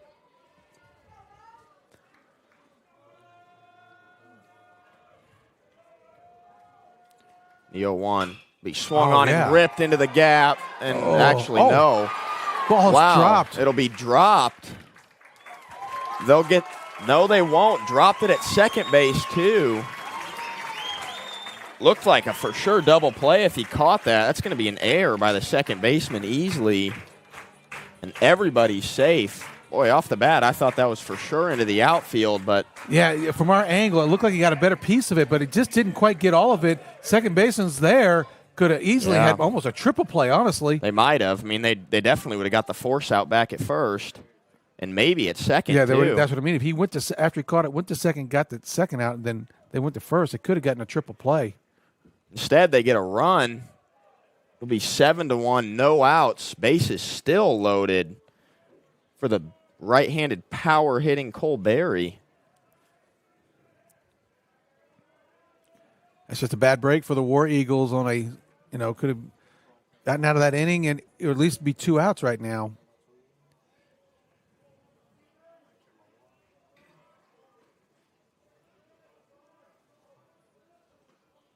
A hard swing at it by Cole. Gets away from the catcher, and Ty Burnham slides into home safely, and that'll make it 8-1. Great heads-up base running by Burnham.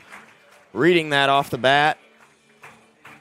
Yeah, I got away from the catcher. Dover kind of got through his wickets there, and Burnham read it really well. Got away far enough from Dover that Ty Burnham was in kind of easily, and it advances the runners to second and third. See if Cole Berry can do something here to get these 2 in. Yep, he takes a wild swing at the 1-1. It'll be 1-2. Got Blankenship on third. And Bo Williams. Bo Williams on second, yep. 8-1.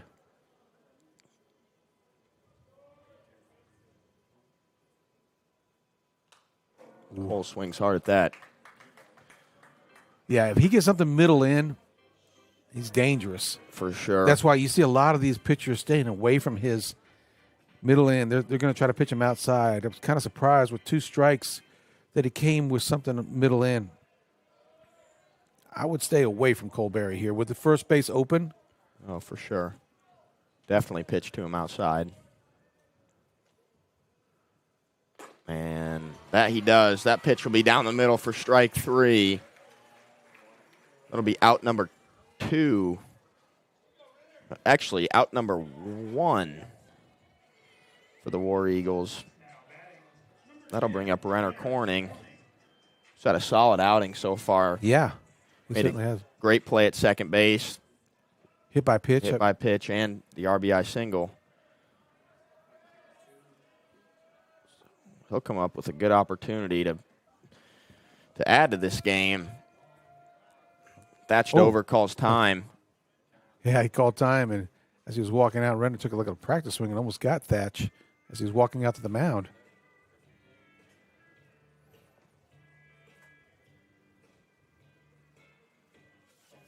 So what's the last day of school?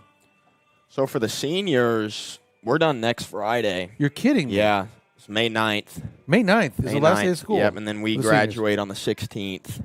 And that's held where? Bud Walton. At Bud Walton, okay. Correct. That's right, that's right. Yep, so we're winding down. We have a couple AP exams and finals, and then off to college.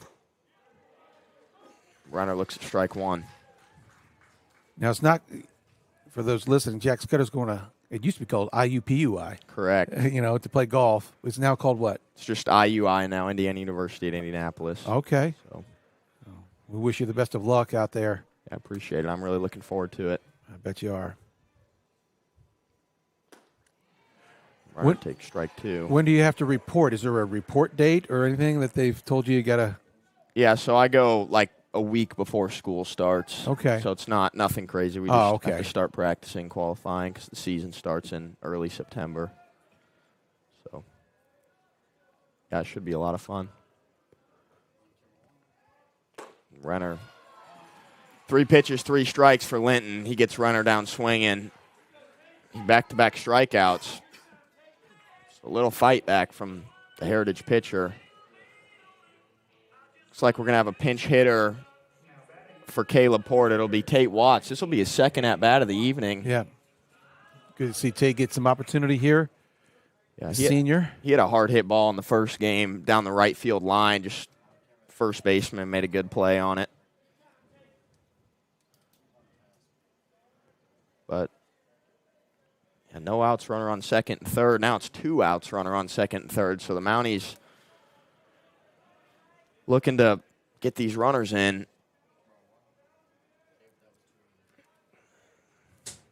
Get their run total to double digits. Tate Watts gets hit. Bases will be loaded now, and up comes the mighty Zach Lawing with the bases loaded, and he's got a chance to put this one out of reach. Oh, they're going to get a pinch runner, I believe, for Tate. Tate did his job. Look at him load up. Tate with all the gear. That's everybody's the gear from this elbow inning, gear, yeah. the foot gear and everything like that. Jacob Holland comes in to pinch run for him.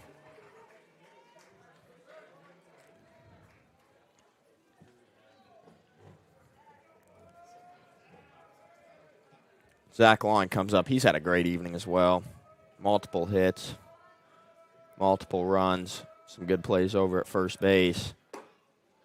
He looks at strike one. Kind of fooled him there. It did. A good pitch. Caught the inside and curveball. Almost looked like it was going to hit Zach.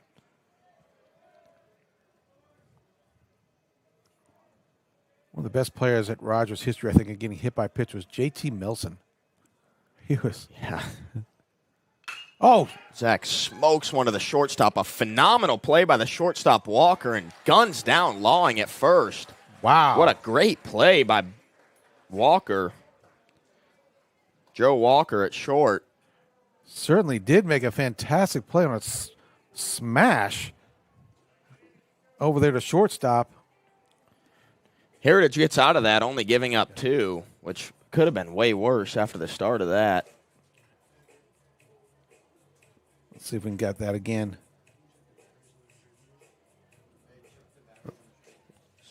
We'll check the replay for that right now. Smoked by Lawing. Phenomenal play and phenomenal throw to get Zach. Yeah, really athletic play by him. That was 2 runs. And get him. Yeah, Joe Walker, Brian Walker's son. You can tell he's got some talent there. I think he's just a sophomore. Yeah, look at those conference championships, and if this score holds, we can put up another one there for 2025.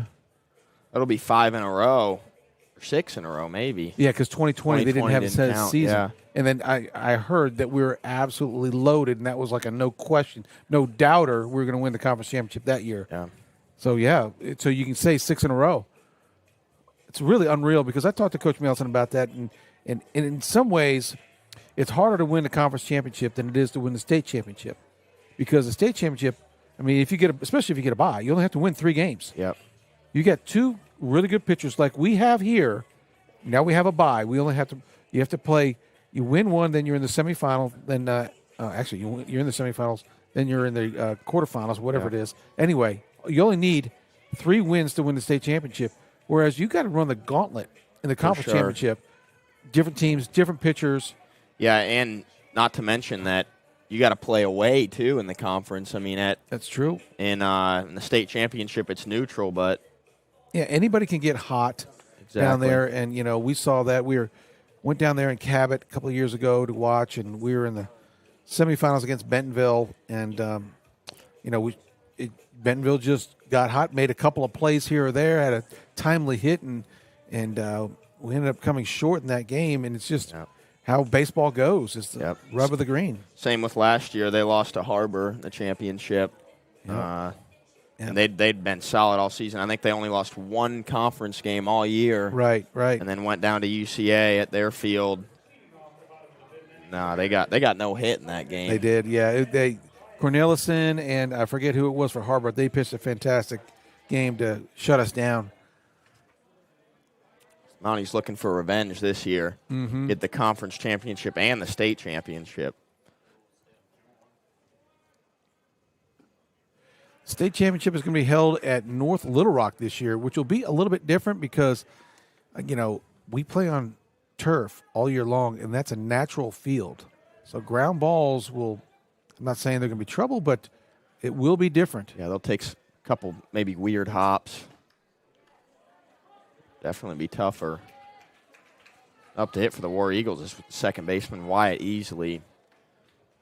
The bottom of the 5th inning.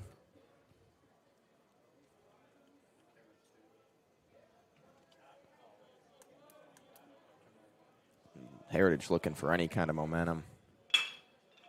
And he'll ground it to second, third. Shortstop, Aiden Linson, who will make the throw on over to Zach Lawing. Good play by Aiden there. Yeah, he gathered his gained ground. We call it gaining ground. You gather the ball to your belly. You gain ground. You make a good, sharp throw. Here it is again. I mean, hot smash up the middle. Gets there, brings it to his belly. Hop, hop, gain ground. Make sure your shoulders are square. Make a solid throw. Yep, and with that comes up third baseman Jacob Ham, who has the only hit for Heritage right now. He takes strike one. A good off-speed pitch there by Joe. Yeah, he had that double, I believe it was in the 3rd inning. And he scored their only run as well. Yeah. Well, Cantineri has 11 strikeouts thus far going into the bottom of the 5th.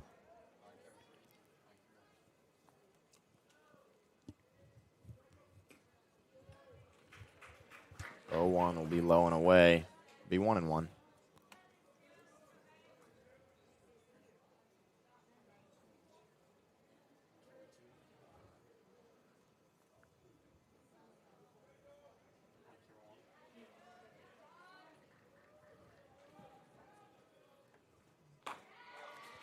One will be outside. It'll be 2-1.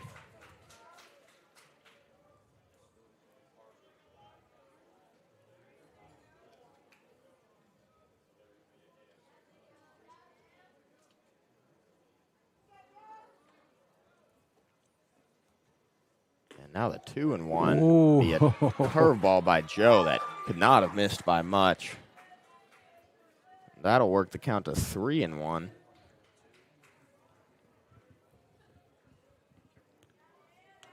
Think that one missed? Boy, I mean, the batter's really tall. I think his strike zone would be a little taller as well.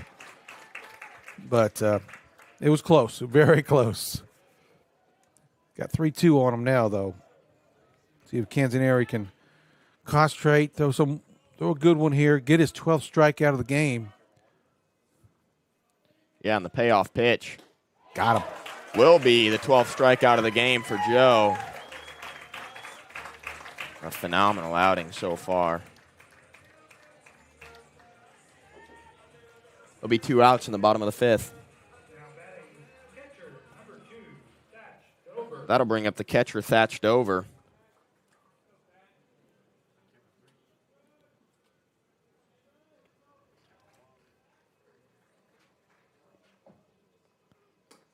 He'll look at ball 1. They got some good names on this team. It might be my favorite team to call because of all the fun names. Cooper, Boston, JoJo, Ronnie, Thatch. Clever. I have to agree, yeah. You know what I mean?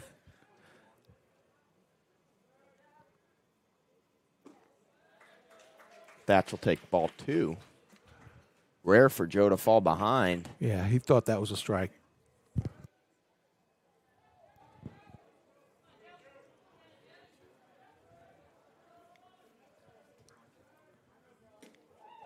That'll be 3-0. That pitch is high. I think Thatch looks a little upset. Well, I think Joe was upset because he didn't get that other strike call and was like, I'm just going to throw it as hard as I can. Yeah. He's taking a breather. Try to gather himself, concentrate. Yeah, it wouldn't surprise me if he fought back into this count. No doubt. Right there, he does. Be 3-1. It looks like when he really wants to just put one right down the middle, it takes something off it, or I don't know if he holds it differently. Sometimes you can hold it deeper in the palm of your hand or something, but. Yeah, and Thatch swings. Is it going to stay? Be foul, maybe. Oh, wow. Yeah, it is foul. I think it hit the net on the did. way down. It was so close to coming back into play and just missed the canopy as Porta almost came down with it.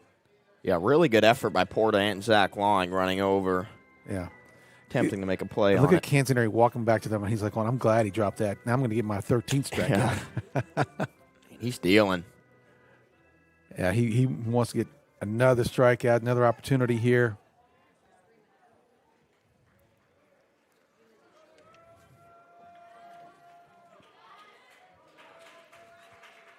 And the 3-2 will be, wow, that was right down the middle. They call it ball 4. It was a curveball. That's the same pitch he threw early in the at-bat that was not called a strike as well. Wow. That's frustrating. Yeah, he's upset too. He thought that was right down the middle, just like everyone else in the stands. But yes.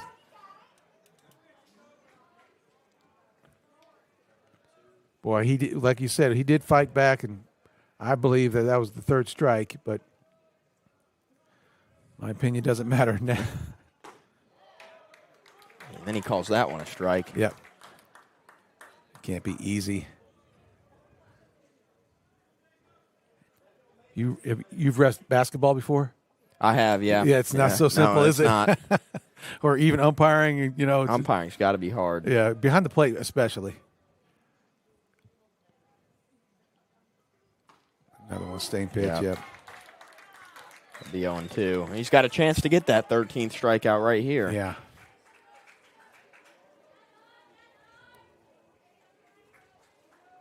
Got the right fielder, Jacob Lays,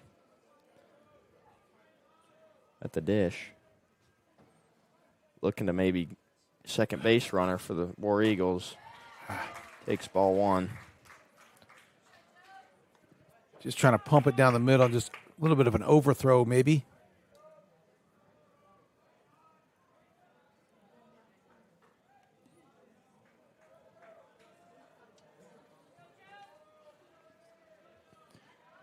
Joe comes set. 1-2 pitch will be in there for strike 3. A fastball right down the middle. That'll be Joe Canzoneri's 13th strikeout of the game. 1-3. And through 5 innings here at the Palace, Mounties lead 8-1. We'll be back.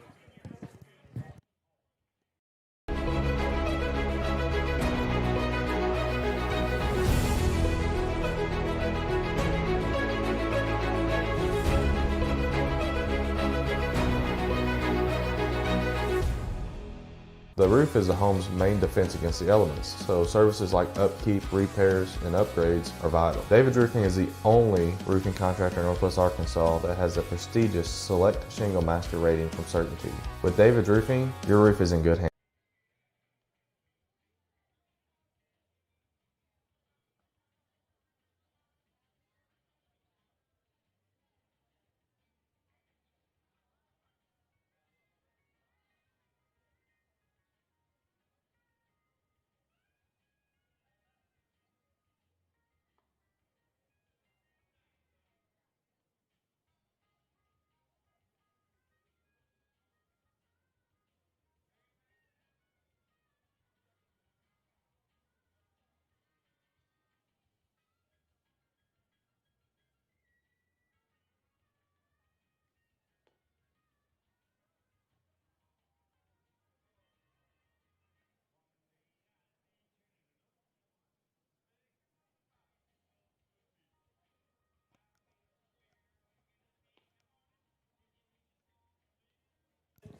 Good look there at the Mountie dugout.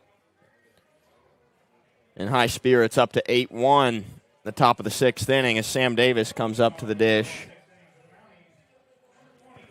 Looking to possibly add on to this lead. Linton still on the hill for the War Eagles. He's done a pretty good job so far today.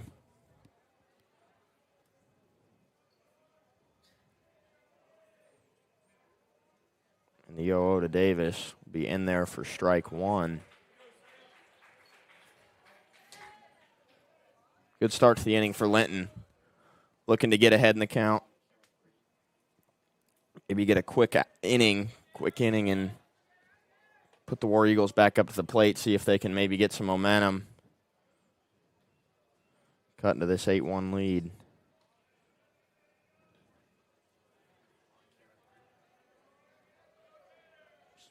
Davis takes ball 1.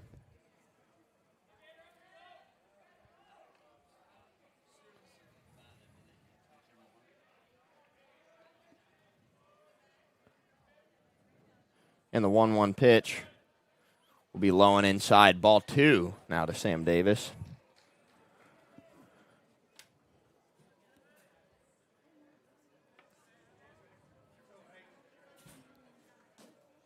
Good look there at Linton.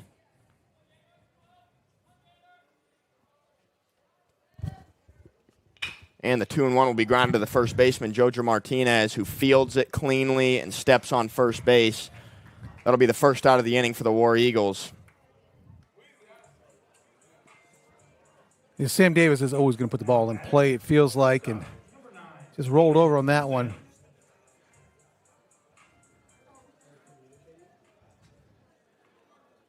And that'll bring up shortstop number 9, Aiden Linson.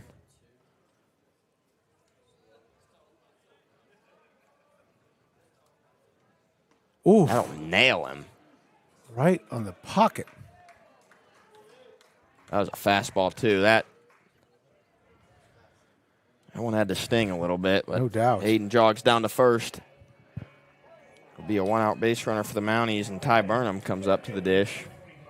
I wonder if Coach Melson gives out, like, Chick-fil-A chicken sandwiches every time you get hit by a pitch or something, you know.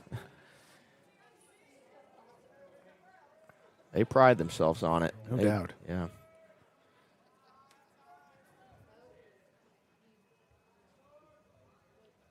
Ty Burnham. Oof, he almost got hit again. Yeah. Ty hits with no batting gloves. Kind of unusual. It is.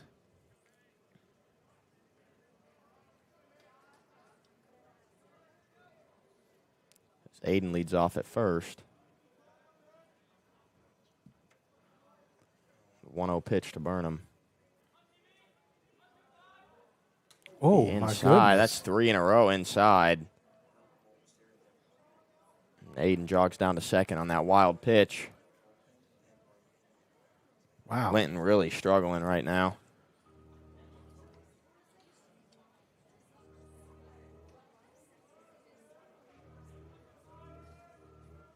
Yeah, that would. See if he can find the strike zone here, 2-0. Those are upper 80s, too, fastballs. Yeah. We got 5 hit by pitches. 5 players been hit by pitch.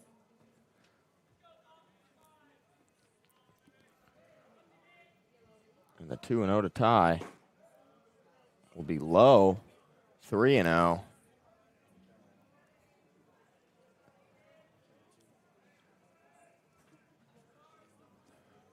Linton has hit 4 batters.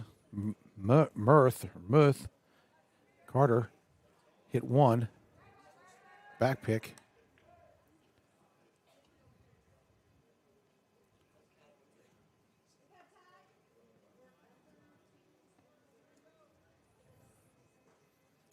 Burnham with a 3-0 count.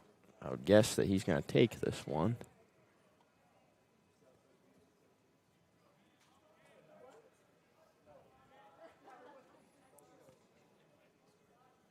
And that he does. It'll be strike 1.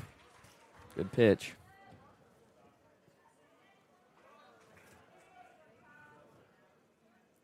Beautiful night. Certainly is. This Linton looks like he's bringing the heat and throwing just as hard as Canzoneri. Canzoneri is topped out at 90 miles an hour tonight.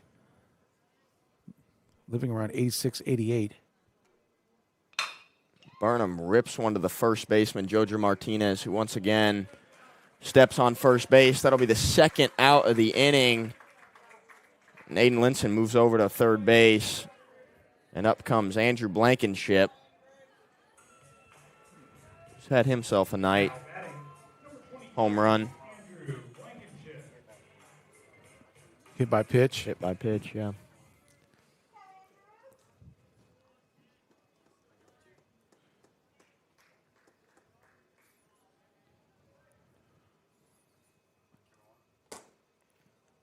He looks at ball 1.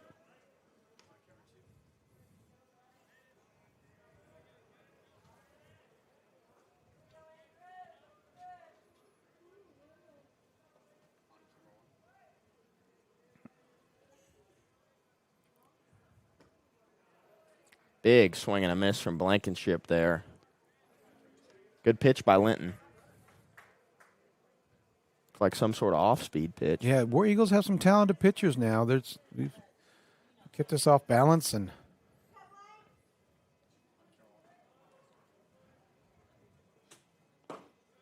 Blankenship takes ball 2. well, Northwest Arkansas, Rogers, all these schools, Bentonville, there's such a talent pool up here, regardless of the sport. Don't you agree? 100%. I mean, especially in baseball, basketball, I mean, there's so much talent all over. Heritage is a great baseball team. They're well coached. And just the youth programs up here have just exploded. And, you know, in addition to the population growth up here, people moving here, and the enrollment at Rogers is increasing. Yeah, when I moved here at Bentonville only had 35,000 people. Now I think they're up to around 75,000. So it's growing like crazy. Blankenship takes strike 2. But yeah, like you said, it's incredibly talented. Starting at a young age too. I mean, yes.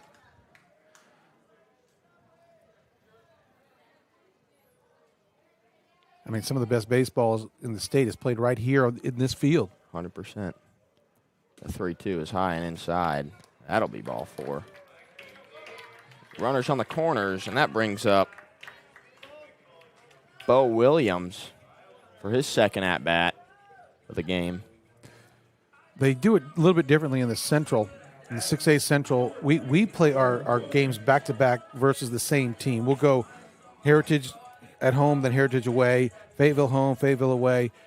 Down at in the Central, they play one game, let's just say Fayetteville on Tuesday, and then Thursday they'll play Heritage. Okay. Yeah, it's different. It's definitely different. It's different, and it's I don't like it so much. Only I wouldn't want to do that because you could probably face the same, if you play it right, you face the same pitcher both times you play that team, which wouldn't, if, this pitcher could be, you play a really good team and you play your pitcher ace, and you see him again, you pitch your ace again.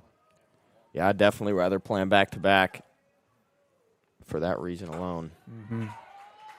Bo looks at strike 1. And plus, this, you have the added value of you play Monday, Tuesday, then Thursday can be an off schedule game or non-conference game. And you bring somebody in that wants to come in from Jenks, Tulsa, or Tulsa Union wants to drive over on a Friday night or a Thursday night to play. You have that option. So get a lot of experience too for some of the younger guys on the team in that. Mm-hmm. Some of the freshmen, sophomores, even some of the seniors don't get a lot of playing time. I mean, some of the non-conference games, like you said, Tulsa Union. I think Valley View's coming maybe Friday. Wow. To play, so that'll be a big game. They're out of Jonesboro? Yeah, out of Jonesboro. They're solid. I think they might be ranked number 1 in the state, maybe number 2. They're up there. Yeah, they came here last year and had that player that got drafted in the first round. Slade Caldwell. There you go. Good pick. Yeah, he was fun to watch. Yeah, I think he got drafted. Yeah, he was definitely in the first round. I don't know who it was to.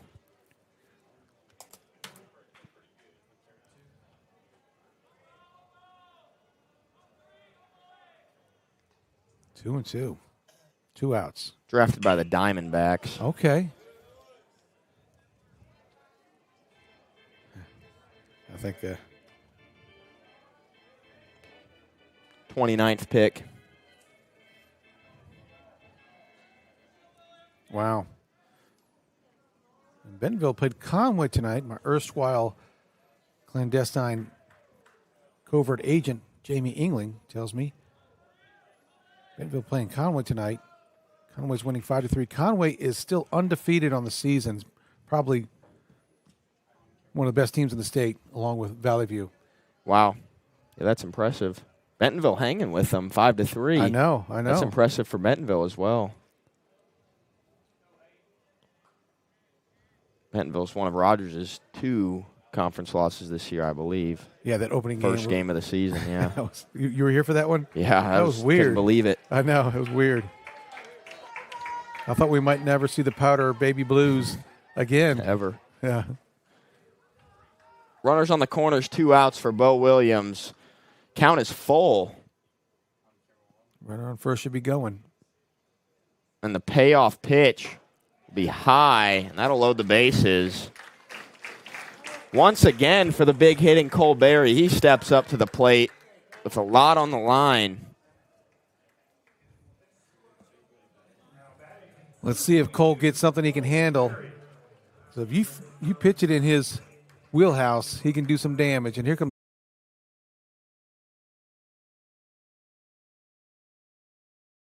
repairs and upgrades are vital. David's Roofing is the only roofing contractor in Northwest Arkansas that has a prestigious Select Shingle Master rating from CertainTeed. With David's Roofing, your roof is in good hands.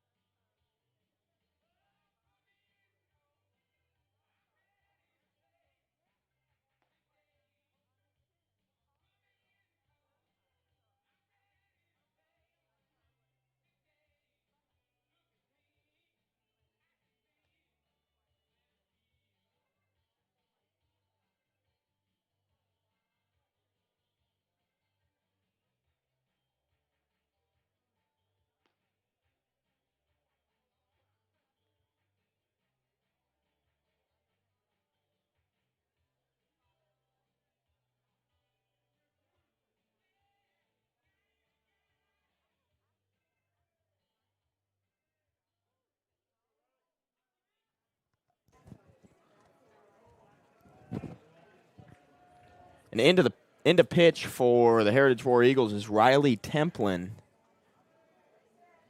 Left-handed. And up to hit is Cole Berry. Takes strike one. Base is still loaded for the Mounties. With an out here, Heritage could get out of this inning with 0 runs given up, which would be impressive.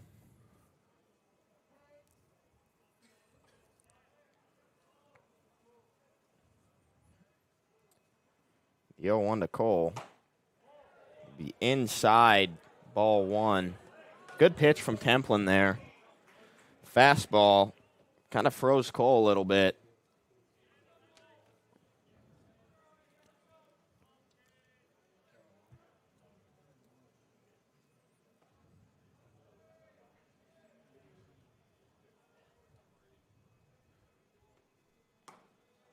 ball in. Mounties have Southside next week, and they played in a doubleheader tonight as well. As Fayetteville beat Southside 10-0 and 7-0. So if the Mounties finish this off, you would think that probably have first place all cinched up. Yeah, I believe Southside is last in the conference standings, or second to last. I'm not sure which one. You have those conference standings still? Throw them up there, please, when you get a second.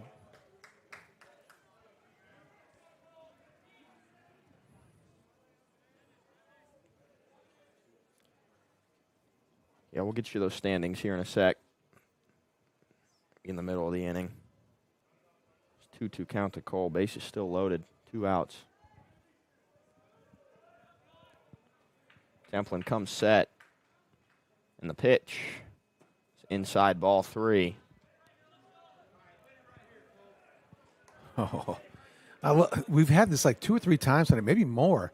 Bases loaded, 3-2 count, 2 outs. Runner's going to be running on the pitch. Speedy Jason Vogt at first.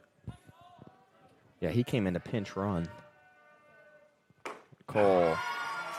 Off speed. Good pitch by Riley Templin there to get him out of the jam. Heritage gives up no runs despite what seemed like a promising inning for the Mounties comes to an end. Yeah, no doubt. Timely hitting is going to be a big factor when you get into the playoffs. Everything tightens up a little bit. Everybody's pitching is a little bit sharper. We got those conference standings here for you. There they are. Oh. So, as you can see, Rogers is 10-2. After tonight, they'll be 12-2, and Heritage will fall to 10-5. Fayetteville 10-4, so they'll be 2 games behind us. We'll have a 2-game lead on the field here, and then as you move down the list, we got West, Bentonville, Northside, and there's Southside at 3-9. And they'll be 3-11 after tonight. Yeah, Fayetteville was really interested in these games because they have the tiebreaker over Heritage. So if we split tonight, then Fayetteville and Heritage, there'd be some issues there between them and the 2nd seed overall in the conference. But right now, as it stands, looks like Fayetteville, with the sweep tonight that we have, the Fayetteville will get the 2 seed after their 2 wins tonight. Yeah, they moved to 10-4. 17-run differential, beating Southside. So, yeah, it does look like they will be the 2 seed. And they're a dangerous team in the playoffs, too. Very talented. Didn't really live up to expectations this year. Some injuries also. Yeah, but like you said, they're dangerous in the playoffs. They have some really, really good pitchers. They got Mark Brissy, Jason Delamar. And Harbor lost tonight to West. Wow. 5-1. So, yeah, that will all but cement Fayetteville being the 2 seed. Yeah. That's exactly right. And Rogers has the tiebreaker over Fayetteville, so even if they lose twice next week, they'd still win conference after this. Yes. They also have the tiebreaker over Harbor and Heritage after, so this should lock up conference for them if they can.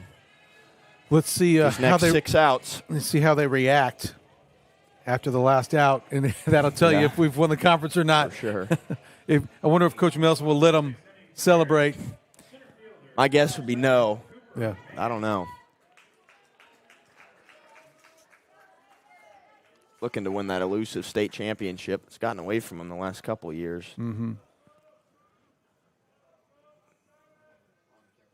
Leading off the inning for Heritage will be number 7, Cooper Mann.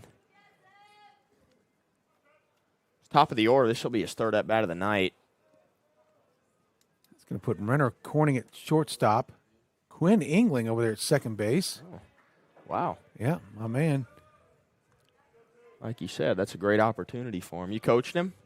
Oh, yeah, him and Renner were on the team with Noah and Jeff for 6 years. That's great. Yeah. Ooh. Shallow pop fly. Renner will track that one and make the easy out. Kind of off the end of the bat there from Mann. That'll bring up Joe Walker. This Heritage team has some talent. They do. They'll be. Yeah, they're just young. As well, they're young. You can just tell. Sometimes you just tell when a team looks young. They don't fill out the uniform, like some of these big kids do. And Heritage is going to be a very tough team again next year because I think they have a lot of kids returning.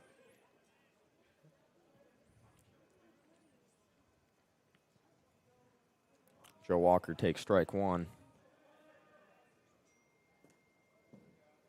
He'll take ball 1 inside.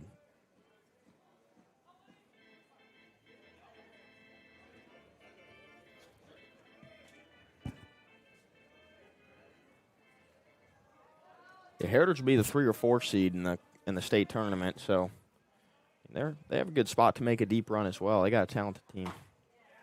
Joe Walker takes strike 2. Looks like it's going to be senior night next Tuesday here at home at the Palace. So all the seniors will be recognized and walked out with their parents. That's always a fun night. That's a fun night. You know, they get their, I think they get their jersey in a what do they call those, shadow boxes or something, or they get something. It's really a neat and a night. couple gifts, It's. I mean, so many of them have been playing baseball their whole life, you know, up even in the Mountie program. So it'll probably be a full circle moment for them. And for a lot of them, it ends here.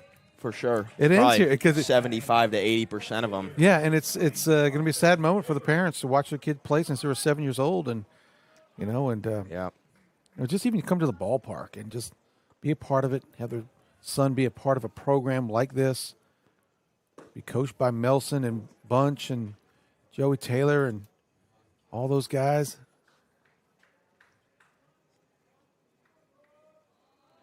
Yeah, I'm friends with a lot of them, and this has kind of been their life for the last 15 years. So that ball's ripped into center field by Boston Graver, but a good catch by Ty Burnham in center field. And Aiden Linson comes in. 3 batters, 3 outs, and we'll head to the top of the 7th inning.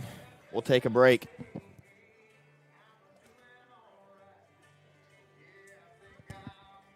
Crafton, President and CEO of Crafton Tull. Our team is not just a collection of engineers, surveyors, and designers. We have a passion for Northwest Arkansas. Our team is helping to shape the future of this community. We're more than an engineering firm, we're your neighbors. Crafton Tull helps to ensure our roads, bridges, and public spaces keep pace with the growth of Northwest Arkansas. Together, we're driving progress that's rooted in Northwest Arkansas values.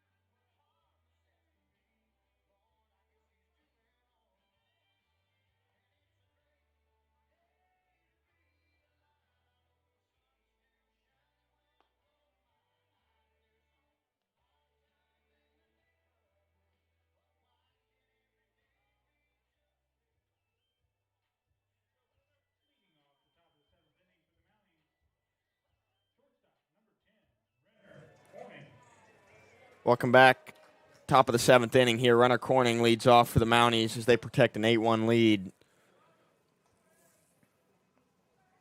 It'll be Riley Templin still on the mound for the War Eagles. Porta takes strike 1. It's a tough one. Strike to start with. Yeah, might have caught the outside corner of the plate. Like an off-speed pitch. Oh, off the end of the bat. Templin makes an easy play. No, he does not make an easy play over to first base. I spoke too soon. Looked like a for sure out, but he forced JoJo Martinez off the bag. We'll get a replay of that. I thought it was going to be a for sure out. Yeah, I agree. I mean, it should have been, and just sometimes pitchers overthink it. Overthink it. That's right. It was such an easy play, and throwing off the flat ground instead of the mound. That's why you always run hard out of the box. You just never know, especially on a play like that. Kudos to Renner.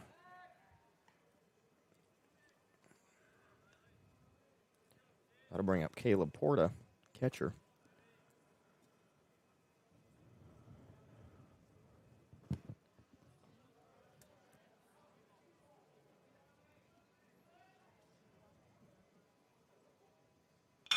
He rips one of the second basemen. This could be 2. And it is Walker to Easley to JoJo Martinez. And Caleb Porta grounds into a double play. Handmade double play. Hard ground ball right to the shortstop. Just an easy flip to the second baseman. And, you know, it was there so quickly that the second baseman, you know, had plenty of time to make that turn.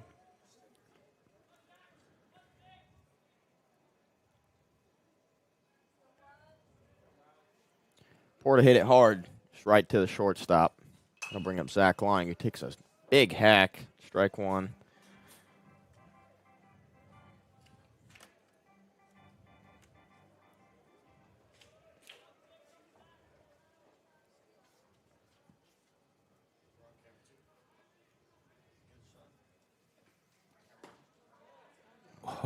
That's a good pitch. Good pitch by Templin there, but it'll be ball one.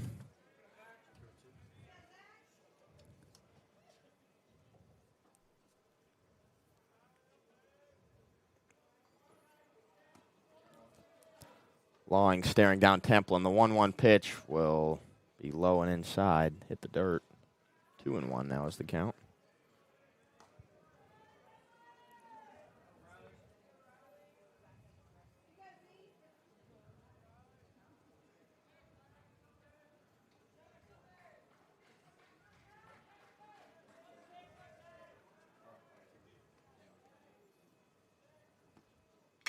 Two and one pitch will be grounded back to the.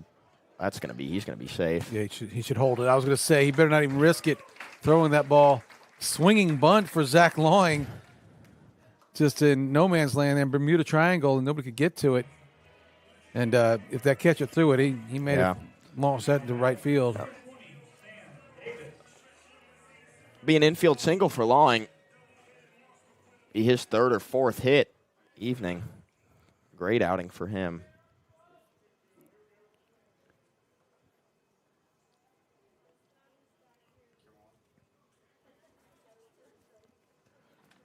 That'll bring up Sam Davis, the designated hitter. He swings at strike one. Fouled back.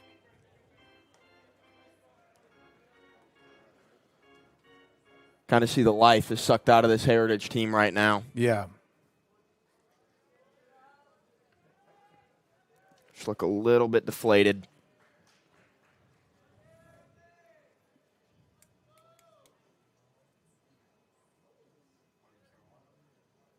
The 0-1 will be ripped into right field, a base hit.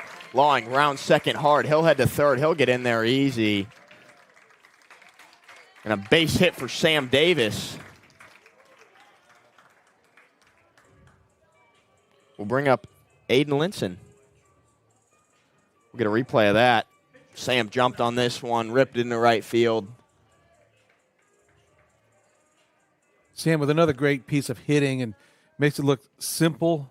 The way he just is ease at the plate, the way his stance is, just keeps it simple. Never really overswings. Always making good contact. He's a great hitter. That'll bring up Aiden Linson. Runners on the corners, 2 outs. He looks at strike one.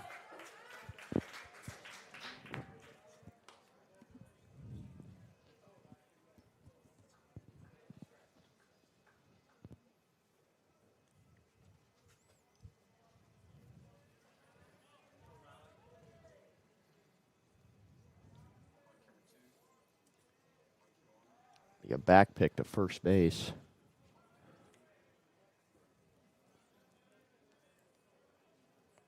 Davis walks back in easily.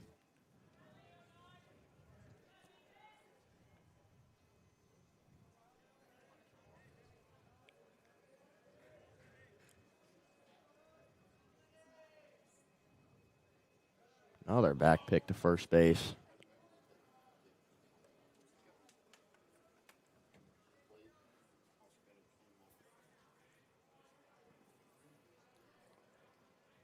A long night at the ballpark. We've been here on air since 4:40. Yeah, that's 5 hours for you. That's a long day. That's a long day. That's right. Oh, that's almost a balk. He's almost coming home. Third back pick in a row as well. And what they're trying to accomplish. Nevertheless, it'll be an 0-1 count to Aiden Linson. In U-Trip baseball, a lot of times you're stalling because it's a time deal. Trying to time out the clock. It moves like that. That'll be ripped. Oh, it got by him. And it got by the shortstop, Joe Walker. That'll be an RBI single for Aiden Linson. That'll make the score 9-1 in favor of the Mounties. I hope the scorekeeper does give him a hit on that. They may, I don't know if they're going to rule it an error, but it was hit so hard. Yeah. You're right. He hit so hard. They should give him a hit on that.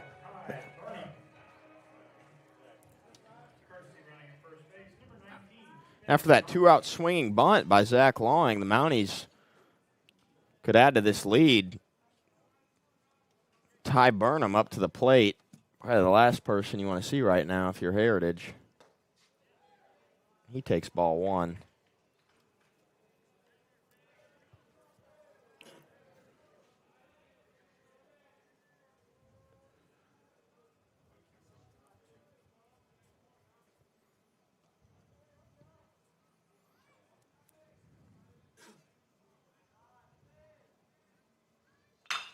Oh, that's a fair rips ball. It down the line. It'll be fair. And that's going to score 2 more runs, and he's chugging for third, and he'll make it standing. That's a 2 RBI triple for Ty Burnham. That'll make the score 11-1.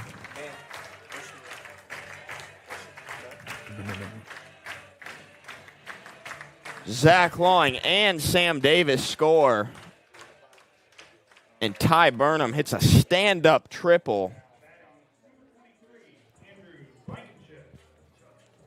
He just turned on that ball. It was inside fastball, and he got the barrel on it. And, man, and once that got to the corner, you knew it was going to be triple all the way. Ty Burnham had a great night. And Andrew Blankenship, the third baseman, up.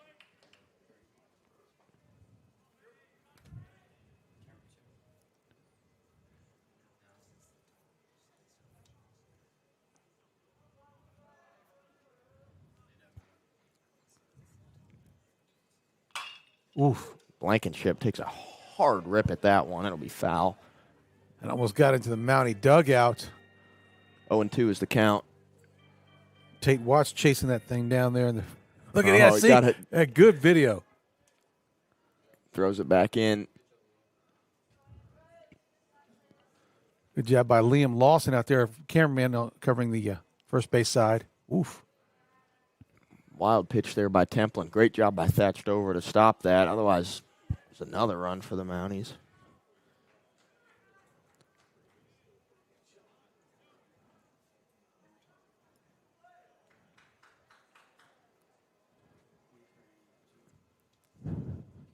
Oh, boy. Turned on that one. Just a touch early. Rips it down the line, but it's going to be foul again. Yeah, you need to talk to Miss Williams tomorrow, the principal, and see if they can get some pizza for this TV crew that worked 5 hours tonight. For sure. They did a fantastic job. Blankenship strikes out swinging. I'll head to the bottom of the 7th. But as you said, these cameramen work nonstop. We got Marley over there in third base and Liam Lawson. I think he's in 8th grade, isn't he? I believe so. Elmwood, yep. So Mr. Land, the director of all of it. Yeah, he does such a great job. He's really transformed this program into something really special. It's student-led, student-run. So they've done just a great job. But these kids are learning a lot, too, and getting better with each broadcast.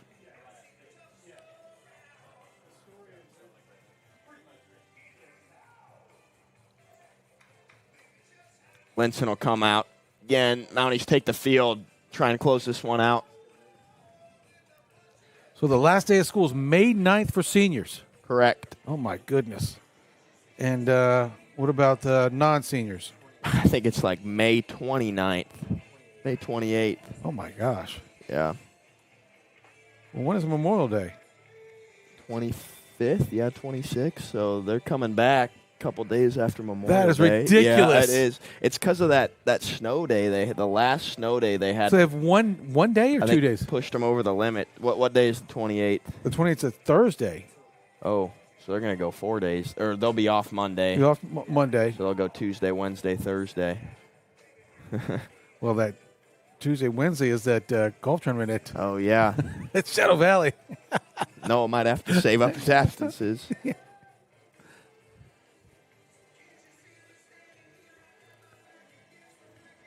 I did not know that. The 29th is the last day of school? 28th, yeah. 28th, okay. Leading off the bottom of the seventh inning for the War Eagles, first baseman, number 27, JoJo Martinez.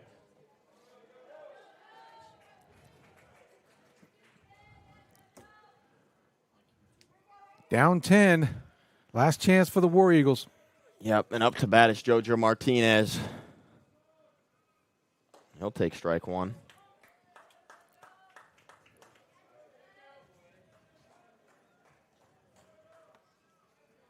Yeah, we did have a few snow days there, didn't we? Kind of a surprising.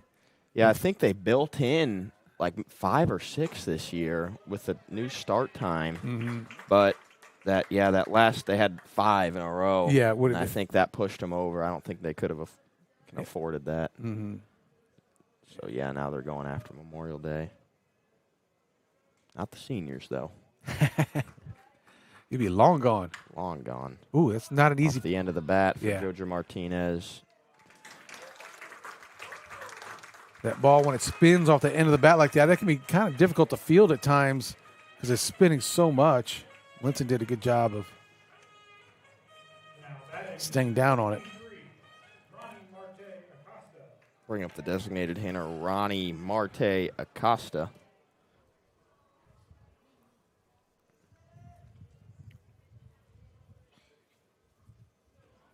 I believe Heritage is in action against Bentonville next week, so won't be the easiest opponent to close out the season with.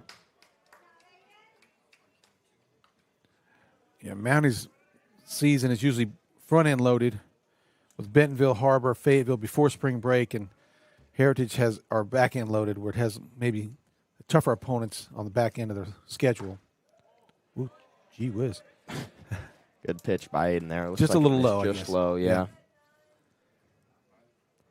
See Zach Lawn talking to the umpire over there at first base. Top of the camera.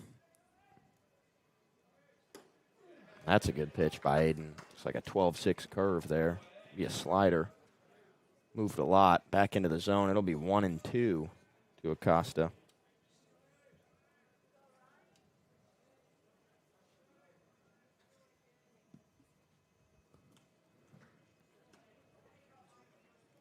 Pitch in the dirt. 2-2. Zach still talking to the umpire.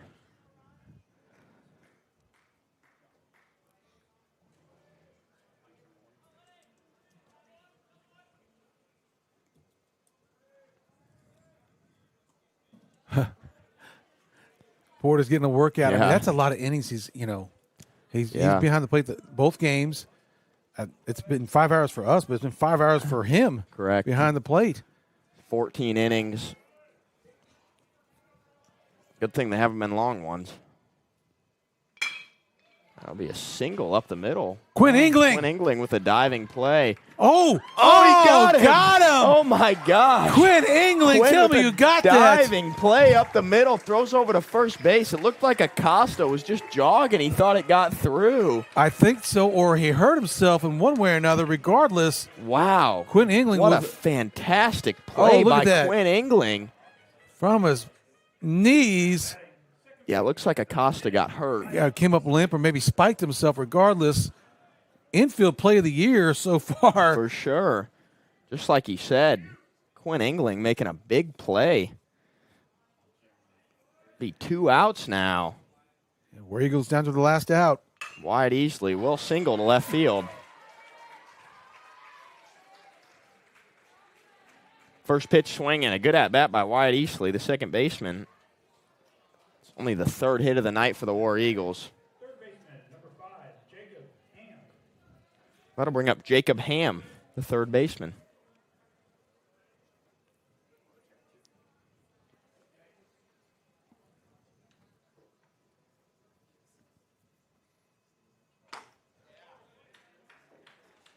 First pitch, the at-bat misses just outside. It'll be 1-0.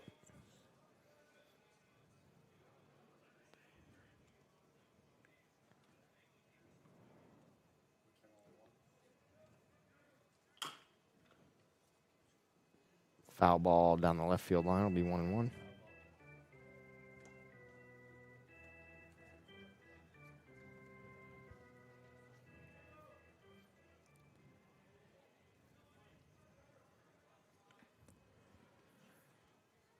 And the 1-1 from Linson to Ham will be swung on and missed, strike 2.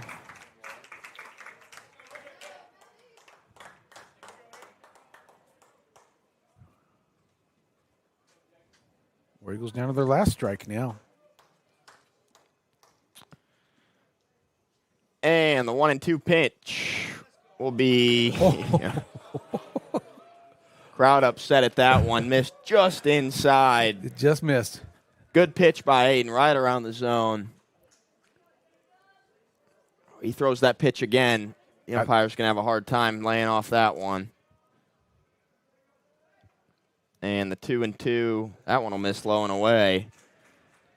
Good at bat here by Jacob Ham. Work the count back to 3-2.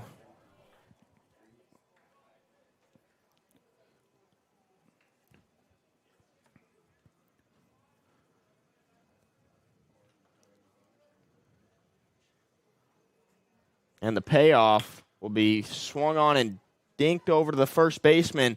Aiden runs over and covers first base.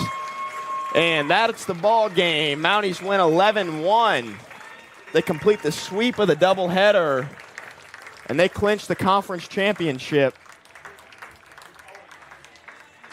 Great day for baseball at the Palace. It sure is. 6 conference championship in a row for the Mounties. Coach Melson, Joey Taylor, Bunch, Hummel, and they just did a great job this year and getting these guys ready, winning different ways.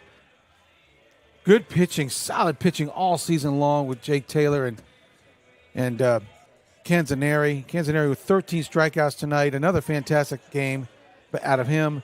Now the Mounties have Valley View this week and a non-conference game coming here on Friday. Correct. I believe that's on Friday. And then Southside on Monday, and then senior night here on May the 6th on Tuesday for the Rogers Mounties. Let's do it once again. I'm going to have to put another date up there on the scoreboard or in left field. That's right. Really proud of them. Yeah, they get a big round of applause from the Mountie faithful who stayed until 10:05. My goodness. Man, what an exceptional job and a great season once again they're having. Let's hope it doesn't end here. Let's hope the Mounties get a nice playoff push this year. You know, they will get the bye in the state championship. And that's big. Because all they have to do is win 3 games. Yeah, there's Ronnie Delk, the athletic director, giving the guys hugs and handshakes. Yep. He's done a wonderful job here. Once again, they have another fantastic team. Yep. Well, that'll do it for us. Thank you, Jack Scudder and all the guys here, and Zach Land and all his boys. And we'll see you here next Tuesday or Friday with Valley View. We'll do Valley View Friday night. Really enjoyed it. Yep. Thanks so much. Mounties win 11-1.